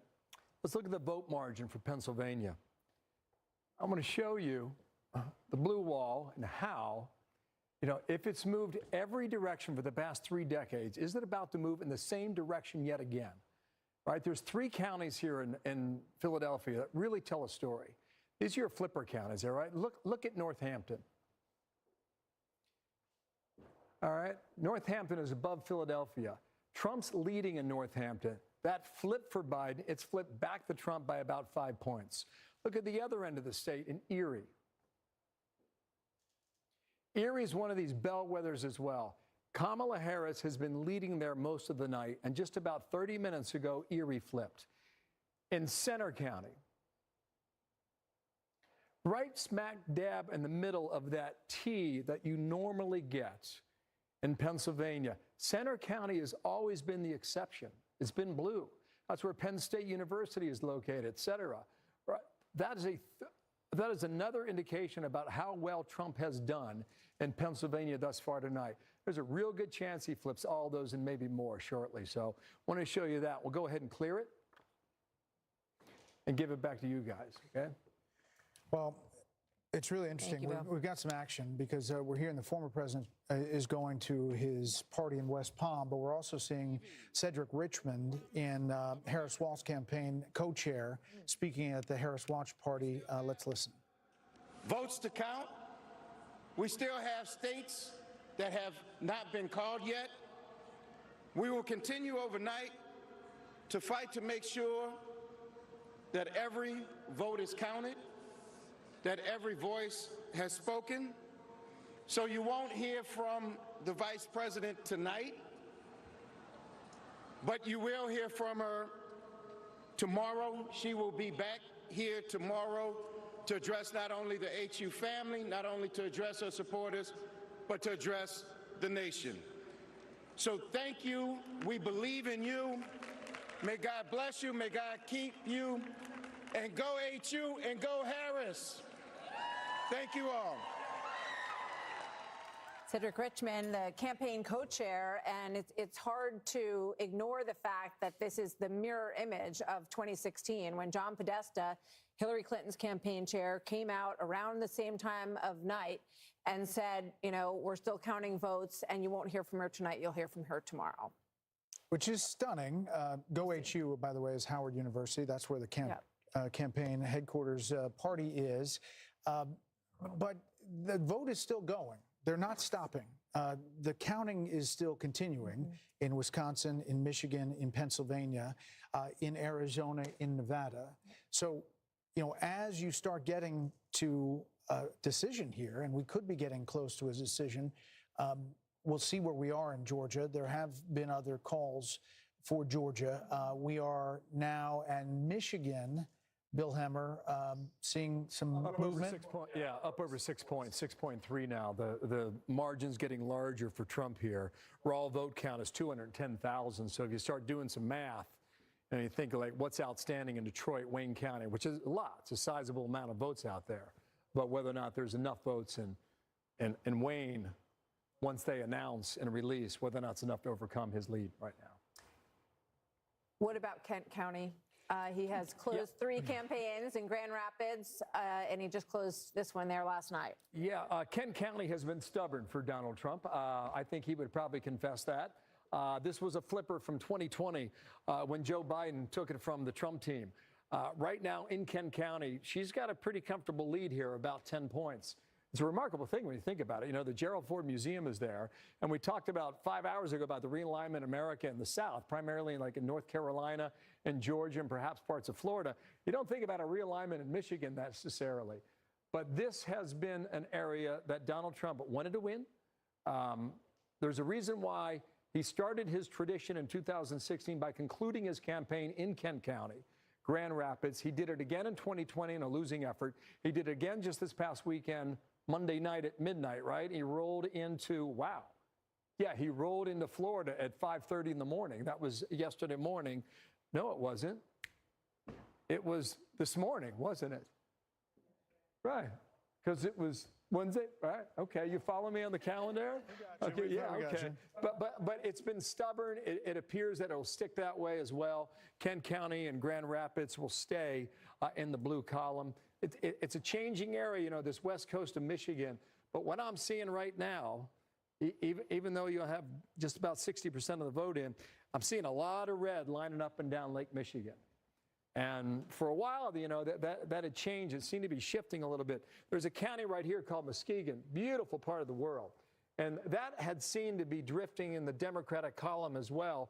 But Trump's got a firm grip on it now, 16 points. And I'll just go west of Muskegon, south of Muskegon, west of Grand Rapids is Ottawa County there. Like for years, this was like a Republican bastion. Trump kept it that way in 2020, winning by 21.5 points. In 2016, in Ottawa specifically, you ran away with it at 30 points. And so it will stay that way tonight. And let me just come out to real-time data here and let you know where we are statewide. You've got some vote out there, but you see this margin here yet again. Just as I'm talking here, guys, it's ticking higher. 210,967, 6.3 percentage point lead in Michigan. I'm not going to say it because it's not my job, but it looks like the blue wall could stay intact yet again for another year where it votes in unison with the winning party who takes the White House that year. Since 1988, that has held. I think we're getting ready for a call. I think we are too. Are we? Fox News can now project that the state of Georgia will go to former President Donald Trump. This was a really hard-fought battle. If you think about Georgia, loses it last time to President Biden by 11,779 votes. For some reason, that number sticks in my mind. And this is a big win. He went there, campaigned there, and so did Vice President Harris numerous times, thinking that Georgia could stay in the Democratic column. You know, he had a difficult relationship with Governor Brian Kemp. If you remember, 4 years ago, after losing Georgia, they tried to salvage 2 Senate races in Georgia. A month later, special elections. That didn't go well either. So this is a very big win for former President Trump to, you know, have this redemption in Georgia tonight. So now we are at electoral college vote, 248 for Trump and 216 for Harris. We have a panel. We're welcoming in Darren Shaw, a member of the Fox News Decision Desk. Welcome in Juan Williams as well, along with Karl Rove. Darren, we got you out here. We were going to say, what happened? Are we calling Georgia? And then you push the button. Are you here to tell us that we were right when we said you called Georgia? Yeah, that's exactly right. I mean, I thought you were going to come down here to grill me, and we preempted that. What else are we going to call? And then, You guys called Georgia in the nick of time for you, Darren. That's exactly right. While we have you, how do you see this night? And was it like you thought going in? And as you look at the blue wall there? Well, I think two things. This is an election. This is unprecedented by my standards because the more data I saw, the more possibilities seemed to unfold. There was stuff a couple weeks ago I didn't think could happen. I didn't think Trump could win, let's say, the national vote. I'm not saying he's going to, but that was something that nobody thought could happen. They thought he was capped at 47, 48%. That's a possibility. We had a lot of conversations about whether these swing states were going to move together or whether they were going to sort of crack and each move separately. There's a possibility tonight that, I didn't think this would happen earlier in the afternoon, but that he could sweep all of them. That's not a prediction, but it's something that's within the realm of possibility with the data we've seen. You're saying blue wall turns into a red wall. It's possible. And that wasn't something anybody was talking about. People talked about Michigan, in particular, as being the toughest state for Trump to crack. Now, Bill's shown the data recently. We've been looking at it for hours. Michigan's looking very difficult for her right now. all these toss-up states had been within a point or two. So is there any way to look at what you see now and say this could be a win in a larger percentage than that? I mean, a lot of these states are still close, but... Right. What we're looking at right now, we have sort of model data, and we're looking to reach a certain level of statistical significance to make a call. But we're also looking at what we call the outstanding vote. And so, for instance, in the case of Georgia, we were modeling about 835,000 outstanding votes. A lion's share of them were coming from suburban Atlanta. She needed to hit about 55, 56%. She was getting about 45%. And at a certain level, that becomes a statistical impossibility. The more data you get, the less room she has to actually grow or do better than she's been performing. And so that sort of triggered the call in Georgia. We're not quite there yet in the other states, but this may not be an election where we need to be here till Thursday or Friday. Right. And so when they say go home, relax, you're saying maybe not yet. We'll see if they, continue to count. Arizona and Nevada have been particularly stubborn about that. We understand in Nevada they don't allow any counting until the last vote has been cast, which is, we think, why we're getting basically nothing from Nevada so far. Yeah. But Arizona, it's coming in sort of droves. It's a close race there. Wisconsin and Michigan. Michigan seems to be counting there at like 54, 55%. Wisconsin at 2 a.m. in 2020 had counted 99% of the votes. So we think there's a chance we might have enough data in Wisconsin, maybe Michigan. So we may have some resolution more quickly than we had thought. So in Pennsylvania, Sean talked about this earlier, the early vote and what that looked like and what she would have to do day of in Philadelphia and those counties right around there. Is it possible that that's still out there and it's possible to do? Well, it seems to be a probability diminishing by the hour. I think this is something from the Georgia data, but we've also seen it in Pennsylvania. Young African-American men did not come home. Part of the African-American vote came home to her, but a lot of it didn't, and there's a gender gap there. And the Georgia, I think, I have to run the numbers, and I'm not going to lay this at the feet of any demographic group in particular, but she really did seem to underachieve amongst African-American males, especially young African-American males. I mean, it just makes me think about Michelle Obama and Barack Obama, the former president, and the very strong appeals that they made. Michelle Obama said, don't let your husband or boyfriend's rage dictate your vote. President Obama talked about bringing out the brothers and scolding them. That does not seem to have been a strategy that worked. Darren, did the Fox News voter analysis track with what you saw with raw vote as you went around the states? Yes. There were a couple. What we're doing early on is we get this early vote from Indiana and Kentucky. It allows us to kind of figure out, is the FNVA performing consistent with the data? There were a couple states where Trump overperformed a bit. Florida was one. We were a little concerned that we might be overestimating Trump's performance in rural areas, but the more data we got, the more that didn't seem to be the case. It seemed like he was basically hitting what we thought he would hit. We've got the brain here. Did anybody else have a question for Darren? I'm curious about immigration and what you've seen in terms of how much that played into the votes in some of these states. Well, I think the one thing we can say is that it didn't repel people. In particular, there was some talk about the Hispanic vote coming home. over the issue of immigration. That did not seem to happen much at all. The FNVA suggested, I think it was 40% was Trump's performance amongst Latinos. That ended up being, I think, within 13 or 14 points of Harris's. I mean, if you showed me data before the election and said, that he's going to get 15% of the African-American vote, 40% of the Hispanic vote, I'd say that's an awfully tough night for a Democrat to win an election in. There's some reporting that Trump has won Erie County, Pennsylvania. Is that square with anything you understand? I think it was on sort of a knife's edge. I don't know if Bill's got the latest data, but It was a moment ago here. It's part of her hope, right? Went back to the Trump team, and right now, currently, just to keep you guys up to date, he leads it by a point in 1.4, which is a little less than 2,000 raw votes. And it's 99% left out. How much? Yeah. It's 99% in, or 90? What did you say? 90, 99%. statewide, 90%. Darren, I got a question for you. When you think about the blue wall in the upper Midwest, when we were at the convention in Milwaukee in July, it ended on a Thursday. On a Friday, we had that national computer glitch, and all the airports were shut down. So all the delegates and all the journalists and all the campaign folks were stranded at the airport in Milwaukee. And I was still thinking at the time about, why did I just see Kid Rock? And why did I see Hulk Hogan? And why did I see Dana White? And I went to the campaign, and I said, what's going on there? Because it was men. It was white men. And they said, we notice in the upper Midwest, at the time they were thinking about Minnesota, Wisconsin, Michigan, Ohio to a lesser degree, and Pennsylvania. That's what they were thinking about. And they said, we noticed that there was a certain percentage of white men who voted in 2016. They sat out 2020, and we're trying to win them back. Is there evidence that those white males in those upper Midwest states did that tonight?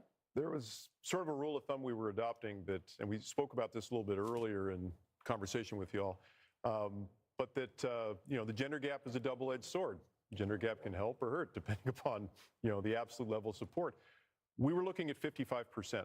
In other words, if Trump was hitting 55% with men, that was a good sign. If Harris was hitting 55% with women, that was a good sign. And in the upper Midwest states, he was getting closer to that sort of magic number than she was. So what they call it, the bro strategy or whatever, it seems to have paid some dividends up there. I mean, we're still waiting, but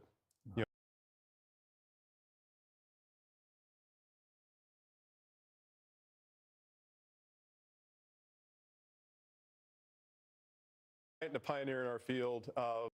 I think, what we were looking at, ironically, was not so much the top line in that race, but what Seltzer had said was that senior women were breaking away from Trump over the abortion issue.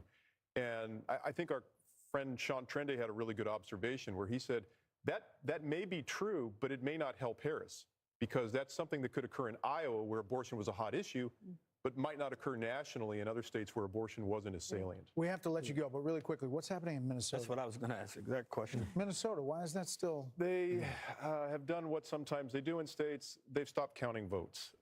Really? And we're kind of close After all to... we've been through with that? After all we've been through? We're at a level where we're close to statistical significance, but it's not quite there yet, and there are Is still... Tim Walz in charge of that? Yeah, well, there you go. Rumor has it. We have to let you go because you have some more data crunching to do. I do. We appreciate you coming Thank you, by. Darren. Thanks, Really Darren. does help a lot. For coming Good by. job. Great Very job. nice to see you guys. Thank you. Let's check in with Aisha Hosni at the Let's Trump do that. campaign headquarters. Aisha?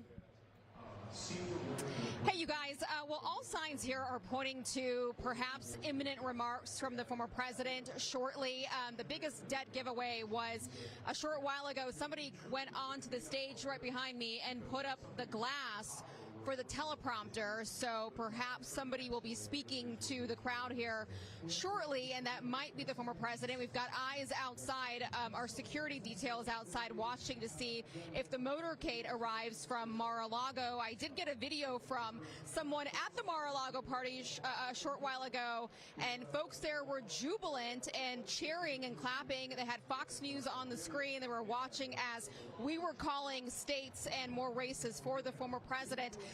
The excitement here is climbing every minute, and people here are anxiously awaiting to see if the former president shows up here tonight and perhaps gives a victory speech. Back to you. Well, Aisha, thanks. Thank you very much. Cough drop. We'll head back there.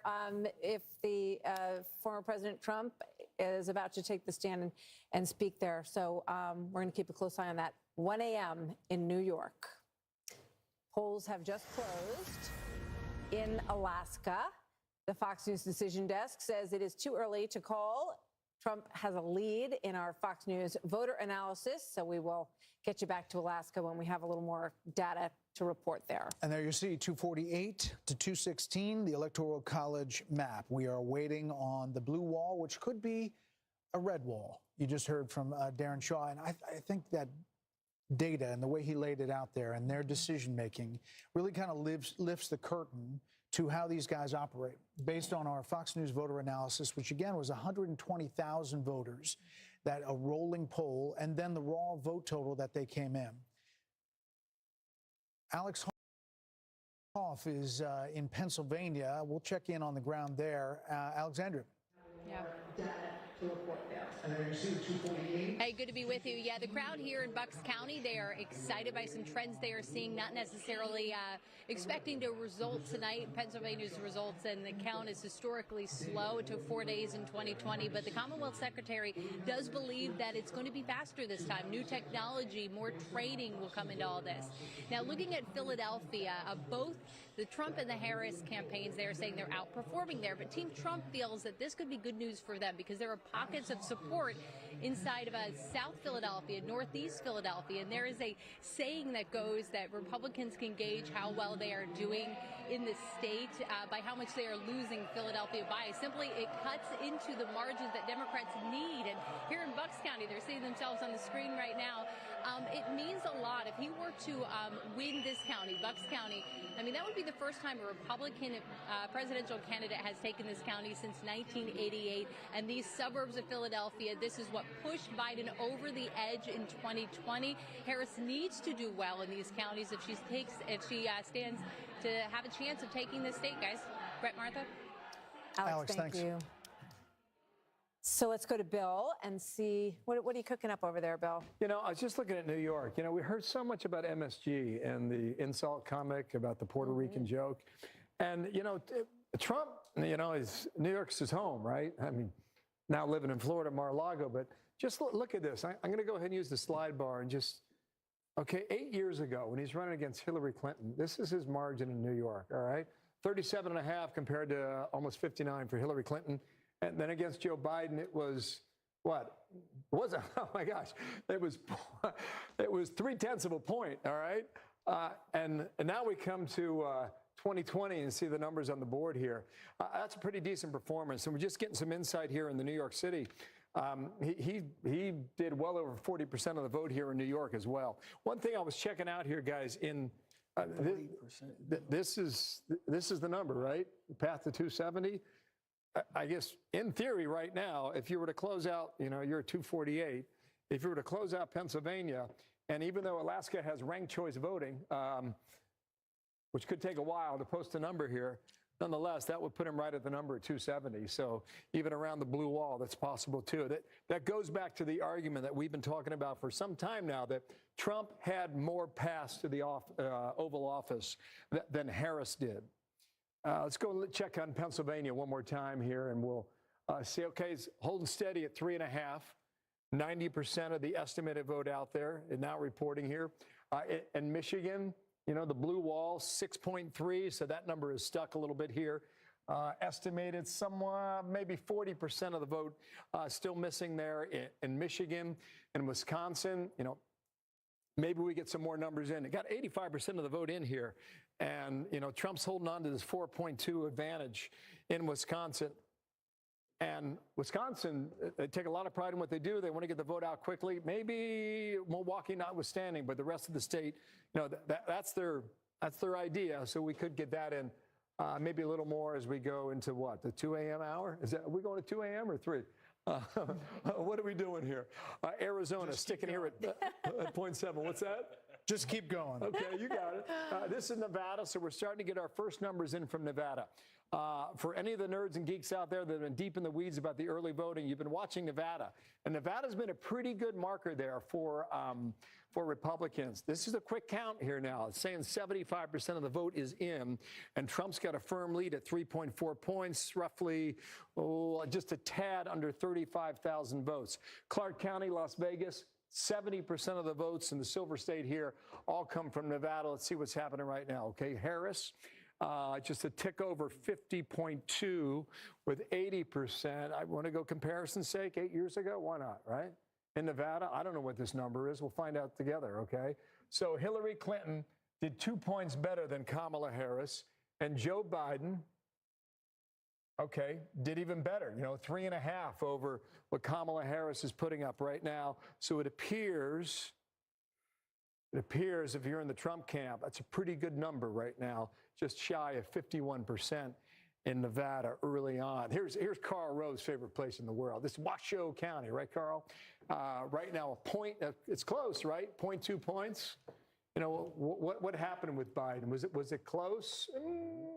Yeah, pretty close, but Biden won the county.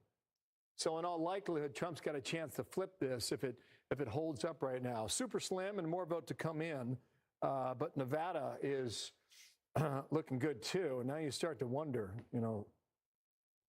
how high does this number go on the Electoral College? Yeah, New York How Times high? needle is Wow. now at greater than 95% and likely to win the popular vote is what they have.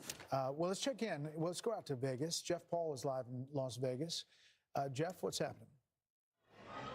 Well, a lot of excitement here and optimism at the Sam Brown watch party. He's, of course, the Republican candidate trying to unseat the Democratic incumbent Senator Jackie Rosen. And just a few moments ago, when Bill was talking about Nevada, you heard a lot of cheers here from the crowd at the Sam Brown watch party, just knowing some of those initial numbers. It took nearly 3 hours to finally get some of those numbers. We're hoping to get another batch in the coming hours, but Nevada has an interesting law where it's, you can vote right up until the 7 o'clock hour, and if you're in line, they'll let you vote. And in order to release those results, they wait until the very last person in line votes. That person, it took 2 hours and 48 minutes, so still a very long night ahead of us. But for the folks here at the Sam Brown watch party, a lot of optimism in the air. All right, Jeff Paul in Las Vegas. Jeff, thanks. So our panel is still with us, and we have some new folks that are here as well. Kevin McCarthy is joining us. Karl Rove is back. Juan Williams is here. Great to have all of you with us. Kevin McCarthy, let me start with you. Give us an update on what your overall take on the night so far, and then maybe drill down on some of what you're seeing in these House situations as well. The Senate Republicans did an extraordinary job. They surpassed all expectations. President Trump is on his way. And I think President Trump is going to help the Republicans hold the House, but it's going to be very narrow, maybe even narrower than we have now. But you think they could do it? Maybe even narrower than you have now, you said. Yeah, it may be exactly the same or maybe smaller. Look at the 2 seats I said at the very beginning of the night. Watch Pennsylvania 7 and Pennsylvania 8. I think we're going to pick those both up. You said North Carolina 1. We're probably going to lose that by 1 point. She did an extraordinary job. Wow. Then you look at Maine. We're ahead there. But we have some incumbents that have fallen in New York. California's just in now, but don't read those numbers yet because it's just the first part coming in. We're going to have to wait some time to see where we're there. Arizona, we've got a couple incumbents in trouble. Bacon's coming back in Omaha, maybe there. If we hold the House, if this is a trifecta, the credit goes to President Trump. But it also fundamentally means something different. You can do reconciliation when it comes to tax reform. So you don't need 60 votes in the Senate. Having the Senate as large as he is, he's going to get the cabinet that he wants. The other thing that's going to happen is you're not going to have a Hakeem Jeffries that's going to try to impeach him every single week. So America is going to see ability to govern. And if Republicans take this moment in time to not play games and focus on the issues, they can grow it the next time. Otherwise, it's going to be very competitive in 2 years. But Juan Williams, if it's as big as we think it could be, we obviously haven't made these calls yet, but it's trending that way, and the pathway for her to win is getting narrower and narrower. Isn't it not a mandate? And Hakeem Jeffries and the thought of impeaching with what we're seeing tonight seems like wouldn't be the right move? Well, I think the Democrats are, well, dispirited at this moment, and I think that the likelihood, as we've pointed out, is that Trump will be the president. And I think that, for me, talking to people like Darren and political professionals around, no one anticipated the size of this mandate, as you call it. I think that there's even recriminations now among Democrats as to Biden and whether Biden should have dropped out earlier or Biden should have stayed. Would a white male have done better? Obviously, Trump has defeated 2 women and now a black woman. So there's all of these questions. But to my mind, it seems to me incredible that a guy who led a insurrection against the United States government is potentially now, you know, like a phoenix going back into the Oval Office. It's unbelievable. Well, you have to consider the fact, Juan, that a lot of people didn't think that was an insurrection. They thought it was a riot, but not an insurrection. And had they thought it was really an insurrection, I don't think he could have won. Well, I think don't know. The exaggerations about that day. Well, I'm not exaggerating. About the alleged threat to democracy is a piece of what happened tonight. Well, I don't think so. I think, again, I'm giving you my perspective. Yeah. And I'm giving you mine. Right. So I listened to you as my friend. But I'm going to tell you what I saw was not only a riot in terms of the violence, but a direct action intended to stop certification of a presidential election. Understood. And we've talked a lot about it. That's why I said that. And we've talked a lot about it. And the campaign very clearly. I'm not trying to hype anything. The campaign ran a lot of ads about it, talked a lot about it, and more, you know, half the country now, Juan, is going to say, that is not what I care about. I care about my economy. I care about immigration. No, see, that's where we differ. I'm not sold on this idea that, oh, it was the cost of eggs. I worry that it was, well, I'm not voting for this woman, or I'm not voting for this black woman. No, that's not what we see in our data. Well, here's the thing. Where do you see that? Because a moment ago, Darren was out here and he said, in fact, not only did the bro strategy work, and the bro strategy largely worked along the lines of white men, but that the bro strategy also had some impact in terms of Latino and black men who came along and gave higher percentages. All right, Carl, weigh in. I just want to make one more point with Juan. I spoke to Jack Brewer this week, and here's what he said if Trump wins. He said he won because black men felt that Democrats and elites put immigrants before us. Mm-hmm. Your thoughts on that? I just think that that's possible. I don't know that for a fact. I think there are tensions between racial groups, and people might feel that. Obviously, you can exploit those tensions, and you can exacerbate them to the point where you can politically benefit from it. Do I think that's the reason he won? No. I think the reason he won is you look at that bro strategy and the white male turnout and white grievance politics that he has used to great success in this country. Carl, I think he's trailing his prior 2020 numbers with whites. Mm-hmm. Well, you know what? I think that the increased Hispanics and black males. Yeah.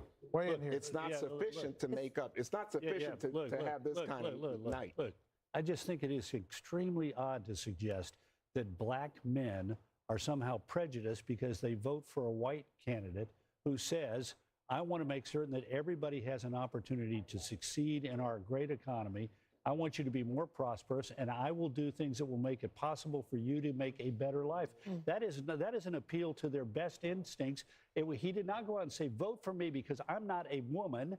Don't go vote for me because I'm a white man. That would not have attracted those votes. They got attracted to him because they thought he was a strong, effective leader, and they thought he would do something about the issues they cared the most about, which is an economy in which they think they get the short stick, inflation, which has decimated their purchasing power, and illegal immigration, which has affected their communities deeply. And to suggest that somehow black men are racist because they supported a white man is just too far, Juan. You're distorting my comments, but let me just say to you, I followed your comment to its logical conclusion. Carl, hold on. We're not saying most black men did not vote for Donald Trump. So I never said anything like that. That's just not true. Oh, you suggested it's only a quarter of the black men. No, I'm saying to you that in terms of this bro strategy for white males, the whole notion of I'm bad, I talk about women in the most disparaging way, There's some men who just said, you know what, I want to be in on that. I want to be a badass guy. And I think they like Trump's image and the caricature he portrays. I think they supported him in spite of that, not because of it. Harold Ford Jr. Because he offered to make their life better. Harold Ford Jr. I tend to agree with Juan about January 6th. I'm surprised by the fact that the country got over that as quickly as we seemingly did, which speaks to the political comeback. I've said here earlier, I think that the fact that some of these issues around the economy and the border were not addressed more forthrightly, I think had an impact. That being said, we're going to have some analysis around this and around whether or not the driving up of support amongst men, what was behind that, how did it work, did the gender gap with women, did black women, white women, Hispanic women? We still don't know those numbers. We'll have an opportunity to dig into some of those things, but I don't interpret what Juan is saying any more than that. All right, more to talk about here. There's a lot more coming up as election night moves on at 1:15 on the East Coast. We continue to get more vote in. We will be able to make some calls when that vote is in full. Our coverage continues next. Stay with us.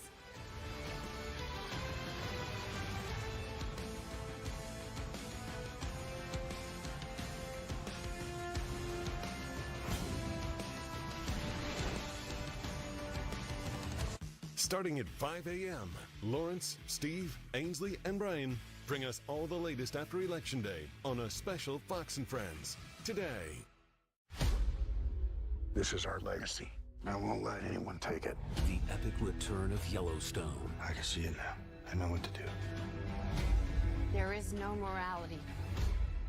This is war.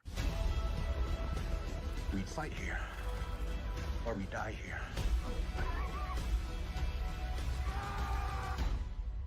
Oh, this is gonna be fun. It's been pretty fun so far. Yellowstone. Watch on Paramount Network this week. Can you believe this, man? Everyone's getting that new Simply Safe outdoor monitoring. Now they can help prevent crime before it even happens. How do we compete with AI-powered outdoor cameras that alert live agents of an intruder? Stop. This is Simply Safe. Police are on the way. Whoa! I didn't even see those guys. So what about us now?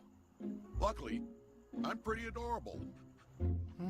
There's no safe like Simply Safe. DealDash.com. Online auctions since 2009. This PlayStation 5 sold for only 50 cents. This iPad Pro sold for less than $34. And this Nintendo Switch sold for less than $20. Go to DealDash.com and see how much you can save. Reminder, bent finger appointment. I don't want to wait or have surgery for my Dupuytren's contraction. I want a non-surgical treatment. And if non-surgical treatment isn't offered? I'll get a second opinion. Take charge of your treatment. If you can't lay your hand flat, visit findahandspecialist.com to get started. I didn't have to spend my life trying to find my calling. Mine found me at an early age. It was just a matter of how good I could get and how far I would go. At Ram, our calling is to build trucks. So when you find your calling, nothing can stop you from answering it. Right now during Ram Power Days, get $4,000 cash allowance on the purchase of most 2025 Ram 1500 trucks. Don't miss Ram Power Days. Hurry in today. Enjoy your risk-free trial. Hello? Can you hear me? I sure can. Everybody hear me? I sure can. Do you hear me? I sure can. So, can you hear well? Sure can. Hear well, feel well. From your first appointment, try our new nearly invisible solution risk-free. Call 1-800-234-7090 now. All right, we are back, and that is the jubilant scene. Everybody seems pretty happy at Trump headquarters, and what we're seeing is movement from the Mar-a-Lago Trump group, including former President Trump, who is in a very good position to be the next president this evening as well, is heading over to the Trump headquarters, where there are a few thousand people who have gathered for this evening. So we'll keep a close eye on that. Obviously, when he shows up there, we will take you there live. Well, those guys had two Make America Great hats on. I saw someone with a really large one. Yeah. As we look now at what we have, Pennsylvania Is this a call, ladies and gentlemen? We are now projecting that Donald J. Trump will win the state of Pennsylvania. Former President Donald J. Trump will win the state of Pennsylvania, and thereby he is on his way to becoming the 47th president of the United States. With this, the path for Vice President Harris has narrowed, and there's really no path going forward. It's vanished. This is historic.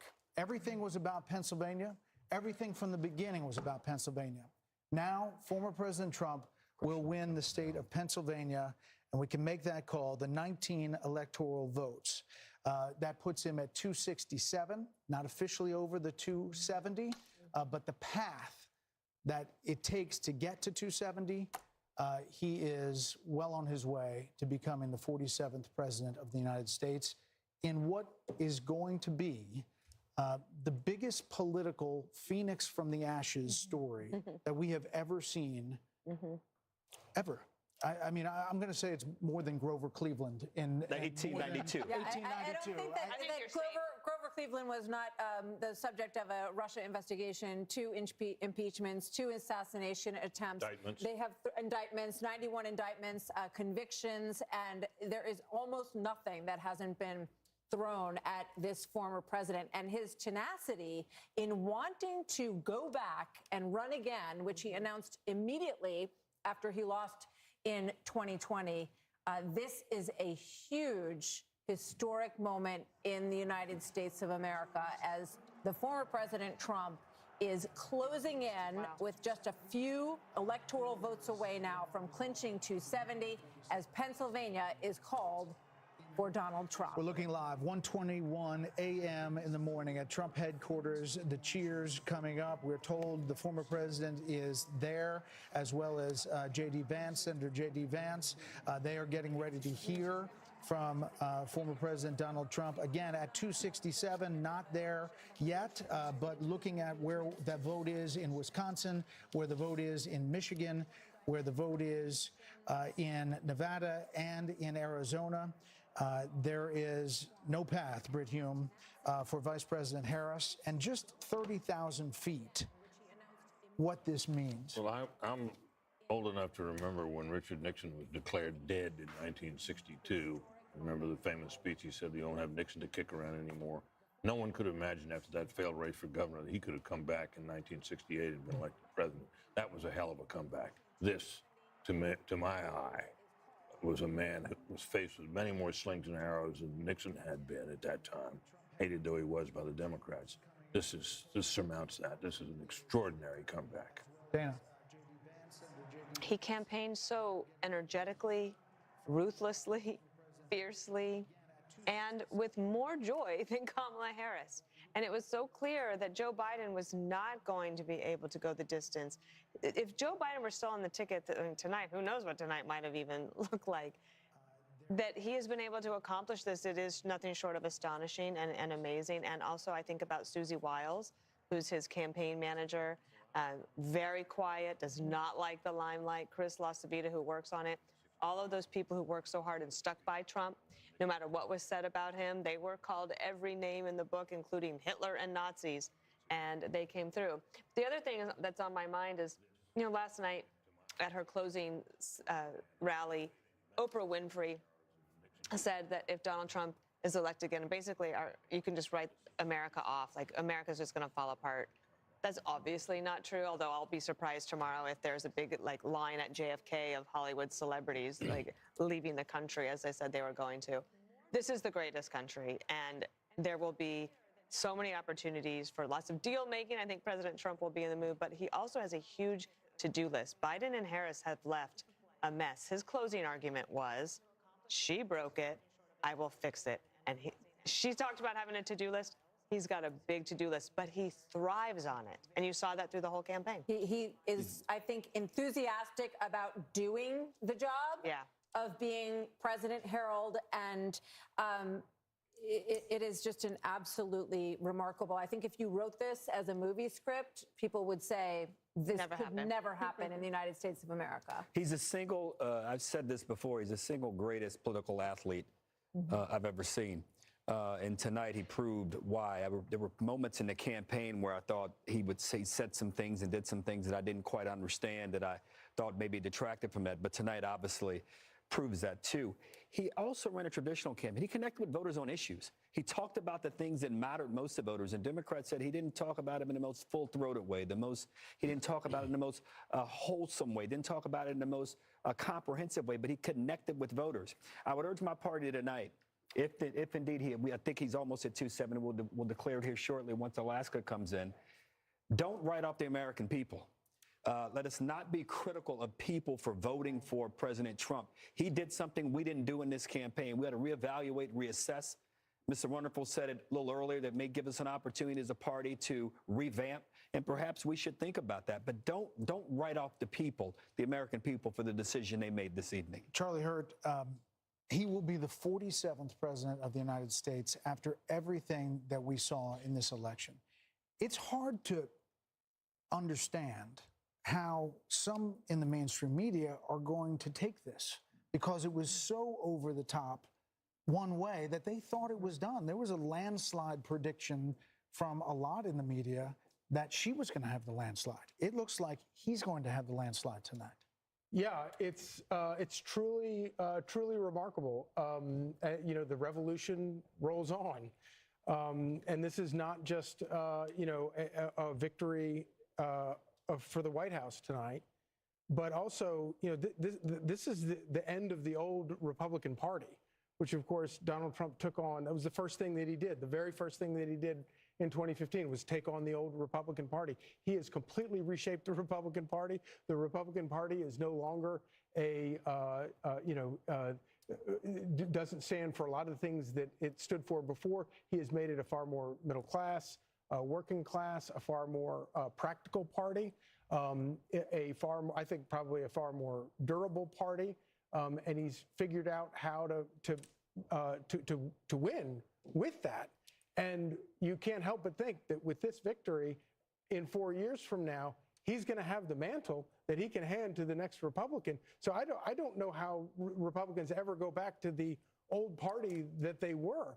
But it is truly extraordinary, and it is all by the force of one guy, one man who had the fortitude, the strength, the vision, the refusal to accept anything. All of the experts counting him out, and he just kept on fighting and fighting and fighting. Charlie, it would have been one thing for him to come back from a single defeat to be elected again. But when you think about it, he came back from a series of them. I mean, his party lost in the midterm in his term.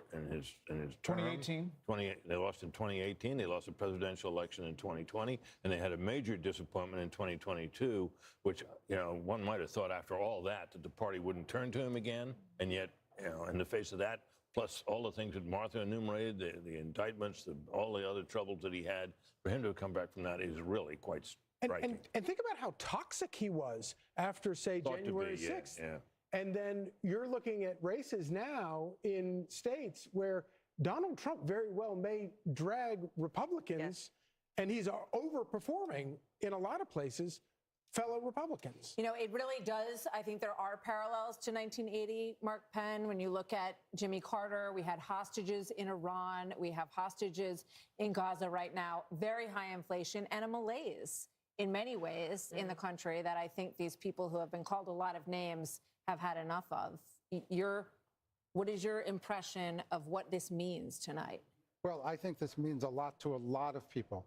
I think the working class are looking for a renewal of American jobs. I think people are looking for a border that is sane and an immigration system that works.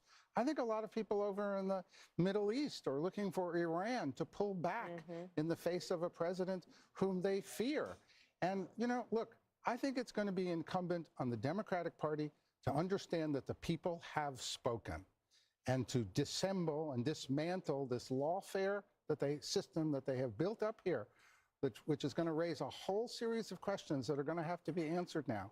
But they cannot say that they are better than Donald Trump and recreate a system that does not recognize that he won and the people have spoken, and he is going to be the 47th president. We haven't talked about foreign policy a lot, but imagine the Saudis, making a normalization deal with Israel in the face of a new president here. Imagine I'm going there tomorrow night. Imagine a Ukraine deal that Donald Trump talks about. Kevin O'Leary, what is the market going to do? They're going to love this. What's happened here is the system self-corrected. When you try and break the American model, it fixes itself. And I think people should give credit within the Democratic Party. Donald Trump saved them tonight, too, because they're going to have to take a spatula to these policies and bring it back to the center over the next 4 years and, in a way, reset. And we talked about this earlier, but he saved entrepreneurship. He saved the entire model of the S&P 500 because taxing 20% higher was a really bad idea, and it self-corrected. Capital, and this is why I'm getting on a plane tomorrow night. I intentionally didn't leave till tomorrow night so I could go to Geneva, go to Abu Dhabi, go to Riyadh, and say it's 21% corporate taxes, 100% not going to change. That is very important for people like me that bring capital back to this country. It fixed itself. It fixed itself. And I think that's why America works. It has worked for 200 years. When it gets too crazy, it fixes itself. And whether you love Trump or you hate him, every Democrat owes him a thank you very much, Mr. President. By the way, as the markets, the poly market and all these election markets were moving, Bitcoin went up exponentially. Yes, I'm long Bitcoin. Are you? So you're buying later. Speaking of Bitcoin, I'm also struck by just calling Pennsylvania here, Dana. Trump embraced Elon Musk in an enormous way. A lot of stories were written that said that he was going to blow it in Pennsylvania, that the people who were working on his outreach teams didn't know what they were doing. He's going to And he got a lot of criticism. Remember the $1 million giveaway for registered voters? But court for that. Selena Zito, who's somebody that we follow and we've had on the show many times, and she knows that area very well. She said the people of that region love somebody who is a big thinker, who wants to create jobs, who is like looking into the future, and they can get behind that. And they love somebody who can really lead. And leadership takes courage. And you have to be willing to make decisions where you are going to be criticized. I think this is one of the problems that Kamala Harris has always had. She doesn't want to take a position on anything. We haven't even talked about how in California, the law to basically make shoplifting illegal again passed overwhelmingly. And Gascon, our friend down, the DA in Los Angeles, lost by 22 votes. I mean, this is in California, so it was everywhere. 22 points. And 2 days before, 22 points, thank you. She wouldn't even take a position on that. 75% of the people in California wanted it gone, and you can't take a position to be with them? Not only that, you were part of Prop 47, which changed the law the other way when you were in office. So not wanting to take a position and not being willing to be criticized is a problem if you want to be a leader at that level. She had that affliction in 2020. Why didn't her own party say, you're not the right candidate? I mean, run a process. Well, they did. They ran her out of town right before any votes were cast in 2019. But the same affliction out of there. Hit her here. The same problem she had in 2020 hit her in 2024. She's the same person. I mean, it's not all her fault. They put her in a race that we now know couldn't win. Yeah. But Kevin, in fairness to Democrats, there's no doubt. I agree with you on the unrealized capital gains. We shouldn't be taxing that. But we produce more wealth, more innovation, more oil, more cures, more therapeutics over the last 3 years. So I hear you. Democrats are not bad for the economy. Some things she proposed that I'm with you on. But we're a great country, and we're going to continue to be great. And I trust and hope and believe that President Your party will be great again. I want the and you can thank Donald Trump for that. But Kevin, no, but he inherited an economy also that was in pretty good shape. I don't want to quarrel about that. All I want is going forward. I agree with you. I want the country to be great, and I hope that both of the parties can work together to try and do that. And I salute President Trump tonight. What a great win. And I agree with you in this regard. My party's got to reimagine and reinvent itself going forward. Listen, Your party needs more of you. Hold on. I wrote about this, the unity and you did. Past presidents and past losers and winners and what they said. This is a big speech, Britt, for former President Trump. As he gets ready to deliver this in front of a crowd, he's obviously taken the slings and arrows and everything that's been said, the fascism, all of the things we've talked about tonight. But this moment is actually a moment to reach out. It's an opportunity if he chooses to do that, but it's also 1:30 in the morning. So you got to wonder how many people are alive to hear. Oh, they're there. And he's definitely A lot of people are still up. The question is how much of the national TV audience is. I bet they're still in. You know, I think back at the moment in Iowa at the beginning of this process, Brett, when we were in a town hall with him, bless you, Brett, and he, you know, we asked him about all of this revenge stuff and that he was going to want retribution, and this is what everyone heard. And there were times when he had language that was that matched that, but he said that he wanted success to be his revenge, and that he wanted a successful America. And I would imagine that we're going to hear something along those lines tonight, but we'll see. Brett, you wrote in your piece, you quoted one of those great old Republican presidents, H.W. Bush, who said that a campaign is a disagreement and an election is a decision, and decisions clear the way for harmony and peace. You know, maybe it's but listen, there are a lot of Thanksgiving tables that people are still going to have hard feelings after this election, more than any other election. I have one of them. And if you know, passing the Brussels sprouts is not going to be as easy Thanksgiving Day, but this is a chance to move forward. Brett, go ahead. Well, I was just going to say that one thing that can happen here, and it happened to Biden, in my view. When Biden was elected, we had every reason to believe that he would be this sort of moderate deal-making guy that he'd been when he was in the Senate. Yes, he's always followed sort of the drift of his party, but you know, he'd worked across the aisle with many senators, had Republican friends and so on. We thought that would probably be the kind of president he was. And then something happened. Trump went to Georgia and made a mess of that Senate, those two Senate races down there, and the Democrats ended up with control of the Senate, at which point old Biden started getting, you know, these historical sugar plums dancing in his head and went out for a very aggressive agenda. Sure, there were articles about FDR. Oh, he yeah, was going to be the next FDR. The next FDR. He was going to out-Obama Obama. Remember that? Yep. Well, and that, in my view, that was he would have been, if the Republicans had maintained control of the Senate, first thing that wouldn't have happened was all that wild spending that led to the inflation or led to a big part of the inflation. And Biden and the country would have been better off because of it. There's always a danger in overreading your mandate. One wonders if Trump will be sober-minded about his. I think that happened to Biden. Early on, remember, he said he's going to be returned to norms, and then the historians came in and said, no, you could be bigger than FDR. So he says, fine, okay, I'll spend all the money. Then they caused inflation, and now they end up with this result. Well, he has said that this looks like new President Trump, if he gets to 270, which we expect he will, fairly shortly. Yes, exactly. Has a moment to bring about the unity that people expected after the last election. Of course, we would be kidding ourselves to think that there won't be a tremendous response to this, tremendous backlash in a lot of corners of the country. So listen, he's going to get there because Alaska is going to be Republican, but we're not done as far as calling states. There could be even more states that go Trump's way. This could be a massive landslide just by what we're looking at in the polls. Fox News Decision Desk count now project, though, Vice President Harris will win Minnesota, and her running mate Tim Walz serves as the state's governor there. That takes it up to 267 to 226. But again, Donald J. Trump will be the 47th president of the United States. More Democracy 24 special coverage next.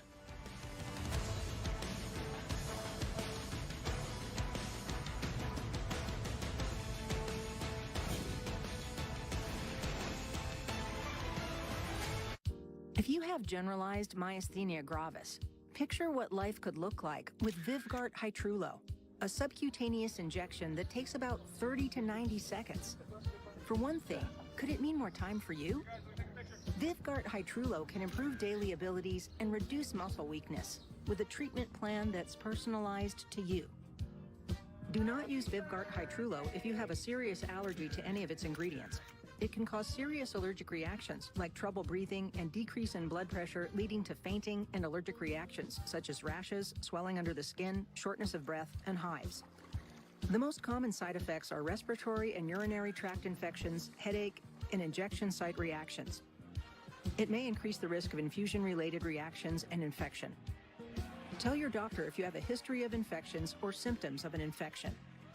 Talk to your neurologist about Vyvgart Hytrulo for GMG and picture your life in motion. I can take the deed to your house and I can transfer that deed into my name. The crime of title theft. What is that? What that means is that a criminal, they're able to steal the title to your home, typically by transferring it to another person and then selling or borrowing money against the house. So it could be 6 months later, they start getting foreclosed on. The thing about home title lock is that never has to happen. Why is that? They notify you when there's any change to your title, and you're able to hopefully catch the thief in the middle of this whole process. And even if the title has been transferred out of your name, Home Title Lock has a restoration team that will come in, fix your title, and place the property back into your name. Title fraud is real, it's scary, but now there's a way to protect yourself. Give us a call or go to HometitleLock.com and start your triple lock title protection today. Sunday on Fox, catch a special Veterans Day pregame show live from Naval Base San Diego. Then, it's Niners Bucks. Touchdown! It all kicks off at 11 a.m. Eastern on Fox. Check for the game in your area. Hey, grab more delectables. You know, that lickable cat treat. Delickable delectables. Yes, just hurry. Must be delicious. Delectables, lickable treat. Deliciously delectable delectables.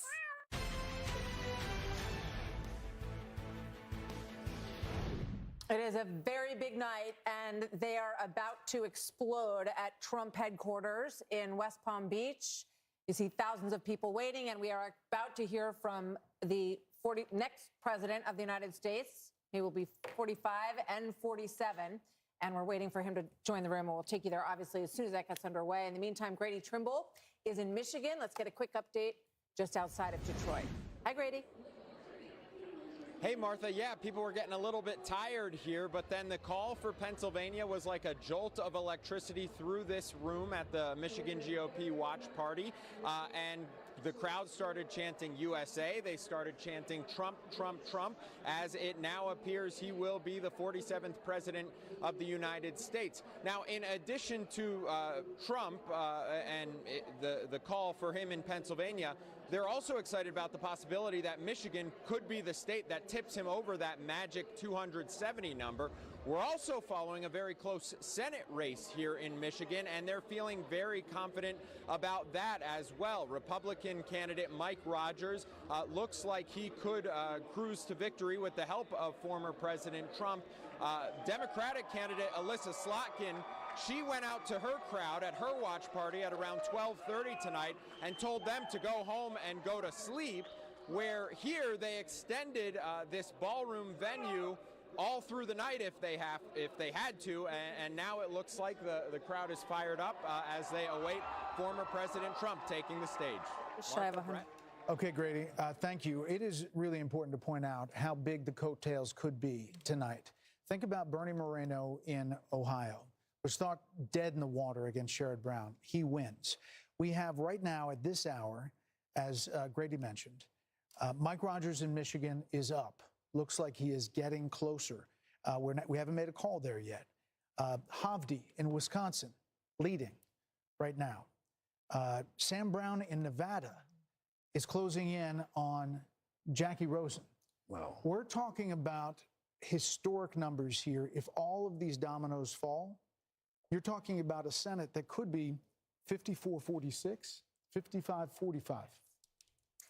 That wasn't in the cards. That wasn't on anybody's bingo card when you came into election night. But these candidates have all fought really strong races, and they have all closed in a very strong way. And in fact, many of them were sort of pulling into, +5, +6 in just over the last 3 weeks. So it's a fascinating part of the story. Hopefully we'll be able to call some more of those soon. Former House Speaker Kevin McCarthy says with these coattails, you could see the House going Republican as well, and that would be a part of this story as well. Let's go back out to Trace Gallagher on the West Coast with his panel. Hey, Trace. Brett, thank you. Martha, thank you as well. We've got our panel, Steve Hilton, Jody Armour, Kaylee McGee-White, and Jono Caldwell. You're talking to your panel, Brett and Martha, and we were talking to ours, and Kaylee McGee-White was struck by the whole concept that, again, Trump was undercounted. Kaylee. This is the third consecutive polling miss in a presidential cycle for Donald Trump. And we really need to be asking ourselves, why do they keep getting it wrong?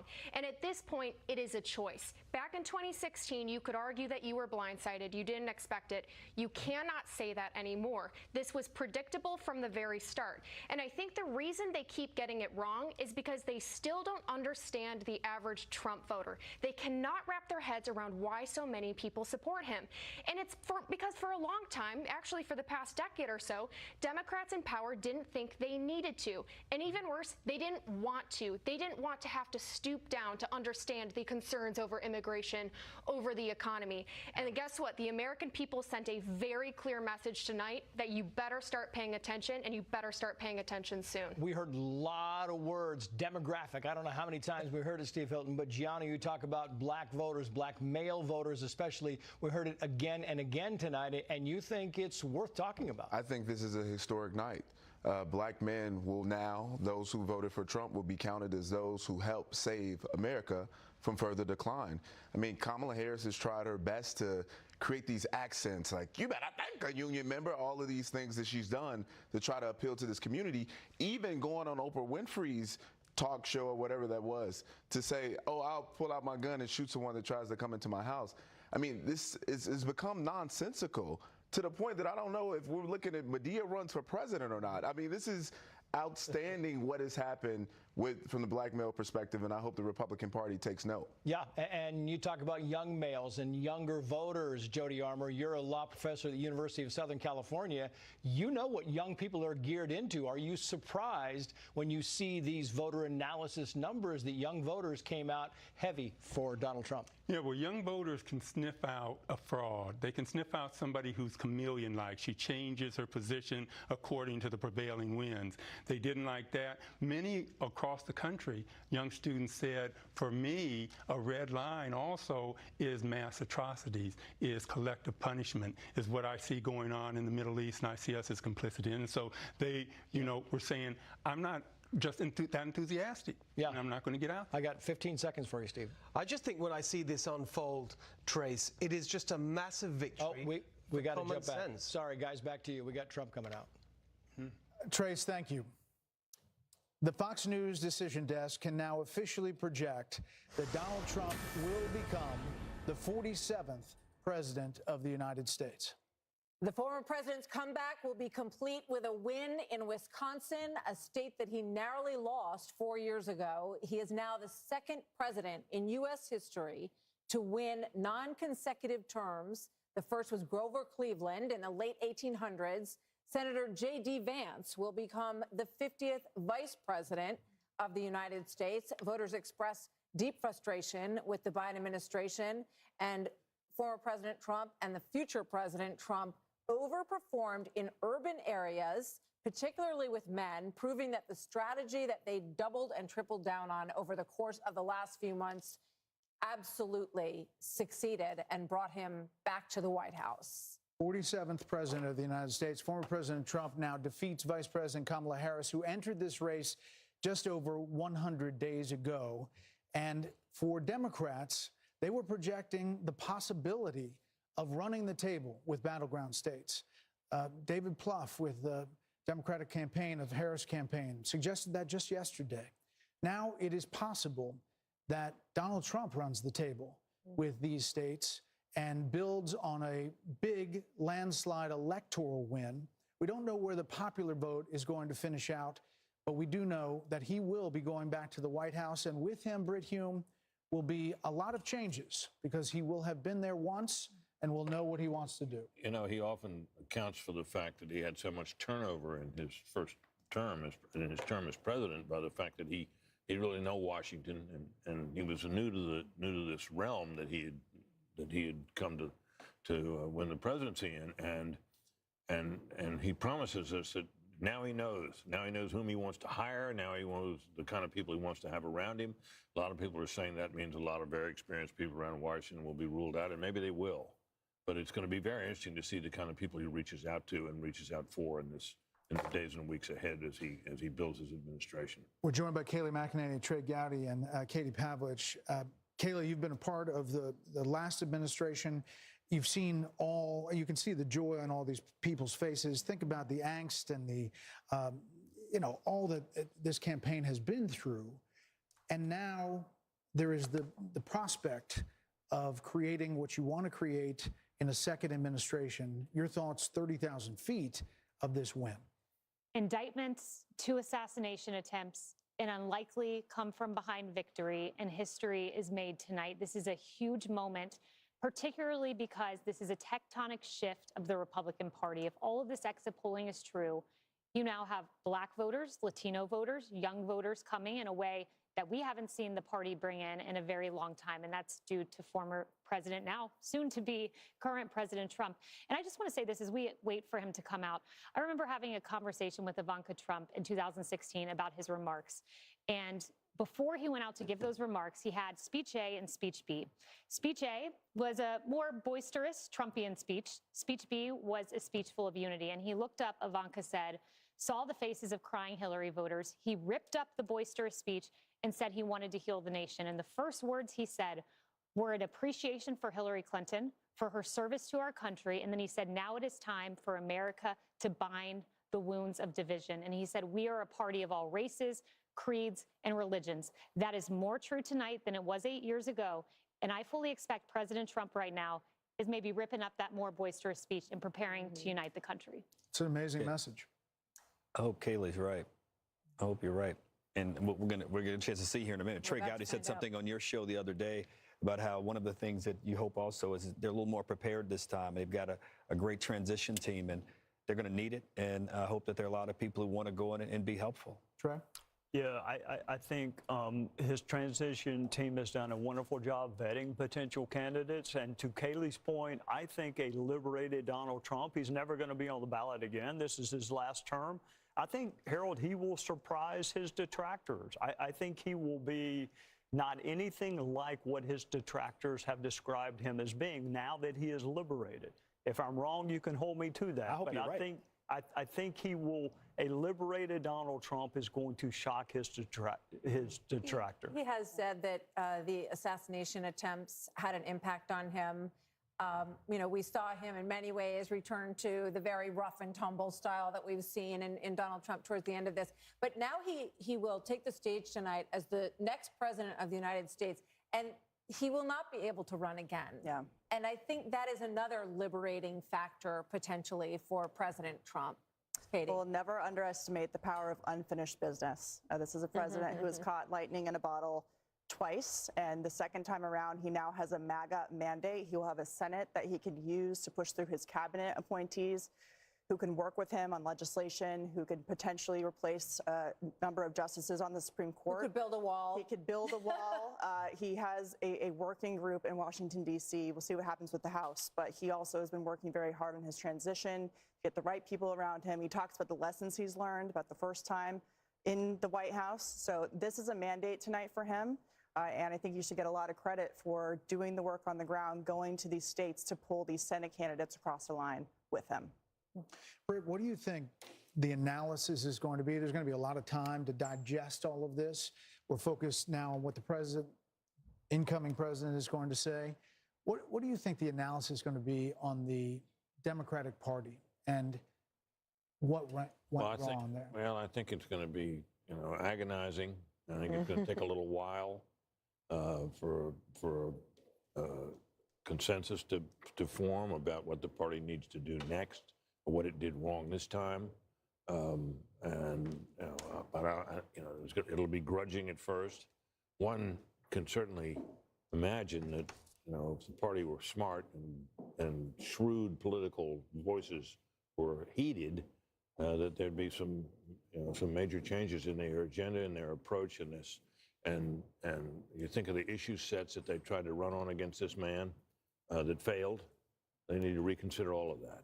And I think it'll take a while. Now, our colleague and friend Mark Halperin, who's been very astute this particular cycle, he thinks there's going to be blood in the streets and people are going to be hysterical. I hope not, but it could happen. Dana?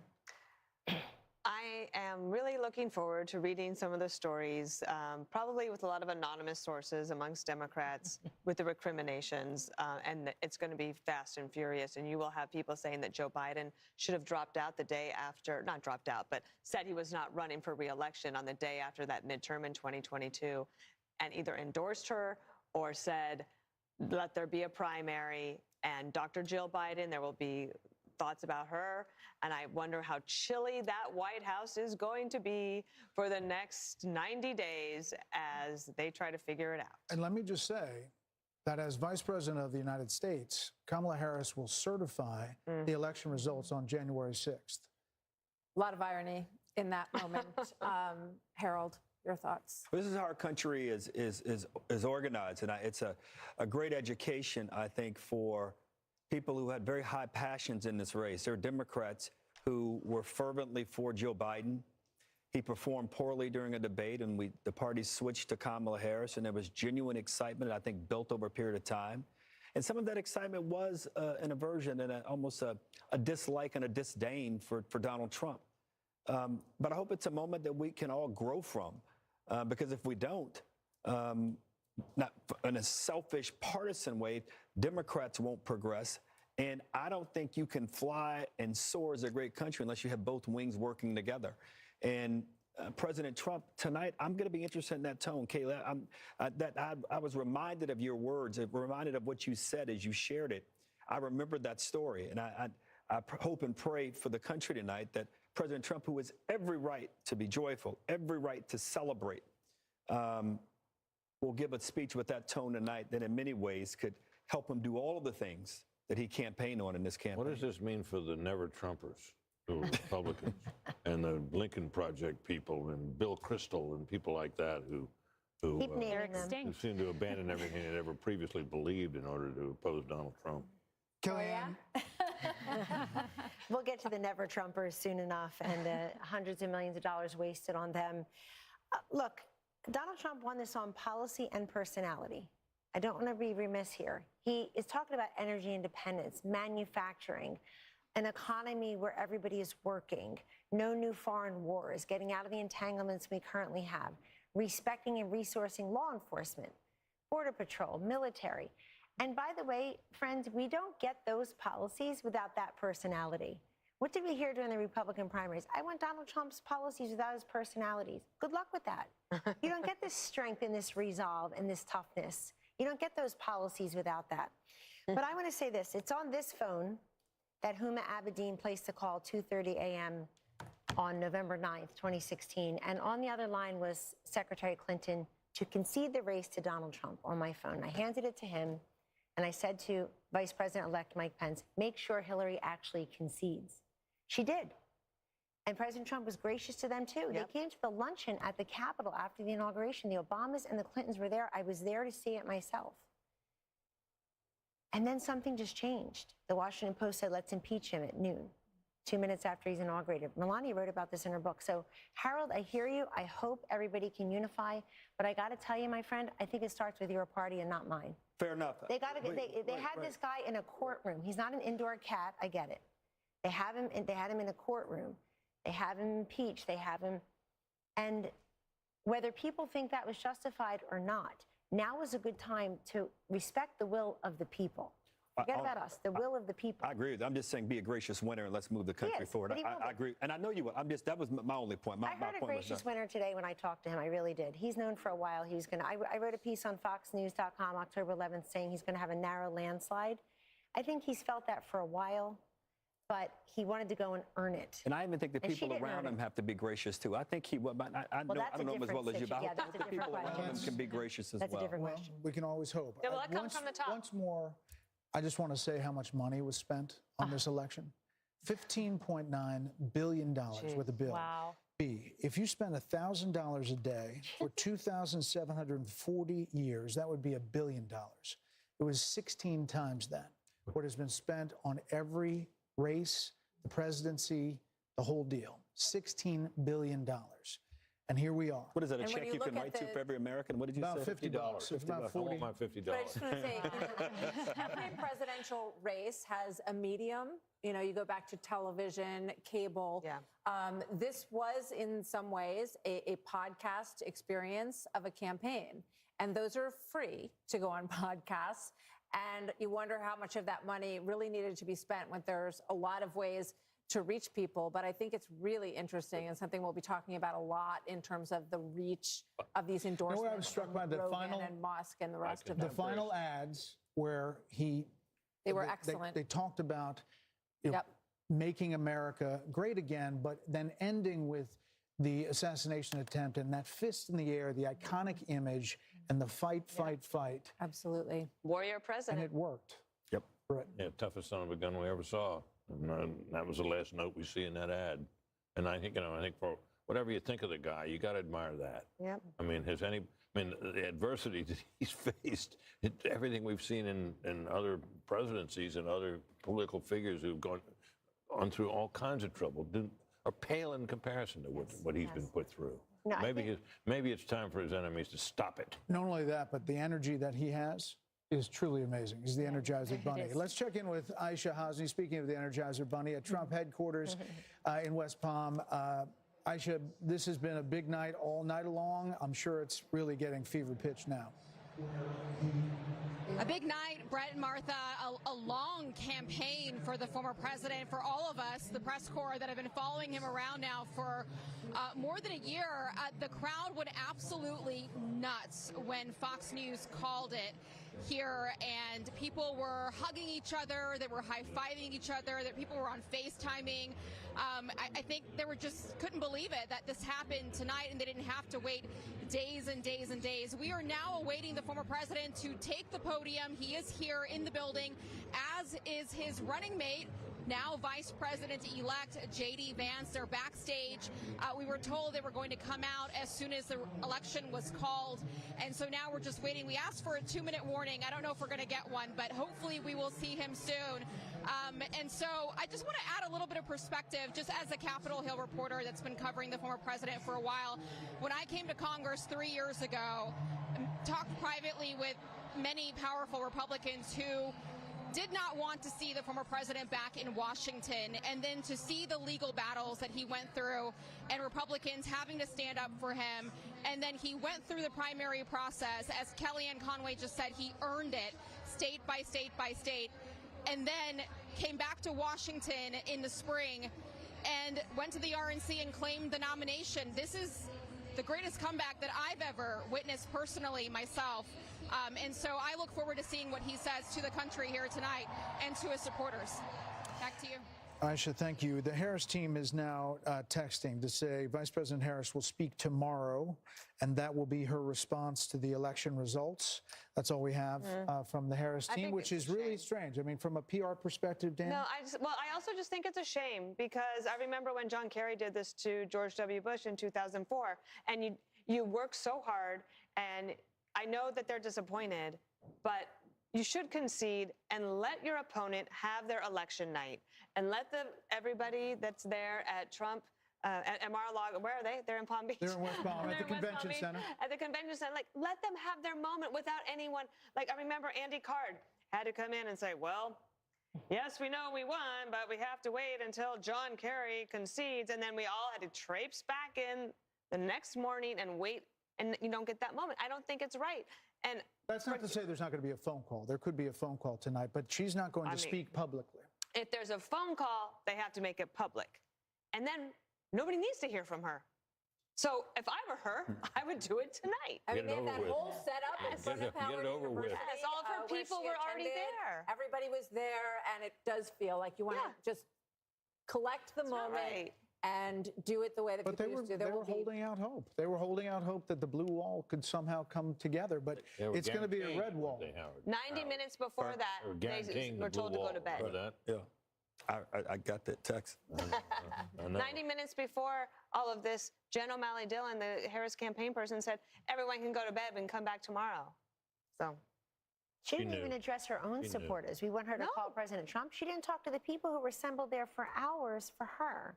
It just seems very ungracious. By the way, it ended up being a very bad split screen. You probably couldn't see it in here, but they're filing out, and he's expanding his folks, and they're all excited for him. Look, I think that Kamala Harris was a sign of the times, but I think that Trump's a metaphor for the country. And when he says, we don't surrender, fight, fight, fight, we get back up. I just think I think that's what it is. The other thing I just want to say, maybe it's as a Catholic, maybe it's just as a Trump supporter, maybe it's just as a flawed human being. We all get second chances in this life. Rarely do we get a second chance as big as this one. And I have got to believe the man that I know and that Kayleigh worked with is going to work with a certain alacrity and energy to get things done very quickly. What he can do through executive order, what he could do with the Congress, bringing in the governors. Nobody gets a second chance this big in their lives and just puts it on the shelf like it's a trophy or a gold star. He's going to use that as a platform for good and undo some of these bad policies, and I think do even better.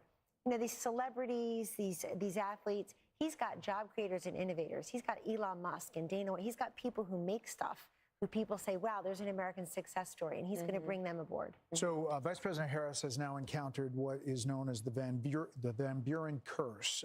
It's the failure of the vice president to get to the presidency. Only two have done it, and that is Martin Van Buren in 1836 and George H.W. Bush in 1988.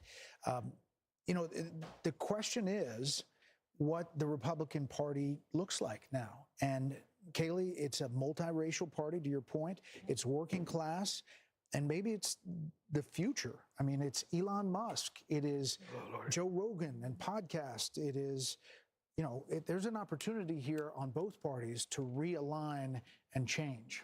There are going to be a lot of conversations that go on to that end. Who is the next standard bearer for President Trump? Is it J.D. Vance? Is he the one who picks up the torch after a 4-year legacy-defining term with the success that Kellyanne's describing? Is it J.D. Vance that picks it up? There's going to be a conversation about ground game. I mean, Kamala Harris over the weekend, they were saying they were knocking 1,000 doors a minute, and I have no reason to doubt that. It was an extraordinary ground game, but do ground games matter as much as podcasts, as much as real, authentic, viral moments like President Trump on the garbage truck or, you know, President Trump at McDonald's, these viral moments that really captured the attention of the nation? And what does the Republican Party look like going forward? It's a broad coalition. It's an exciting coalition. And I think if President Trump manifests that working man agenda, no tax on tips, no, you know, limit on credit card interest rate, that's a working man's economic agenda.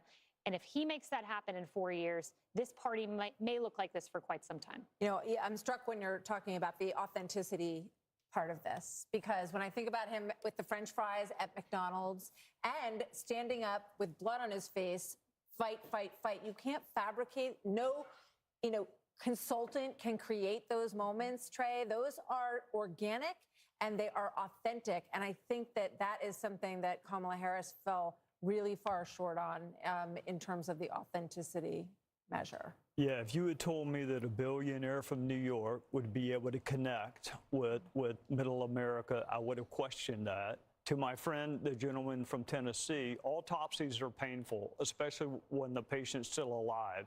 I wonder what the Democrat Party is going to go through in the next weeks and months, because this was a loss that I don't think anyone saw coming, not to this magnitude. So what does the autopsy look like if you're a Democrat? It's painful, but you have to have one. How did you lose, and how did you lose this soundly? The easiest way to do it for them would be to simply say, if Joe Biden hadn't clung to the job, clung to the nomination, and hidden his condition with a lot of help, they could have had an open nominating process and gotten a more attractive nominee who would have been freer to walk away from Biden policies and would have had a better shot. I mean, I think that's the easiest, simplest solution. But I'm not sure that's where they'll go. But that makes sense. I don't think you can pass over an African American female, which is a very loyal constituency for the Democrat Party. I don't see how they could have passed over. But if he'd left the office and she'd run, she would have been put through a different process and would have had competition, and the whole thing would have been different. Against her? You know? But I mean, but Harold, you have a Democratic Party that's pretty old. I mean, you have Yeah. Nancy Pelosi and Chuck Schumer and Joe Biden. You know, we got Andy Bashir, you got Josh Shapiro, you got Gretchen Whitmer. That's a you got- different kind of Democrat, and that is not the progressive Democrat that wins in a primary. So is it going to be a change in your party? Well, we nominated a Bill Clinton and a Barack Obama who were not from that the old wing of days? the party. So I think we'll do that. Look, tonight, what happened this evening and what's happened over the last year has been described. There were those on this panel who didn't believe that this resurrection could have occurred. So if this can happen, things are possible in politics if you're willing to change and willing to have courage and determination. And whatever Democrats or anybody want to say about this guy who's been elected our president, he personifies that courage and determination and persistence. So I think, Trey, you were asking a serious question, and Britt gave a very serious answer. I think that's going to be part of the answer. And we've got to look long and hard about whether or not the way we campaign sometimes with identity politics at the end, is that the right way to do it? But before you get there, you got to get a purpose and a message. And we'll get there. We've got a long history of figuring these things out as a nation, as a party, and we'll figure it out this time. So the carnage speech got a lot of attention at the inauguration. Do we think that Oh, yeah. this speech, I was going way back. we're actually told that the teleprompters have been removed from the stage, so we could be in for a long haul here. We don't know. But what do you think? You know, he's coming, but there may not be teleprompters. I'm saying he goes off the teleprompter anyway, but he, you know, the other night at the Al Smith dinner, he was upset that there were teleprompters, you know, because he doesn't want to use them. So. Right. So, Dana, what does this speech look like? This one right now? Yeah. I think look, I don't know. He's one of the most unpredictable people, too. So I think that's why we're all here, and I'm wide awake, and I've been awake for almost 24 hours now. And I am curious to see. I think I wasn't just thinking about this speech. I'm thinking about the inauguration speech, which would be 8 years since Carnage speech.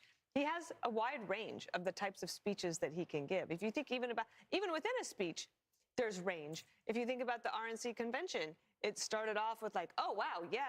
And then after a while, it was like, wow, he's still talking. And it was like so long, and it kind of got off script, and people thought, oh, he kind of lost an opportunity.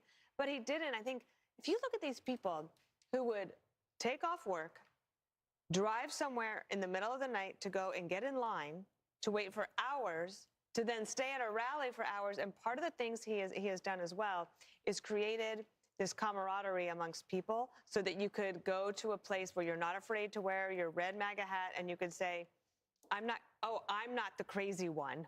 I'm not the only one who thinks the way that I do. I can actually have friends. And that doesn't mean that there shouldn't be outreach to the other side. I believe in love thy neighbor. I love all of that. But he has created something special here. So I kind of want him to take a victory lap tonight. I don't think this is necessarily the moment for unity, especially when she won't even concede and give him the night to celebrate. Yeah. Kellyanne, you were looking at the popular vote. He's still up and could finish up. And part of it is because he did run up the totals in places I was looking at, even the rural counties in Pennsylvania. He was going to win them by significant double digits, but he won them that much more. I think running up the totals in Florida, which was a swing state not that long ago, over 1.1 million votes or so. Kaylee, right, your home state. And this is, look, I think that when the Democrats take a look at this candidacy, it's not going to be, did she have too much time, not enough time? She's just a flawed candidate. She doesn't speak well. She doesn't work hard. I'm not being mean or partisan. I don't know why the country would have rewarded this candidate with the big job. When she couldn't make the case what she does as vice president that affects our lives in a positive way. She was given that opportunity. I personally would like to thank the women of The View tonight. Yeah. For asking this question, for having her on. Oprah, we see you. And so on and so forth. People who thought they were doing her a favor because they made her something she's not. It's the opposite for Trump. They make him something he's not. Take that one word, take that one line, take that cherry pick this, that, the other. You never get the essence. I go back, does everybody remember 5 years ago, so Laurel and Yanny, or what color dress? You hear Laurel, I hear Yanny. You see a blue dress, I see a yellow dress. We were all looking at the same thing. That's the way Donald Trump is in this country. There are people who look exactly the same person, and they see two different vistas. I think it's time that we try to see one. Look, I don't know who said it earlier. I'm a little worried about the reaction of the Democrats and the Kamala people here. I'm very worried. I think that there are a lot of unhinged people across the political spectrum, and we gave very little quarter to how many anti-Kamala voters are out there. I don't want to hear the words racism and sexism. It's eyesight and hearing. We were listening and watching her. And I'm very worried that we've not talked a lot about how violent people may be and angry because she lost. Right. I'm afraid of that. Right. I mean, I can just imagine thinking about The View, and a week or so ago, they were saying, what is wrong with someone who would vote for him? Michelle Obama said. And Joe Scarborough saying, we weren't raised like this. Who raised these people? So I can only imagine what tomorrow is going to look like. Yeah. I will say when we talk about The View, what comes to mind is we mentioned the carnage speech that President Trump gave at his inauguration. And my mind automatically went to the unity speech that Biden gave. And he mentioned unity a half dozen times. But when you think about what we got over 4 years, there was the garbage comment that didn't come in isolation. There were all kinds of comments. Neanderthal was one of the first words he used to describe those who opposed his COVID edicts. The Mark Cuban comment, he was an official surrogate of the Kamala campaign. And for, as mean as some of President Donald Trump's tweets have been and people have problems with it, one thing I've challenged Democrats to find is one example of him disparaging the country, half of the country, and that's something he has not done. And so I expect you'll hear a unifying tone, and I expect you're going to see a very successful presidency and one untethered maybe from some of the things that were holding him back. What comes to mind is an Oval Office meeting that we had where Dr. Fauci was urging him not to open the country. And I watched President Trump fight vociferously, saying people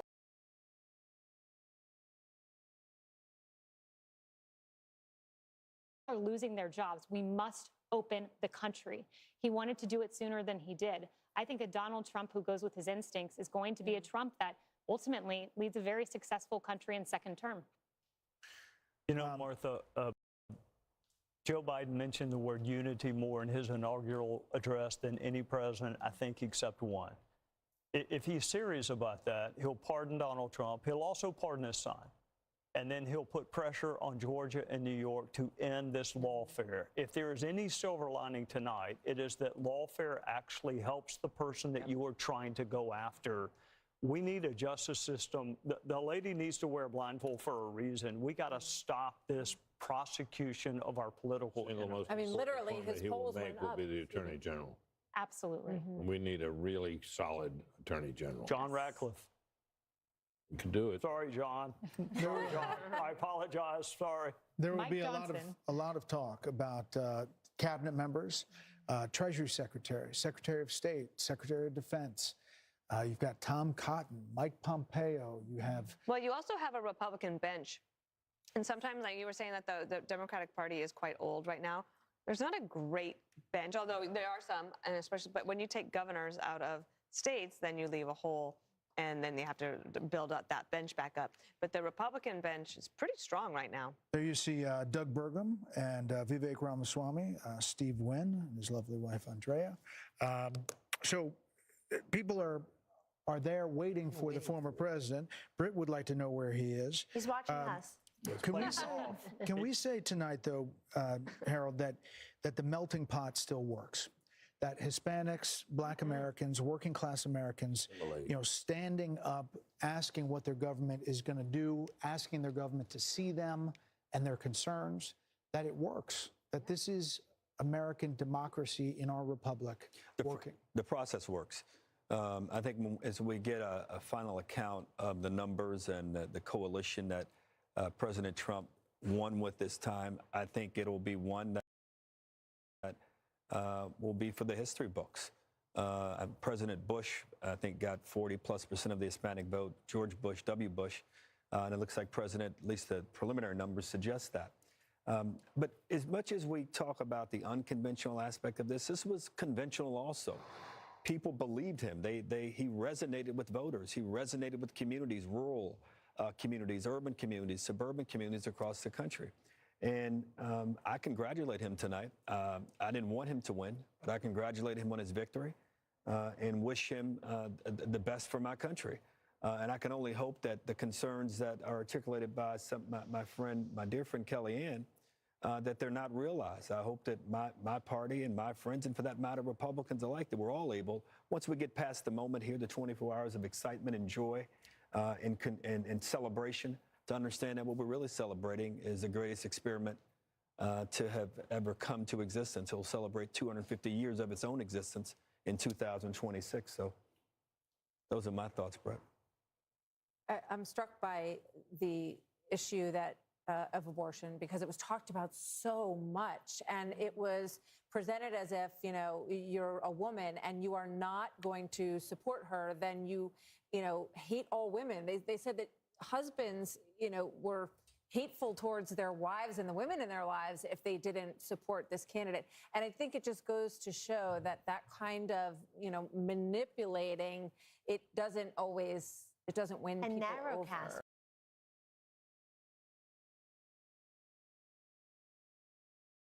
Narrowcasting us based on our gender. I think Kamala Harris was talking to us from the waist down, and I think Donald Trump was talking to us from the waist up as well. That's where my eyes, my ears, my heart, my brain, and my big mouth are.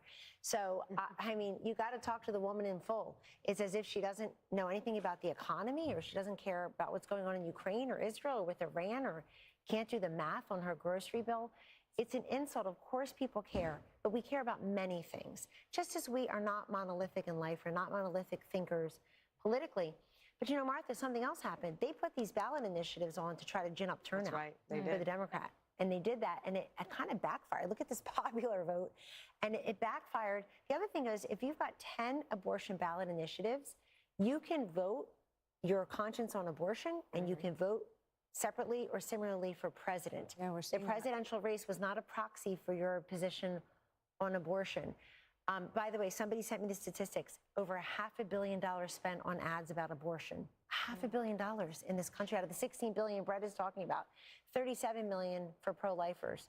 The rest was the pro-choicers. I mean, it's just insane amount of money. So we've spent a lot of time talking about markets tonight and with the betting markets.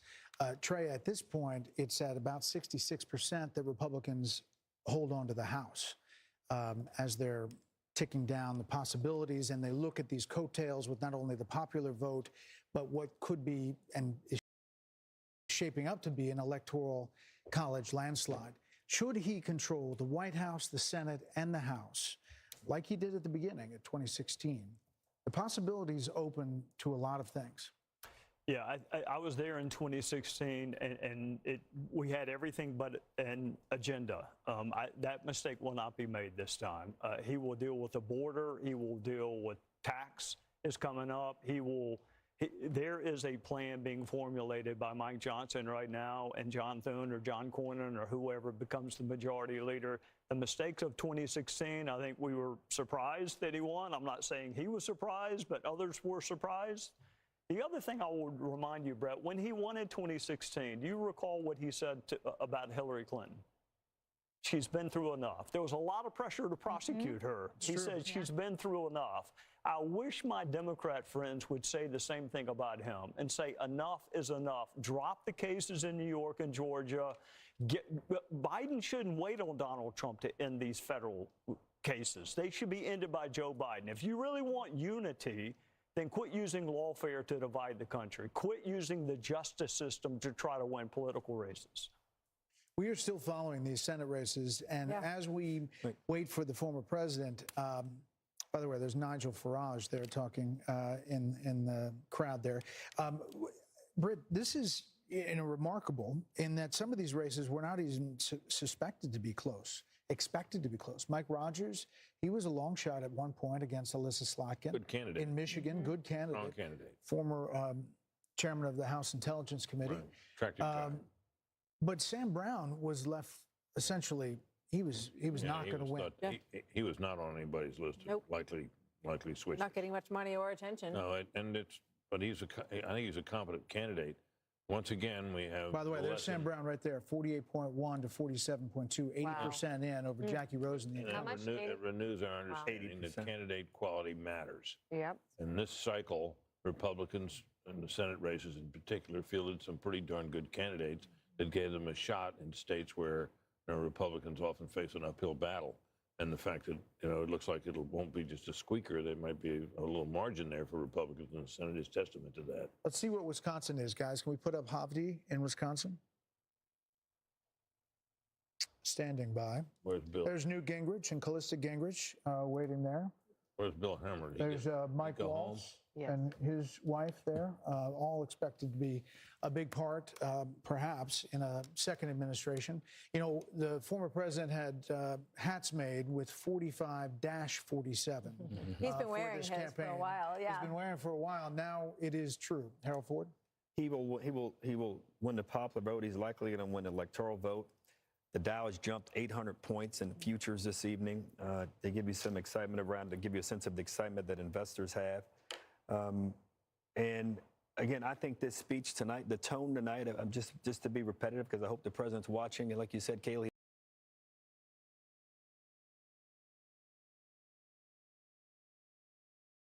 might be watching us here and there. I hope it's what you said. I hope this is a moment to let the country, because we've had enough of enough.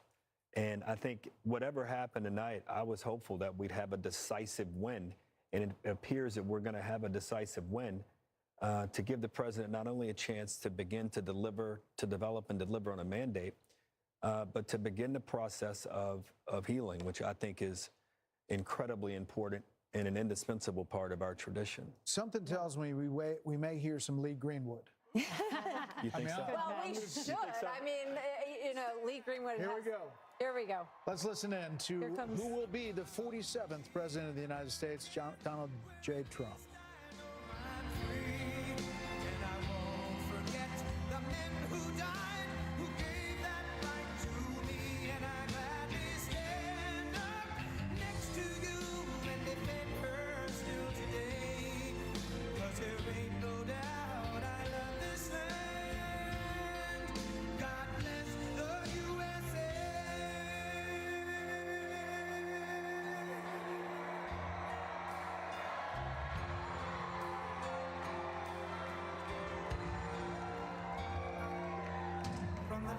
To Minnesota, to the hills of Tennessee, across the plains of Texas,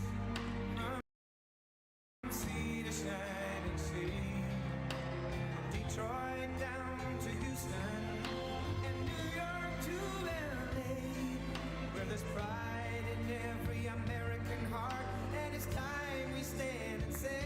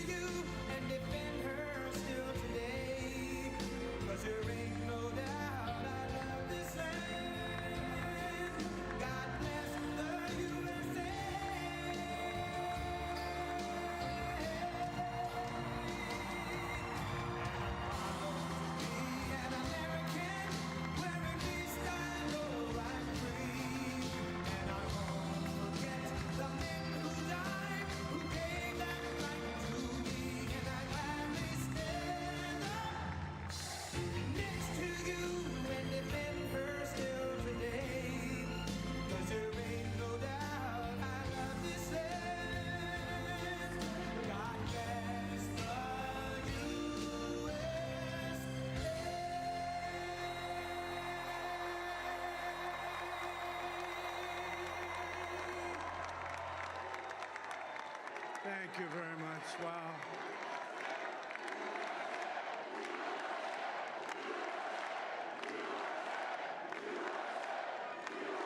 Well, I want to thank you all very much. This is great. These are our friends. We have thousands of friends in this incredible movement. This was a movement like nobody's ever seen before. And frankly, this was, I believe, the greatest political movement of all time. There's never been anything like this in this country, and maybe beyond. And now it's going to reach a new level of importance because we're going to help our country heal. We're going to help our country heal. We have a country that needs help, and it needs help very badly. We're going to fix our borders. We're going to fix everything about our country. And we made history for a reason tonight, and the reason is going to be just that. We overcame obstacles that nobody thought possible, and it is now clear that we've achieved the most incredible political thing. Look what happened. Is this crazy?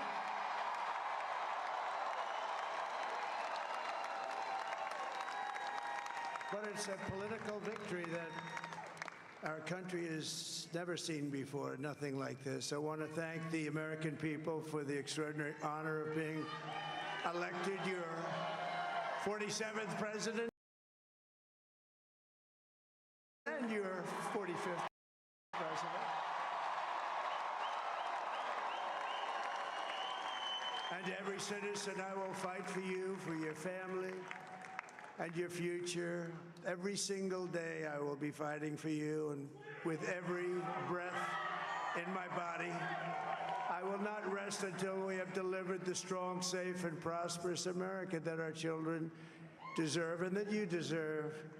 This will truly be the golden age of America. That's what we have to have. This is a magnificent victory for the American people that will allow us to make America great again. And in addition to having won the battleground states of North Carolina, I love these places, Georgia, Pennsylvania, and Wisconsin, we are now winning in Michigan, Arizona, Nevada, and Alaska, which would result in us carrying at least 315 electoral votes.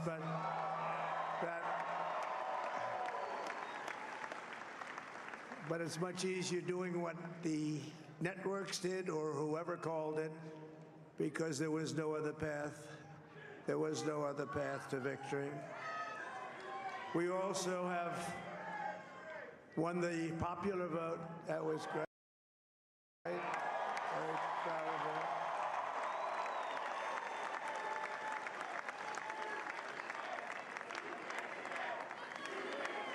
Thank you.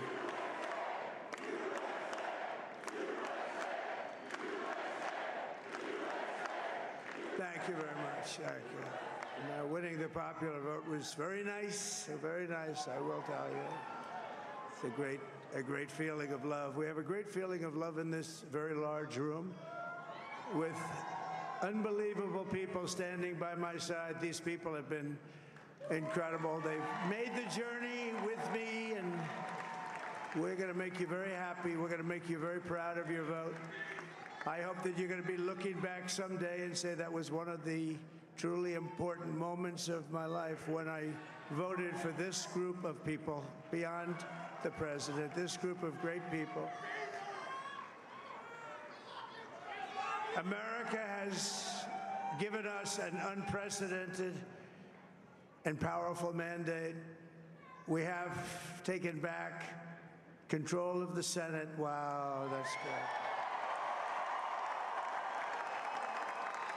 And the Senate races in Montana, Nevada, Texas, Ohio, Michigan, Wisconsin, the great Commonwealth of Pennsylvania, were all won by the MAGA movement. They helped so much.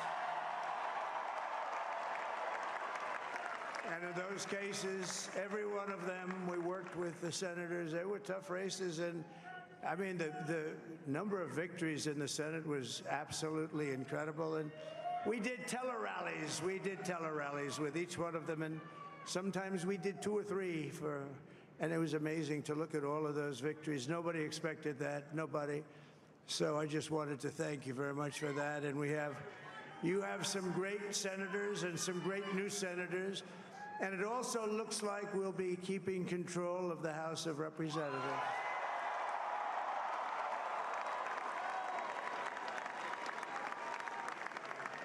And I want to thank Mike Johnson. I think he's doing a terrific job. Terrific job. I want to also thank my beautiful wife, Melania, First Lady.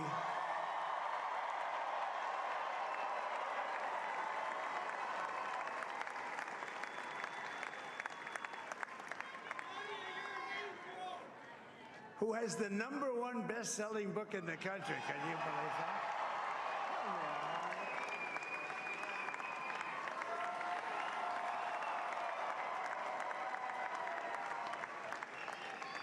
Oh, no, she's done a great job, works very hard to help people. So I just want to thank her. But I want to thank my whole family, my amazing children, and they are amazing children. Now, we all think our children are amazing. Everybody here thinks their children are amazing, but that's a good thing when you think they are. But Don, Eric, Ivanka, Tiffany, Barron, there's Laura, Jared, Kimberly, Michael, thank you all. What a help. What a great help.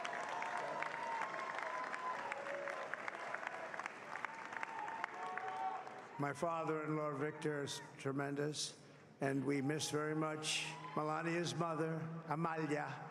We miss Amalia, don't we, huh? She would be very happy right now, standing on this stage. She'd be so proud. She was a great woman, that one. Beautiful inside and out. She was a great woman. I want to be the first to congratulate our great, now I can say, Vice President-elect of the United States, J.D. Vance.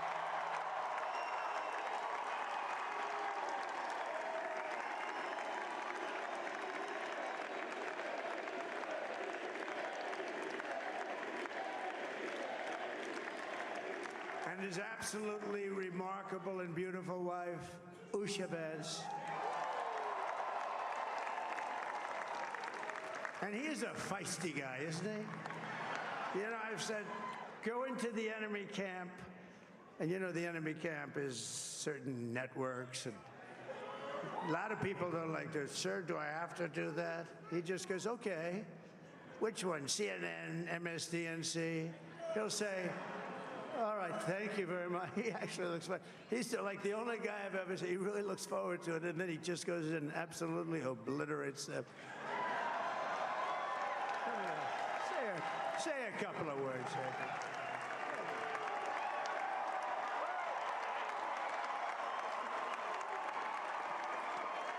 Wow.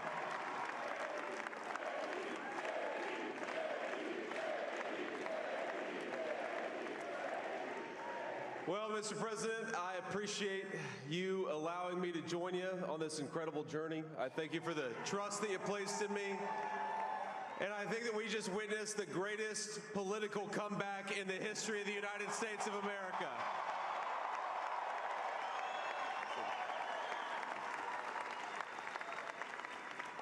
And under President Trump's leadership, we're never going to stop fighting for you, for your dreams, for the future of your children. And after the greatest political comeback in American history, we're going to lead the greatest economic comeback in American history under Donald Trump's leadership.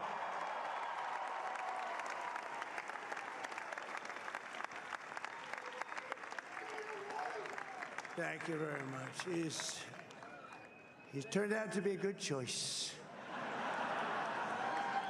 I took a little heat at the beginning, but he was, I knew the brain was a good one, about as good as it gets.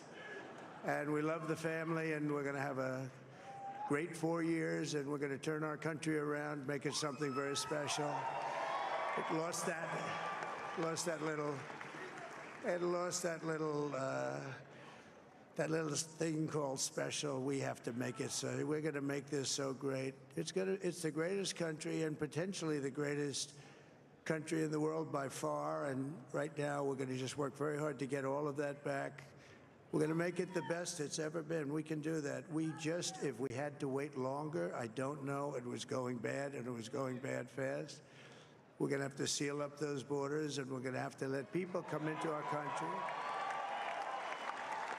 We want people to come back in, but we have to let them come back in, but they have to come in legally. They have to come in legally. Let me also express my tremendous appreciation for Susie and Chris, the job you did. Susie, come here. Come here, Susie. Chris, come here, Chris. Susie likes to stay sort of in the back, let me tell you. The Ice Maiden, we call her the Ice Maiden. Come here, Chris. Come here, Chris.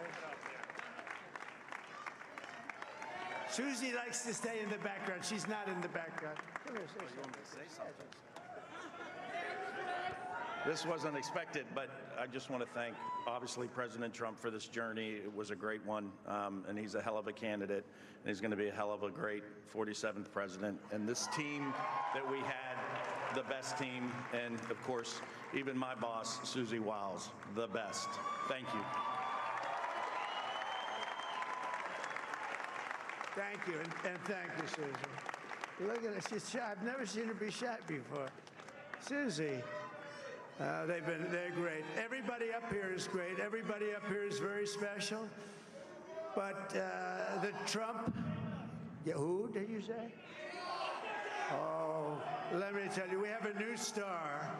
A star is born, Elon. Now he is.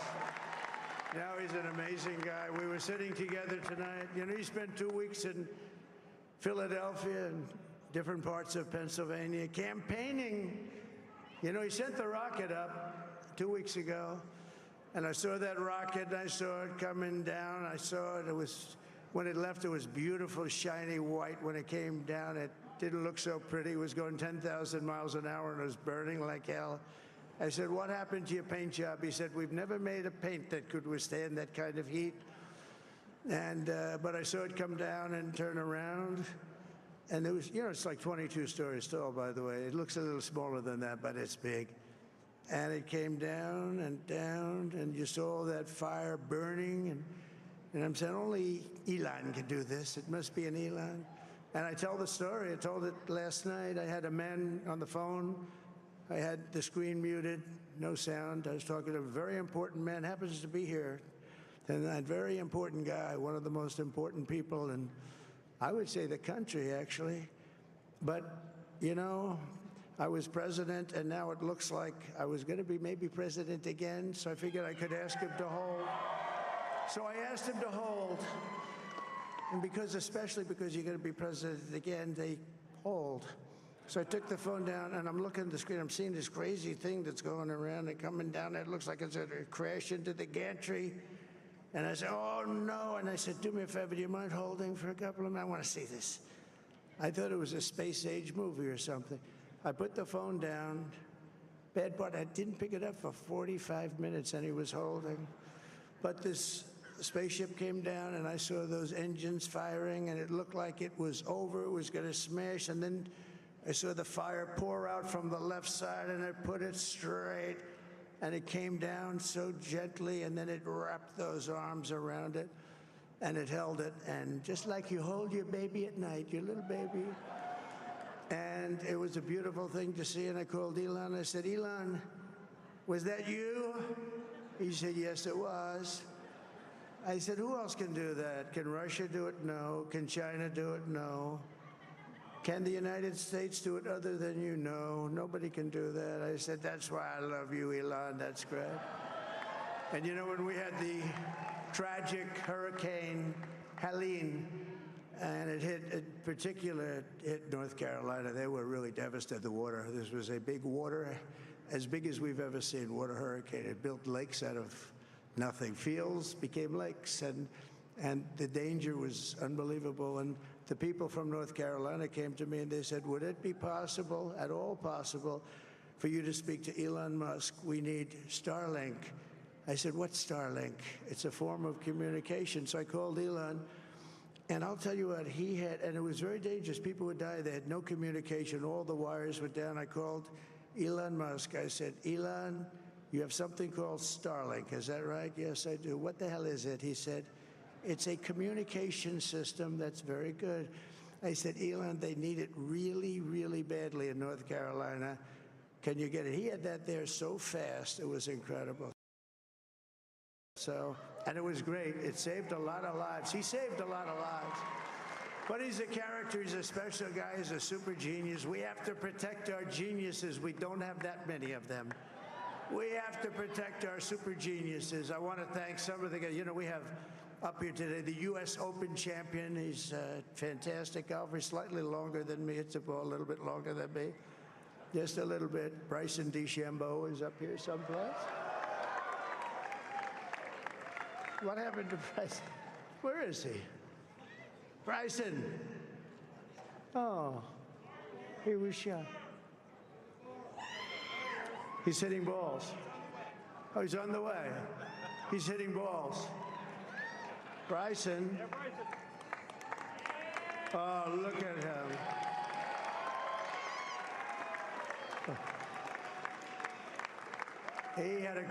He's got a great career going.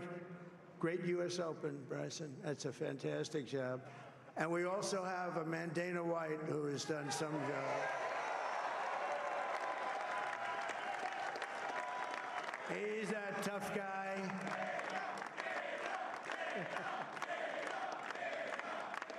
So Dana started UFC and came to me, do you mind if I use your, nobody wanted to give him arenas because they said it's a rough sport, a little rough.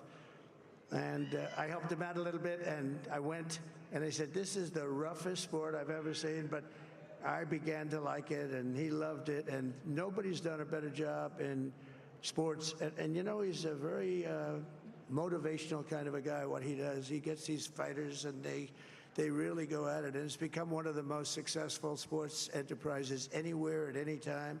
It's doing so well. I'd like to ask Dana just to say a couple of words because people love to hear from him. Dana,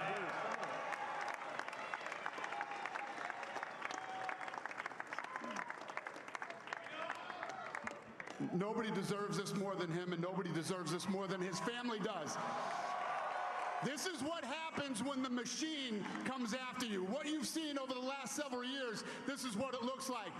Couldn't stop him. He keeps going forward. He doesn't quit. He's the most resilient, hard-working man I've ever met in my life. His family are incredible people. This is karma, ladies and gentlemen. He deserves this. They deserve it as a family. I want to thank some people real quick. I want to thank the Nelk boys, Aiden Ross, Theo Vaughn, busting with the boys, and last but not least, the mighty and powerful Joe Rogan. And thank you, America. Thank you. Have a good night.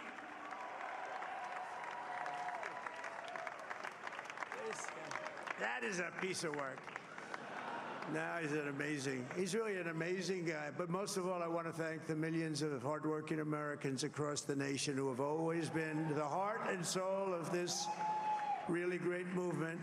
We've been through so much together, and today you showed up in record numbers to deliver a victory like really, probably like no other. This was something special, and we're gonna pay you back. We're gonna do the best job. We're gonna turn it around. It's got to be turned around. It's got to be turned around fast, and we're gonna turn it around. We're gonna do it in every way, with so many ways, but we're gonna do it in every way. This will forever be remembered as the day the American people regained control of their country.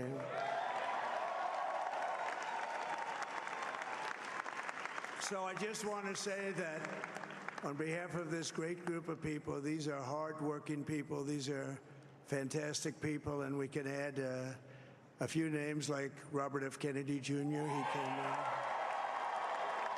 And he's going to help make America healthy again.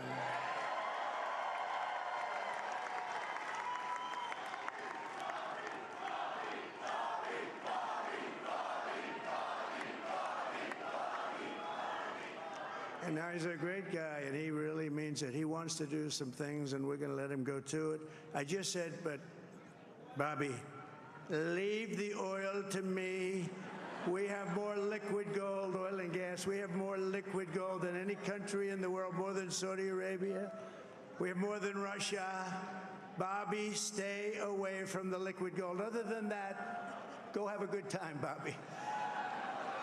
We're going to be paying down debt. We're going to be reducing taxes. We can do things that nobody else can do. Nobody else is going to be able to do it. China doesn't have what we have. Nobody has what we have. But we have the greatest people also. Maybe that's the most important thing. This campaign has been so historic in so many ways. We've built the biggest, the broadest, the most unified coalition. They've never seen anything like it in all of American history. They've never seen it. Young and old, men and women, rural and urban. And we had them all helping us tonight. When you think, I mean, I was looking at it, I was watching it. They had some great analysis of the people that voted for us. Nobody's ever seen anything like that. They came from all corners, union, non-union, African American, Hispanic American, Asian American, Arab American, Muslim American. We had everybody, and it was beautiful. It was a historic realignment, uniting citizens of all backgrounds around a common core of common sense. You know, we're the party of common sense. We want to have borders. We want to have security. We want to have things be good, safe. We want great education. We want a strong and powerful military, and ideally we don't have to use it. You know, we had no wars. 4 years we had no wars, except we defeated ISIS. We defeated ISIS in record time, but we had no wars. They said, he will start a war. I'm not going to start a war. I'm going to stop wars. But this is also a massive victory for democracy and for freedom. Together, we're going to unlock America's glorious destiny. We're going to achieve the most incredible future for our people. Yesterday, as I stood at my last stop on the campaign trail, I'll never be doing a rally again. Can you believe it? I think we've done 900 rallies approximately from them. Can you imagine? 901 something, a lot of rallies. And it was sad. Everybody was sad. Many people, I said, this is our last rally. But now we're going on to something that's far more important, because the rallies were used for us to be put in this position where we can really help our country. That's what we're going to do. We're going to make our country better than it ever has been. And I said that many people have told me that God spared my life for a reason.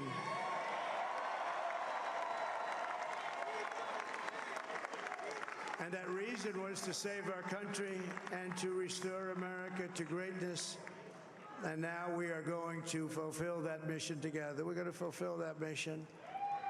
The task before us will not be easy, but I will bring every ounce of energy, spirit, and fight that I have in my soul to the job that you've entrusted to me. This is a great job. There's no job like this. This is the most important job in the world.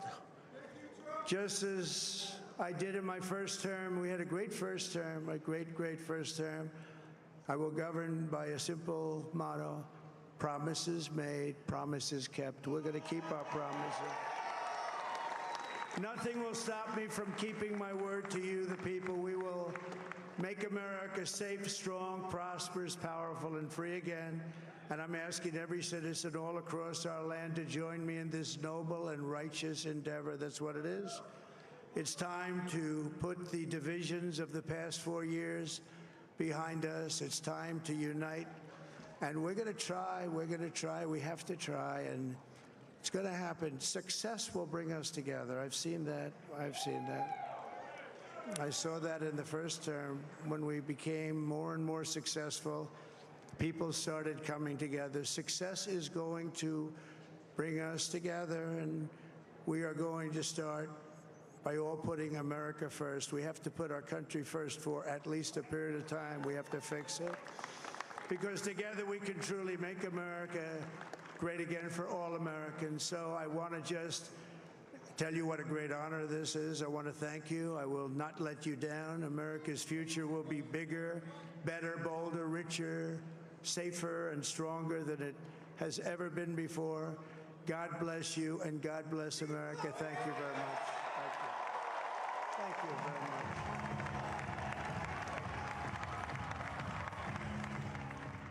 Donald J. Trump, the man who will be the 47th president of the United States, in West Palm Beach at the convention center there. He said he's going to make America great again for all Americans. Said God spared his life for a reason in those 2 assassination attempts.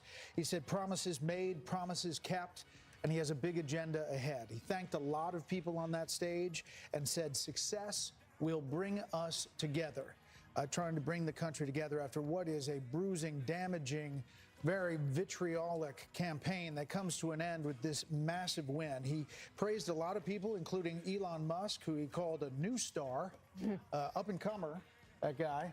Have you met him? Have you heard I think he's an up-and-comer. He went on about the rocket for a while. He did. But he did the dismount, and now he goes on to be president-elect of the United States once again. It's an extraordinary story, an absolutely phenomenal political comeback for Donald J. Trump, who will be the 47th president of the United States when he is inaugurated on January the 20th. And he said that God spared him from those assassination attempts in order to lead the country. He said success will bring us together, and he said it was an honor. And he thanked everyone involved and thanked the American people for tonight's outcome. We have no indication that Vice President Harris has made a phone call. We're trying to get confirmation that there has been any concession. We don't have any word that that has happened. We were told by her campaign that she's going to wait till tomorrow to do something and to respond to all of this, but no phone call, as we can tell right now. We're going to wrap up with our panel: Harold Ford Jr., Katie Pavlich, Mark Thiessen, Kellyanne Conway, Kayleigh McEnany, and Trey Gowdy. It's almost 3 a.m. You know where they all are. Just come on. You're fine. Harold, final thoughts. I'll be brief. The next few days, I think, are really, really important for the country, for Democrats, for the leadership in my party to reach out to the president-elect. I thought this speech tonight was the right tone. Kelly, you said he might give this kind of speech, Kayleigh, and I was pleased that he did. It's 3 o'clock in the morning in the East Coast. He gave the speech like it was 9 o'clock in the evening. He's got great energy. Congratulations again to him, and I believe what he said and want him to act on it. One person who was not there for this celebration tonight was Corey Comparatore, who was killed at that July 13th Butler rally. So God bless his soul. I'm sure he'll be happy with the results tonight. The United States of America turns 250 years old in 2 years, and Donald Trump is going to be in the White House, and I think he will probably throw a pretty good party for America. A heck of a birthday party for America. Mark, we don't know how big this is going to be. There may be more coattails with Senate races yet to call. Yeah. He won Texas by 15%. He won it by 6% in 2020. We're going to see some big numbers, and he could win the popular vote. Yeah, it's a landslide, and it's getting landslidier as the evening goes on. Having written presidential speeches, the thing that jumped out at me is that most of these speeches begin with, "I just received a call from my opponent, who graciously conceded the election, and I thanked her and I congratulated her on a well-fought campaign." Has Kamala Harris not called him? We don't have any indication. And by the way, why is she not speaking tonight? She lost. She just go to bed? I mean, Wisconsin's called. It's over. Why is she not coming out and conceding? It's shameful. The whole thing was that he was going to say he won when he didn't really win, or not concede if he lost. Right. Yeah. And now here we are. President Trump took a victory lap, well-deserved. This is a huge political comeback. It's looking like a landslide. We'll see if that amount. He could have won every single swing state, by the way. We will see.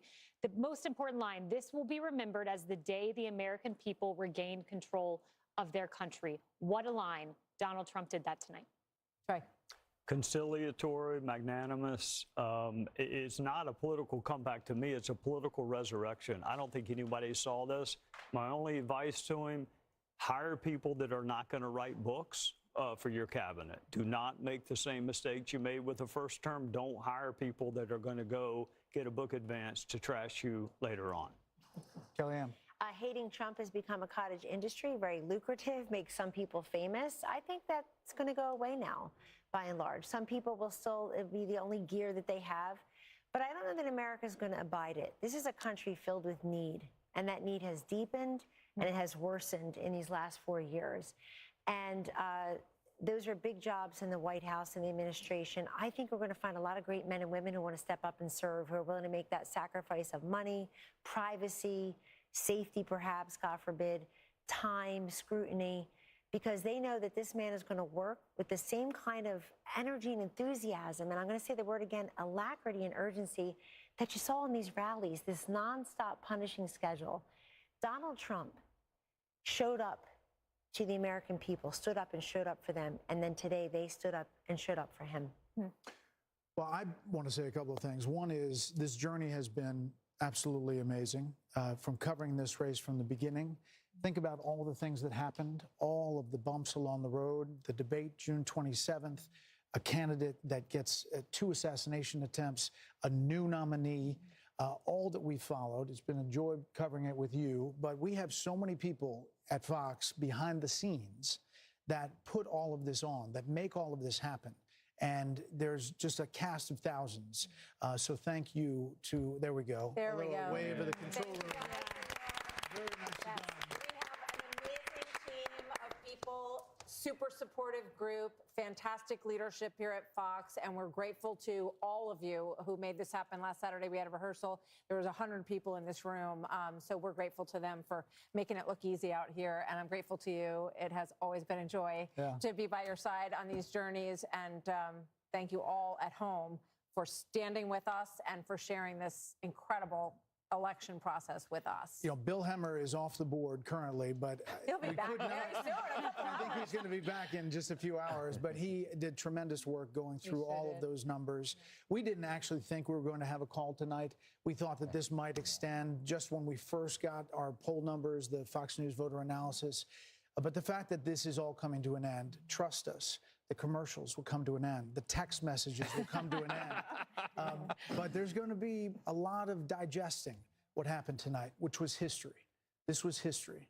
And don't forget where you were tonight. I think a lot of the American people I spoke with said, I just want there to be a decisive outcome. And I think that is a gift to the country. And I hope that we can all wake up in the morning and be and move forward with our great country. Thank you for joining us for Democracy 24 election night coverage. Trace Gallagher picks it up from here. Good night, everybody. Good morning. Good morning.